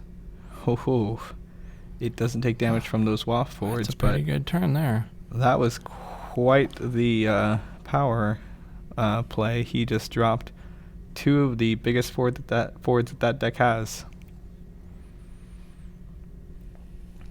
I think one card to note here that could be very, very powerful. I think we saw JFB use it very successfully is the Cooch Lane. There's, I believe, 1 or 2 of them maybe in Yabuchi's hand. Those 2 cards that he has could come up very, very, could prove to be very, very important as it'll turn off the power of rain or wind and maybe make them easier to remove from the board.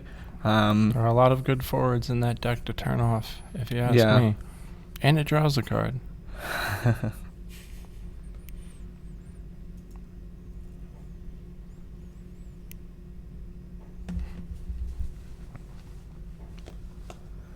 Yeah, that card being able to turn off rain, preventing all those forwards from getting haste, or even just turning off that wind, making it back into a 5k could prove to be very relevant. And there is that Pain. Gonna untap 3 backups and draw a card.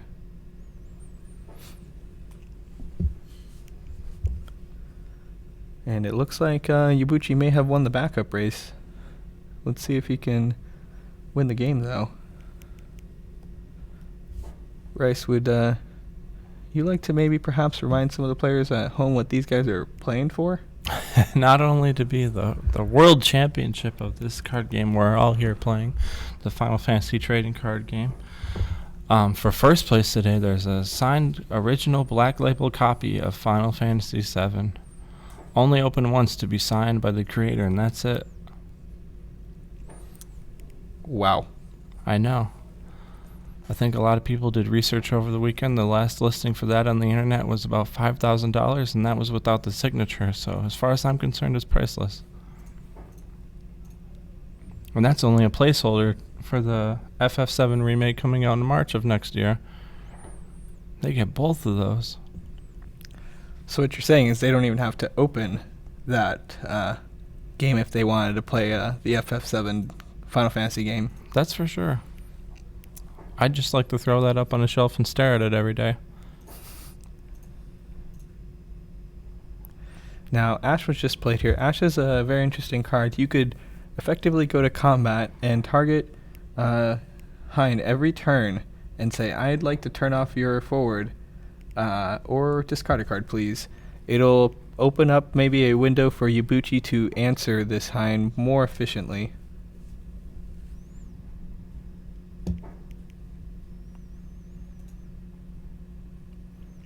Now, with only having 3 WAF characters out, Hein doesn't quite have Brave, but she is still a 9,000 power forward.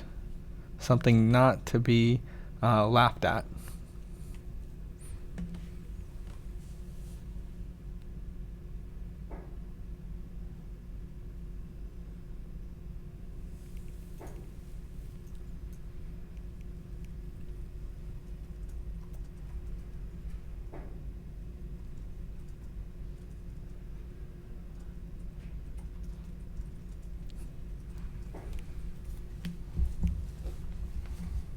Looks like we're swinging through with Hein there.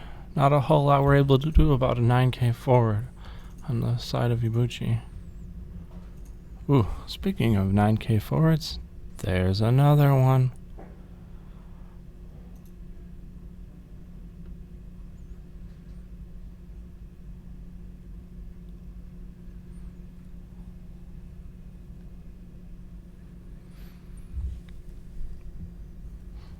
Yeah, it was a pretty nice follow-up to the Cooch lane there on the win. It certainly made use out of the damage already dealt to the Pain. However, Yabuchi does look like he has a Diabolos in hand. He could answer that Cloud fairly swiftly if he chooses to do so. I'm not sure, though. You might consider saving the Diabolos for something like a Rain. I think I agree with you there. Contemplating casting that Citra, it looks like, but took a step backwards. He is playing 3 Clouds, so even dealing with this one right now. We'll probably see another one later. And I'm sure for all you at home wondering, yes, he is playing 3 Rain. Who'd have thought? I hear that card's pretty good. I may have heard that as well.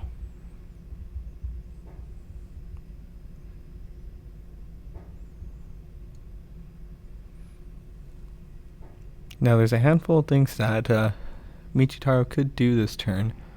I think losing the Pain slowed down some of his lines. I would imagine if he didn't quite lose that Pain, he probably would have opted for a turn where he cast the Titus here. Looks like that's still what he's going to do. I believe targeting the Mio in here to put back. Yep. And the Cloud, very interesting. It'll allow him to get a point of damage through, maybe.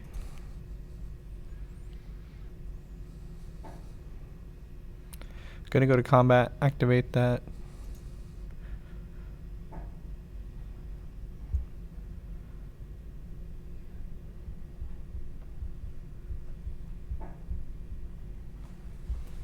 Now he's got to figure out what he's discarding, I would assume, for the Ash. It looks like he's just going to be that Riku, as he already has one in play. And that was a pretty nice hit. Yamada doesn't have the girl who forgot her name in play yet, so That would have been a nice card to have drawn and searched out that rain. Instead, it looks like Ibuchi put it to the damage and is going to follow that up now with a Citra to grab back Kuch Lane, leaving the Yuna as a Water CP open in order to cast potentially during Yamada's turn, anticipating an upcoming rain, I would imagine.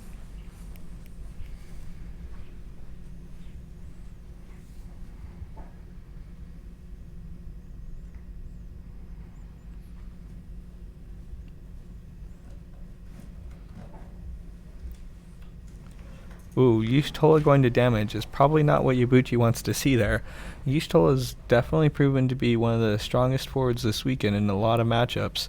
I think she proves that every weekend. Yeah. Oh, Mill 3 says nail. That's too bad. You know, I don't want to say that's fair, but if you miss on Fusoya 2 times, I think it's fair that you miss on nail at least once, right? Adds up in my book.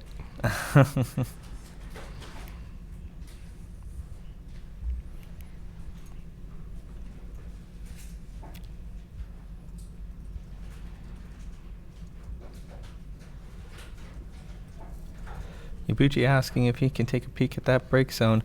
So far, I'm not seeing a ton of off forwards, but let's see if what he's interested to check out here. Now,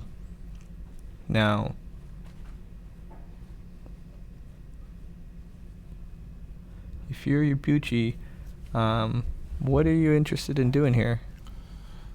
Knowing what's in his hand, I'm not quite sure it's going to be that Diablos right off the bat. Maybe we'd like to get the 5 backups before we casted that. Yeah, he does have that Mion available. I'm not sure if I like bouncing a Citra, considering he already does have one in hand. It could help him, however, to dig for something like a Pain.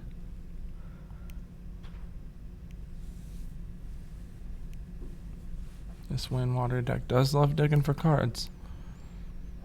So we're seeing a tap 3. It would be kind of nice to cast the Diablos here. You potentially get across 3 points of damage, right? Why not?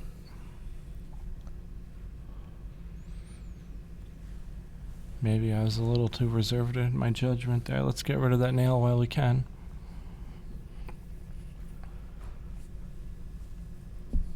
I think it's just kind of nice as the Wind Water player to have the opportunity to go ahead on the damage race against a more aggressive deck.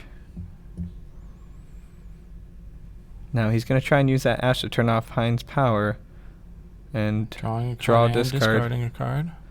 Now it looks like that did resolve, so this is a very, very good opportunity for Yabuchi to attempt to answer the Hein.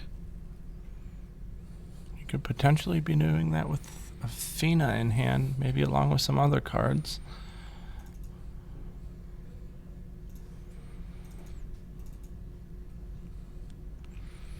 I'm not sure. I don't know that it looks like Ibuchi has the answer to Hein right just yet. And sure doesn't look that way the further I look into his hand.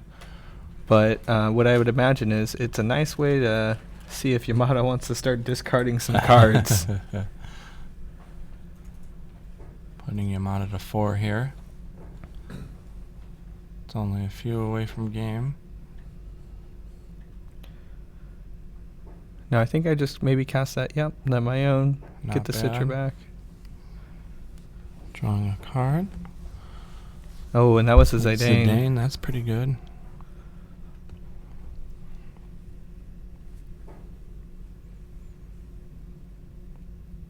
I think I like casting the Citra here, though.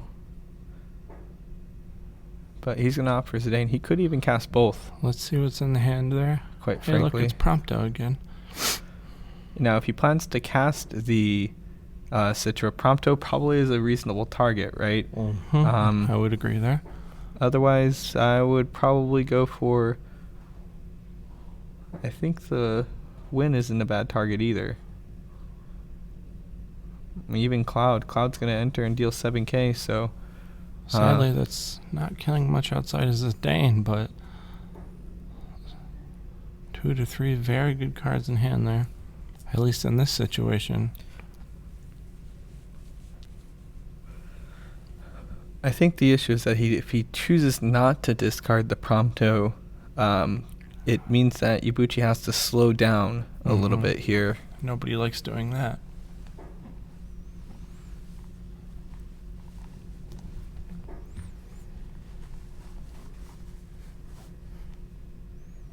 And he opts for the Cloud.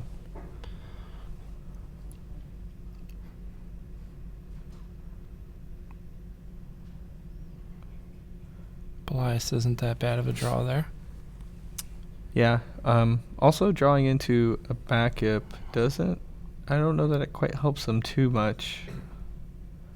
I think what we really would like to see, honestly, is a Rain or a way to search Rain. Maybe even a way to recur Rain. I don't think we've seen one yet, though, is the biggest issue. Usually a pretty big problem for these Waft decks is not seeing their Rain when they want to.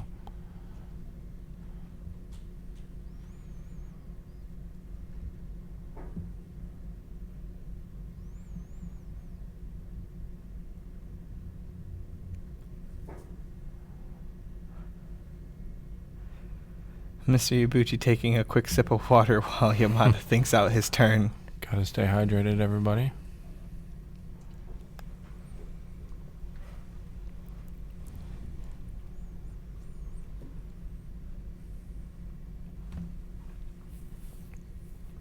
Looks like we're playing that win there.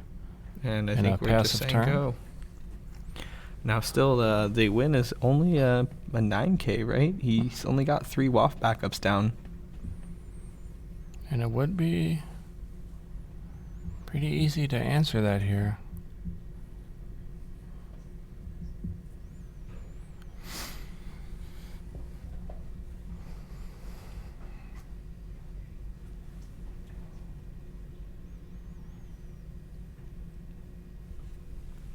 You might need a Ash Trigger here to match that 9k power on the other side, so we'll see what he does. Yeah, I mean, I think if we recall right, he does have the Fina in hand. So one option is he could use the Ash to turn off the powers of Wind, and he would be very easy to kill off with the Yep, Fina right yep. after. Maybe even going... I can't... I don't know if he goes... Is that a Citra in the end of his hand there? He does have a Citra, yeah. I believe he bounced it back with that my own earlier. Would make casting all your cards a little bit more difficult. Maybe we swing all the way out and then pay for the kicker on Fina and activate our forwards again. Who knows?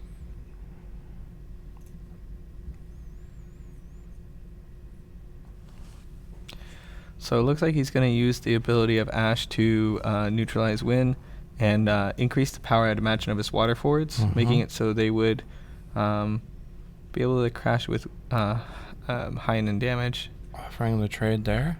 More than a trade, he just cast a Belias. Yeah.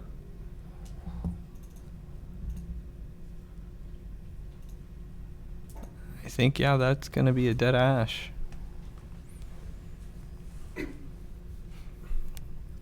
That was definitely a strong line right there from Yamada. It kind of slows down the aggression that Ibuchi had there for the past couple turns.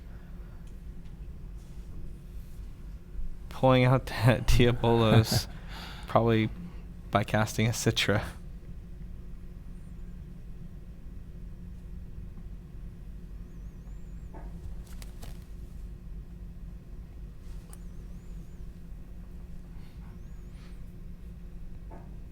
And then it passes the turn after that. All right. Well, Yamada got away with a cheeky little trick there. 1 CP removal is pretty powerful.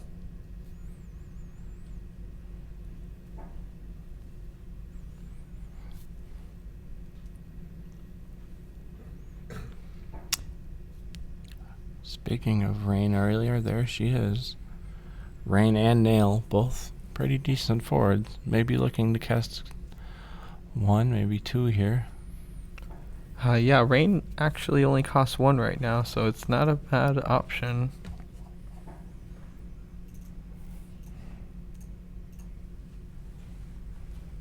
Now, we've seen this card a handful of times on stream today, but let's just go ahead and remind everybody at home what it does. So the cost required to cast Rain is reduced by 1 for every category WAF character you control. Category WAF chords other than Rain gain haste, and whenever a category WAF chord you control attacks, choose 140 controls, deal 4,000 damage. So Win just attacked there and was quickly able to remove that Zidane.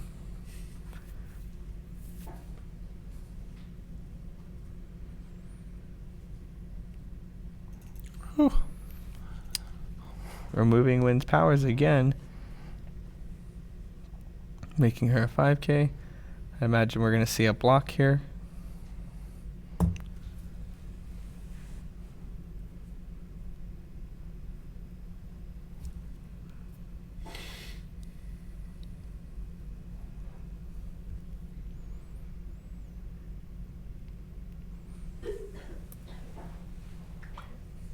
Now, Ibuchi does still have that Diabolos. Do you? There's 2 of them. Okay. Oh, he didn't opt to kill the Rain there. Drawing into another Citra. Yeah, the Diabolo sadly costing him a card. If he did it last turn, this turn he is able to cast it off 5 backups. Choosing not to pull the trigger there. I don't blame him. Having cards in hand, pretty good. Yeah, it's also a free summon right now, right? So, it also stops Yamada from being able to further his board or respond because it would pass back to his turn, right? So he could opt to play more forwards, set up a little bit more of a defense. Waiting till his turn might be a little bit more of a wise move, as looks like he taps 3 CP here. Ooh, we're going to take another peek at that hand. What's in the box, Yamada?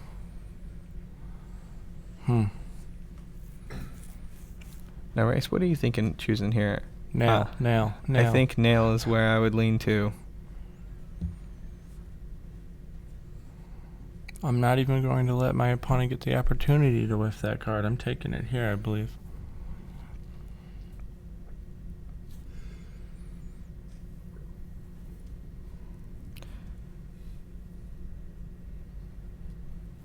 Oh, he chooses Kusith. Very interesting. I guess the thing to consider, right, is if you do choose that Nail, Yamada's just going to end his turn by targeting the, by casting the Kusith and grabbing back Nail anyways. Yeah, that's fair. Uh-oh, here we go.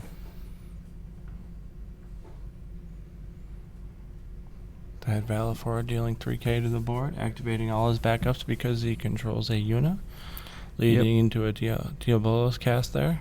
And he just decides to break the Rain. I think he's going to set Hien to 1k, saying, Yamada, please discard a card, or that is a dead Hien.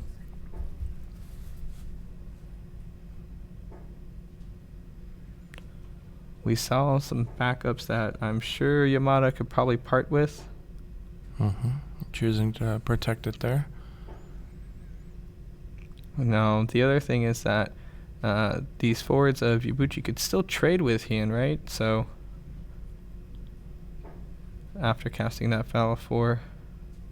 Going to 5 there. And 6. Going to 6. Passive the turn there. I think Brandos might be a little too expensive right now, but Nail is a reasonable option. Hopefully it digs you to maybe a Rain.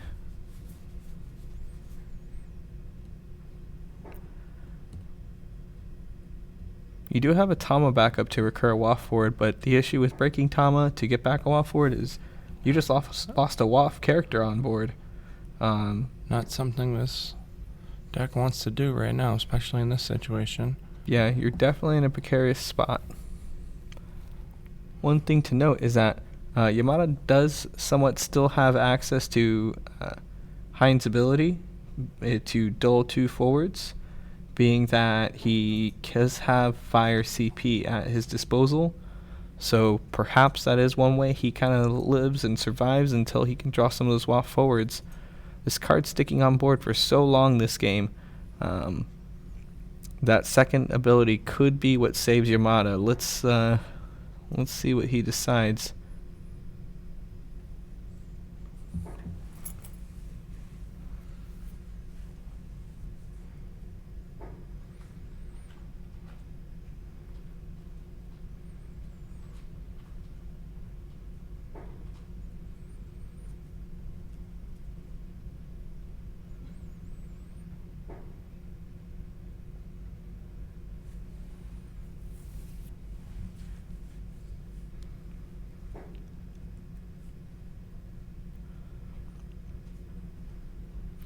Now, the one concern with casting a nail here is I do believe Yabuchi does still have the Diabolos in hand. Am I not correct? Yeah, he did have 2 of them last we checked.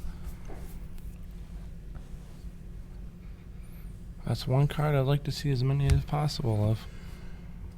There's still a Fina in his hand as well. Feeling pretty good if I'm Yabuchi here. Actually, I would feel good all the time if I was Yabuchi, being as good at this game as he is.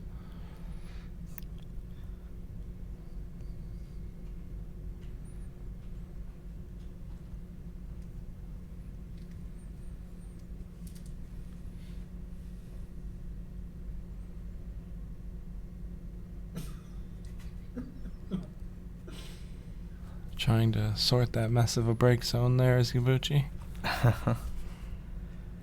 I think maybe it's just a chance that Yabuchi's such a good friend to Yamada. He said, here, let me organize this for you.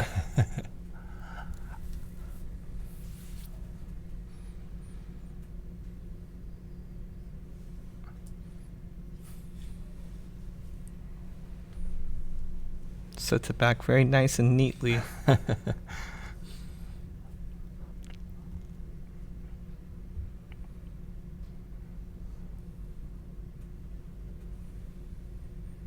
So Roar can get back the rain here. And there we go. Now, you don't have a lot of waft forwards left to go with that card, but the rain does only cost 2 CP, or 1 CP even now.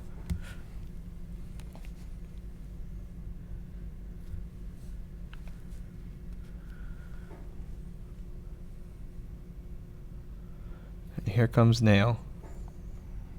And along with it, And how many other forwards? Oh my. Well, he got 1 at least. But he did discard the rain to do that. Now, are you casting Seraphy to grab back rain here and dropping that rain immediately for free? I think you have to. Or not. No, he just did play passes. around the whiff there, but finds it pretty important to leave those 2 cards in his hand. Is that the 3rd Diabolos? I believe it is. Oh my. That's going to be a pretty easy way to deal with that nail. Well, another interesting thing to note is I believe there are still Citras in the hand of Yamada. So he could use Citra's ability. We haven't seen it yet used on stream, but what I would It could win a game here. Let's see. I'd imagine you would use it to make it so he cannot block.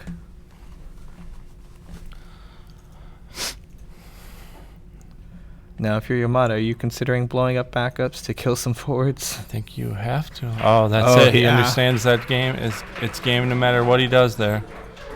Wow. Very well done by both of them. Going to 3 games there. All 3 of them being very, very good games. Well, I don't think we can say much else other than congratulations to Mr. Yabuchi. That was quite the finals. We have our new world champion of 2019. Yes, dethroning the Europeans. We're going to get to crown a Japanese champion now. I'm very excited. I believe now we will be taking a short break, not just to catch our breath, but perhaps to maybe hand out some awards and then conduct an interview. Also, stay tuned. I think we have maybe one more surprise. You'll want to stick around for this one. I think so too. So we'll catch you guys in just a few minutes here. Thank you for sticking it out. I'll see you soon.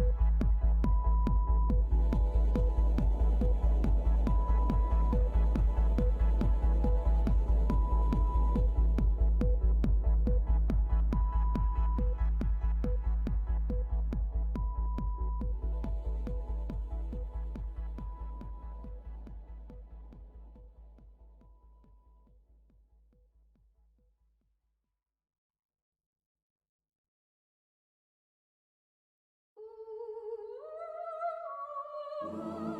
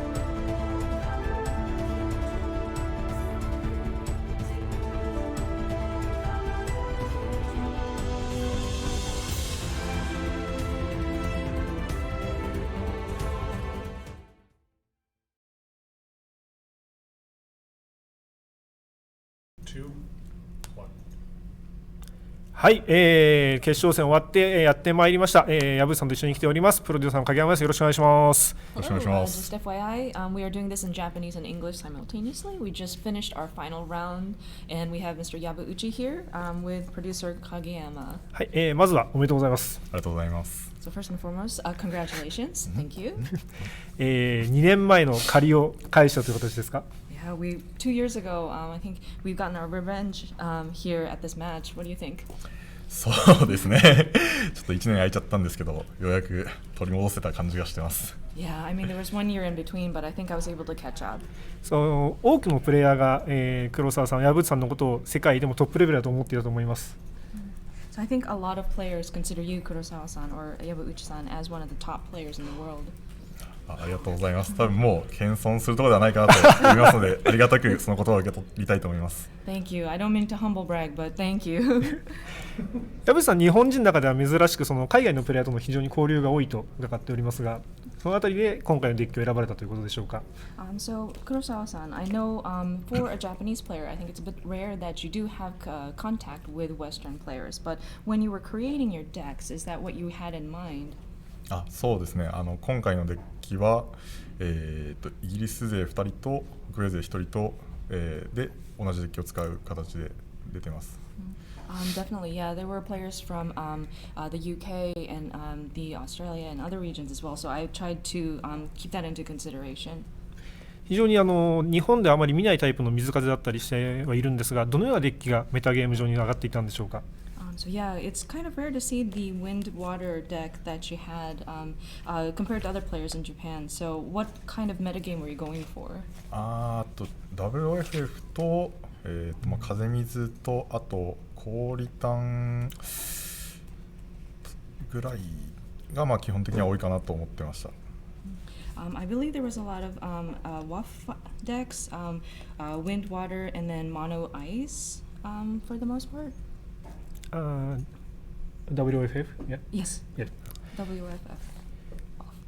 結局、結果としては最終日は3勝という形で見事にメタゲームとしてはハマったという形でしょうか。So looking at it, you've won 3 matches, and so do you feel that your deck had sort of fit into that metagame? ただ今日は結構そういう感じじゃなくて、皆さんのオリジナリティのあるデッキとの対戦でしたね。But I mean, looking at it from a retrospective view, I feel that there were so many unique decks with originality. So I think it was very interesting to watch. なるほど。だそれでもきっちり勝てるところでやっぱり実力を感じてさすがだなという思わせていただけた対戦でしたね。はい。Yeah, but you were really strong throughout all of your matches, so I think that really showed off your skill. いやもう対戦のプランとかもそのチームメイトで相談に乗ってもらったりしたので、本当にそれが助けになってなんとか勝てました。素晴らしい。Yeah, even with the different strategies for the matches that I was planning for, my teammates helped me a lot, so I think that was really helpful. 2日間通してですが、一番辛いなと思った瞬間とか覚えてますか？ So I mean, we've been doing these matches for 2 days in a row, but what do you feel like was like your hardest or the most challenging? 1日目の3戦目にアレックス・ハンコックだったんですけどもうやっぱめちゃくちゃ強いなと思って、でこれがワールドチャンピオンの力かと思ってなんかこういう対戦を経験するとなんかあれ僕いけんのかなってちょっと思っちゃいました本当に彼はうまいですね。So for the third match on the first day, I went against Alex Hancock, and oh my gosh, he was so strong. I was shown the power of a world champ, and experiencing something like this made me a bit worried. Am I really going to be able to make it through? But なるほど。逆に言うとそれがまたそれ力になったかもしれませんね。最終的には。Yeah, but I mean, I guess that worked to your advantage, and it kind of bolstered you also. いやそうですね。終始結構落ち着いてできたですし、対戦するのも本当に皆さんグッドプレイヤーばっかりで楽しかったので、はい、最後までなんとかやりきりましたいや本当に楽しんでかつ真剣に勝てるっていうのは本当にご自身としてもやっぱり手応えがあったということですね。So yeah, definitely. I was able to keep my calm during the matches, thank goodness, and just there were so many great players, good players out there, and I just had so much fun going against them.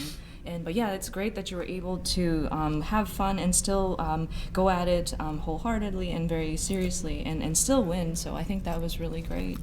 最後になりますが、来年はディフェンディングチャンピオンとして世界選手権に出場されるわけですが、その気持ちをぜひお聞かせください。So finally, next year, if you were to attend Worlds, you would be the defending champion. Could we get a few words from you?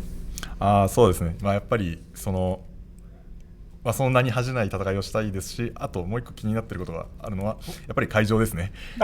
そうですね。今日発表するのはちょっとわからないですけど、はい、お待ちいただければと思いますので、はい、どうも今日は本当にお疲れ様でした。ありがとうございました。ありがとうございました。So yeah, of course, I don't want to be an embarrassment when I come back the next time. And one thing I am curious about is where are we going to have our next Worlds tournament? I'm afraid we haven't announced it yet, so please stay tuned. But yeah, thank you so much for your time. ありがとうございました。 Congratulations. And then that's the end of the interview. And then ではこれからプレビューの方に、オーパス11の宇宙最速プレビューの方に入っていきたいと思います。Alright, so we are going to do another Opus 11 preview. Sneak peek here. はい、こちらレジェンドカードとなります。アラネアですね、FF15 からのカードになりまして、4コスト7000。文章の方は読んでいただけると分かると思うんですが、どうですか？ So of course, this is Opus 11. We have Aranea from Final Fantasy 15. She is going to be a legend card. Cost 4 CP, power 7000. Ability is as written there. So, Mr. Yabauchi, what do you think? おーこれはすごい。なんか、かなりパワーが高いファーストストライクになれるだけではなく、ダメージのテキストが両方めちゃくちゃ強いですね。で、すごい。しかもドラグーンなんで、多分きっと喜ぶ友達がいます。This is awesome. It looks very powerful. She has first strike. There's some abilities that affect your damage, which is pretty powerful looking as well. And I mean, Dragoon, I know of a friend who's really going to like that. マッシュ受本ですね。そうですね。I'm sure it's a certain Matt Okimoto. で、この方ちょっともう一枚。はい、これ、フルアーツですが、なんとこれ、ボックス特典として、箱がついてくるというカードになりますので、ぜひ箱でお買い求めいただければと思います。Okay, and this is the full art card version. This comes together with a box set version, or box topper, sorry. So when you get the display box, that will come within the package. はい、どうだいかがでしょうか。ぜひぜひ、オーパス11もお楽しみお願いいたします。Yes, so what do you think? I hope you guys look forward to Opus 11. はい、それでは、改めまして本日は、ご視聴ありがとうございました。改めて、優勝のした黒川さん、矢渕さんにもう一度大きな、拍手をお送りください。But yeah, thanks again for watching. If we could get another round of applause for Kurosawa here, Mr. Yabauchi. Thank you. Thank you. Thank you very much.